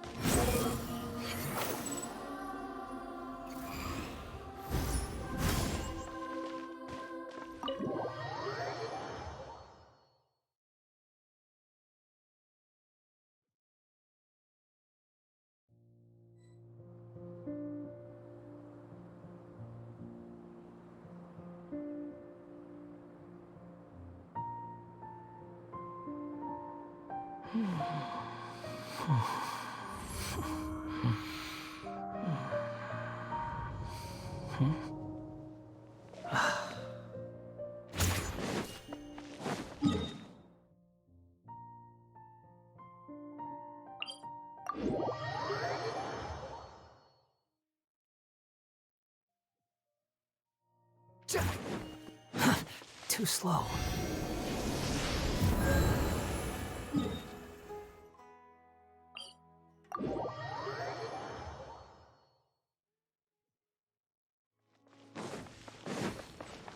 Squall and Fury.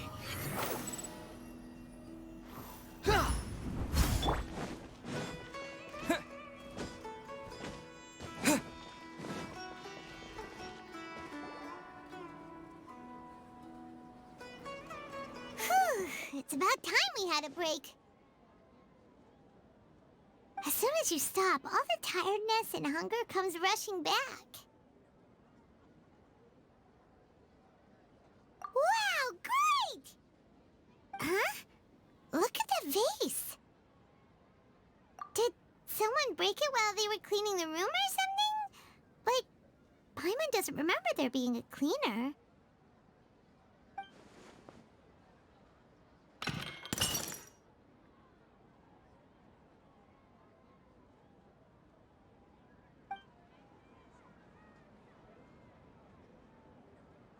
You sound lost and confused. I know why you are troubled. Any who knew of this would find their mind overwhelmed. Huh? Is there someone here talking to us? Unfortunately, the fate of Tevat cannot easily be changed. Perhaps a god may have a slim chance, but for anyone else, who can say? When a small animal runs into a tree trunk, though the tree may sway, it is not displaced. The same is true of fate, like a vase that falls to the ground. Whether it is broken by a cat or by a bird, the result is still a broken vase, is it not? Who are you? How do you know about all this? History does not change easily, but human hearts can. Believe your own eyes. Only that which you see is true. What is unseen is but an illusion.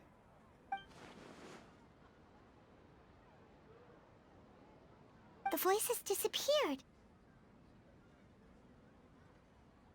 And who the heck was that? And what were they doing coming out of nowhere and saying all that scary stuff?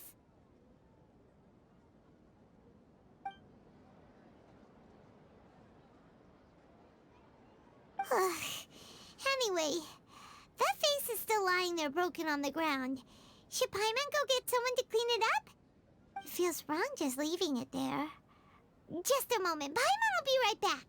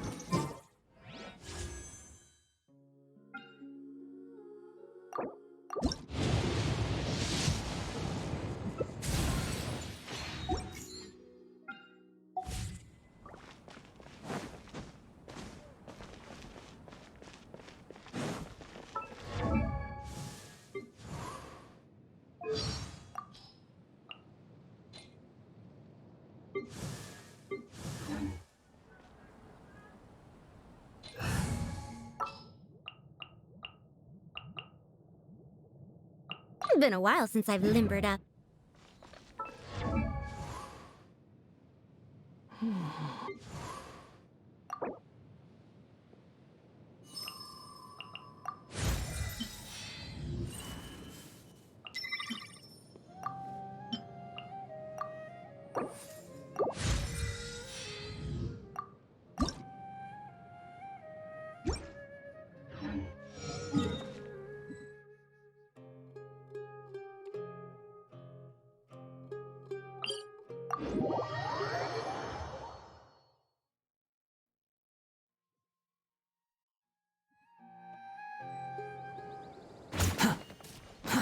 Too slow.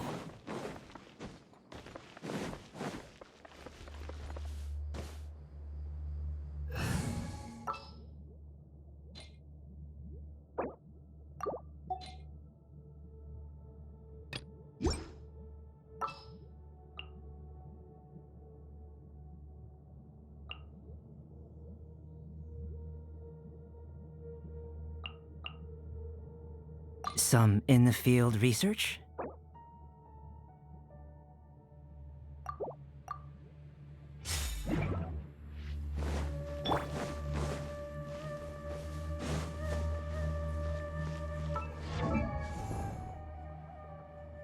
Osmanthus wine tastes the same as I remember.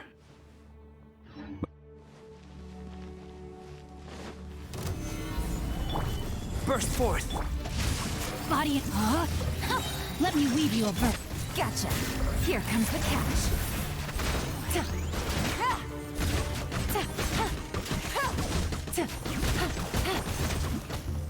Solidify!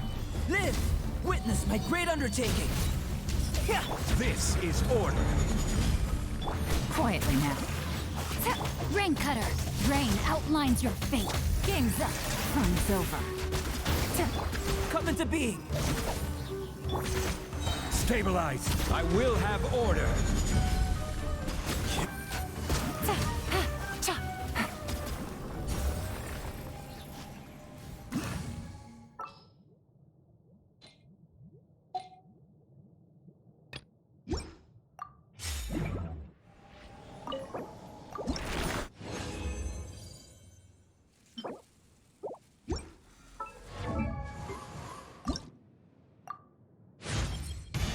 Oh.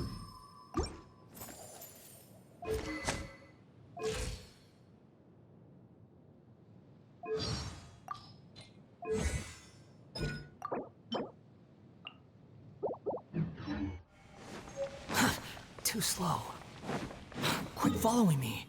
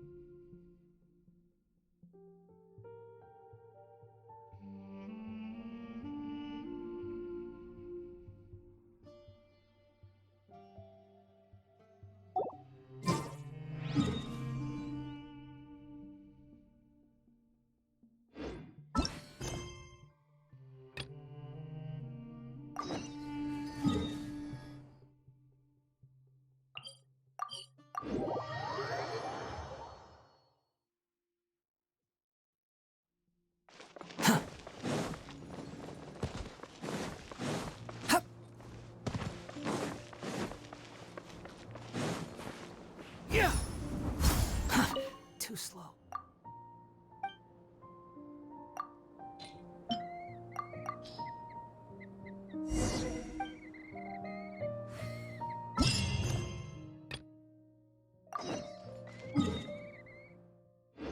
The wind rises.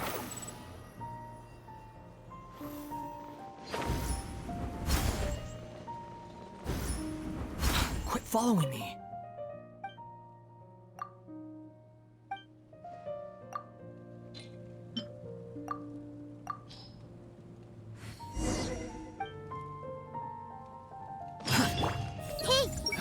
does the Anahitian blessing actually work?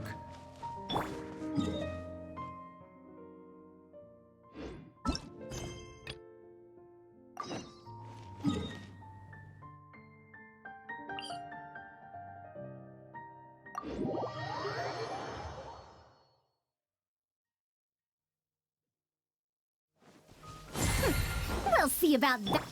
Behold!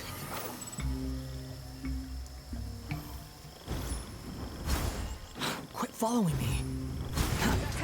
Looking for trouble? Not now. Stars, shine for me. Roll. Dare to mess with me? Ha! Ears of the storm. Cry louder! The wind rises.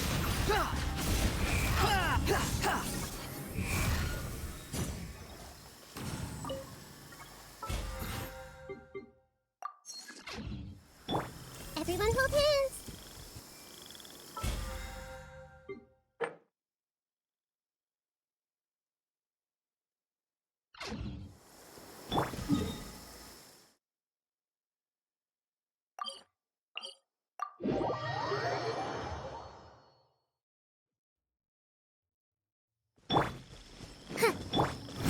Search for it.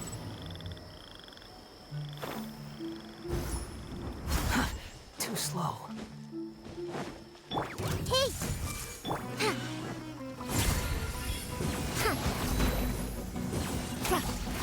Committed to memory. My guiding stars.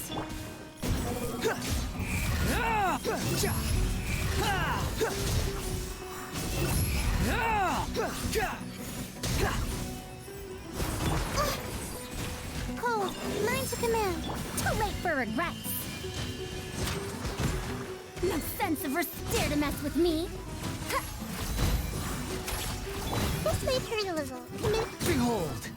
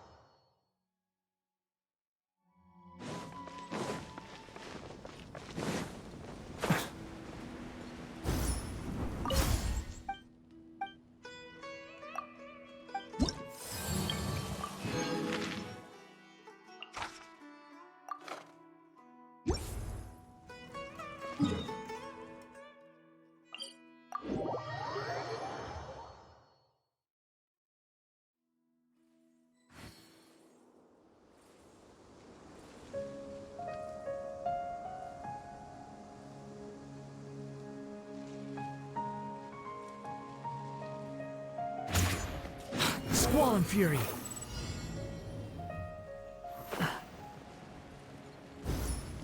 That's far enough.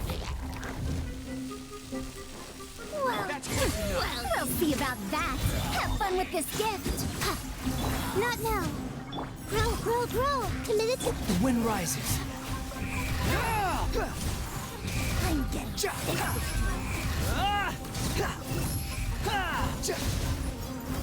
Unsightly insects.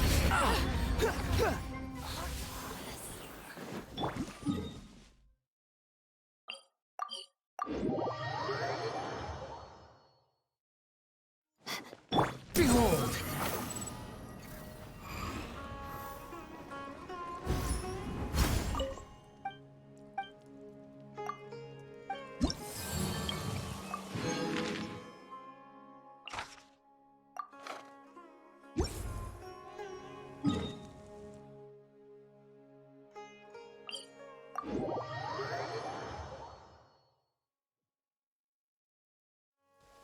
You want to use my hat as an umbrella?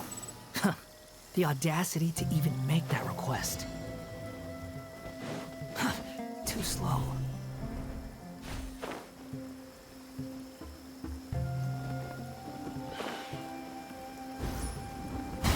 Stars, shine for me. My guiding... Grow.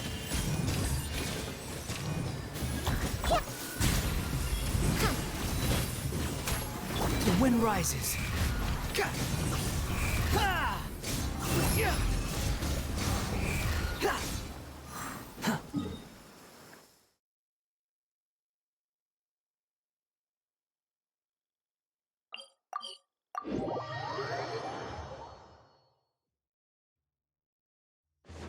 You're so happy just to see the sun again. How childish.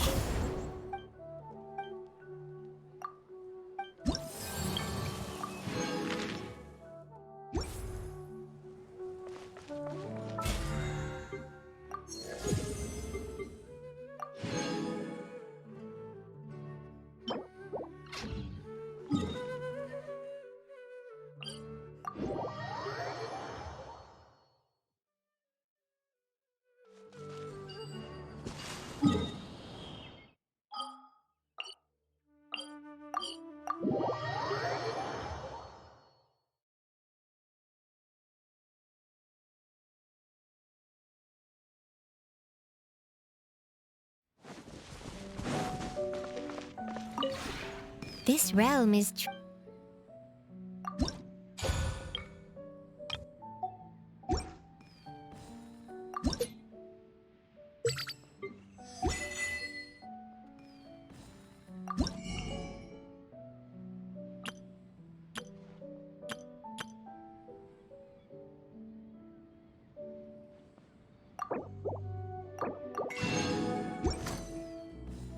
If you ever...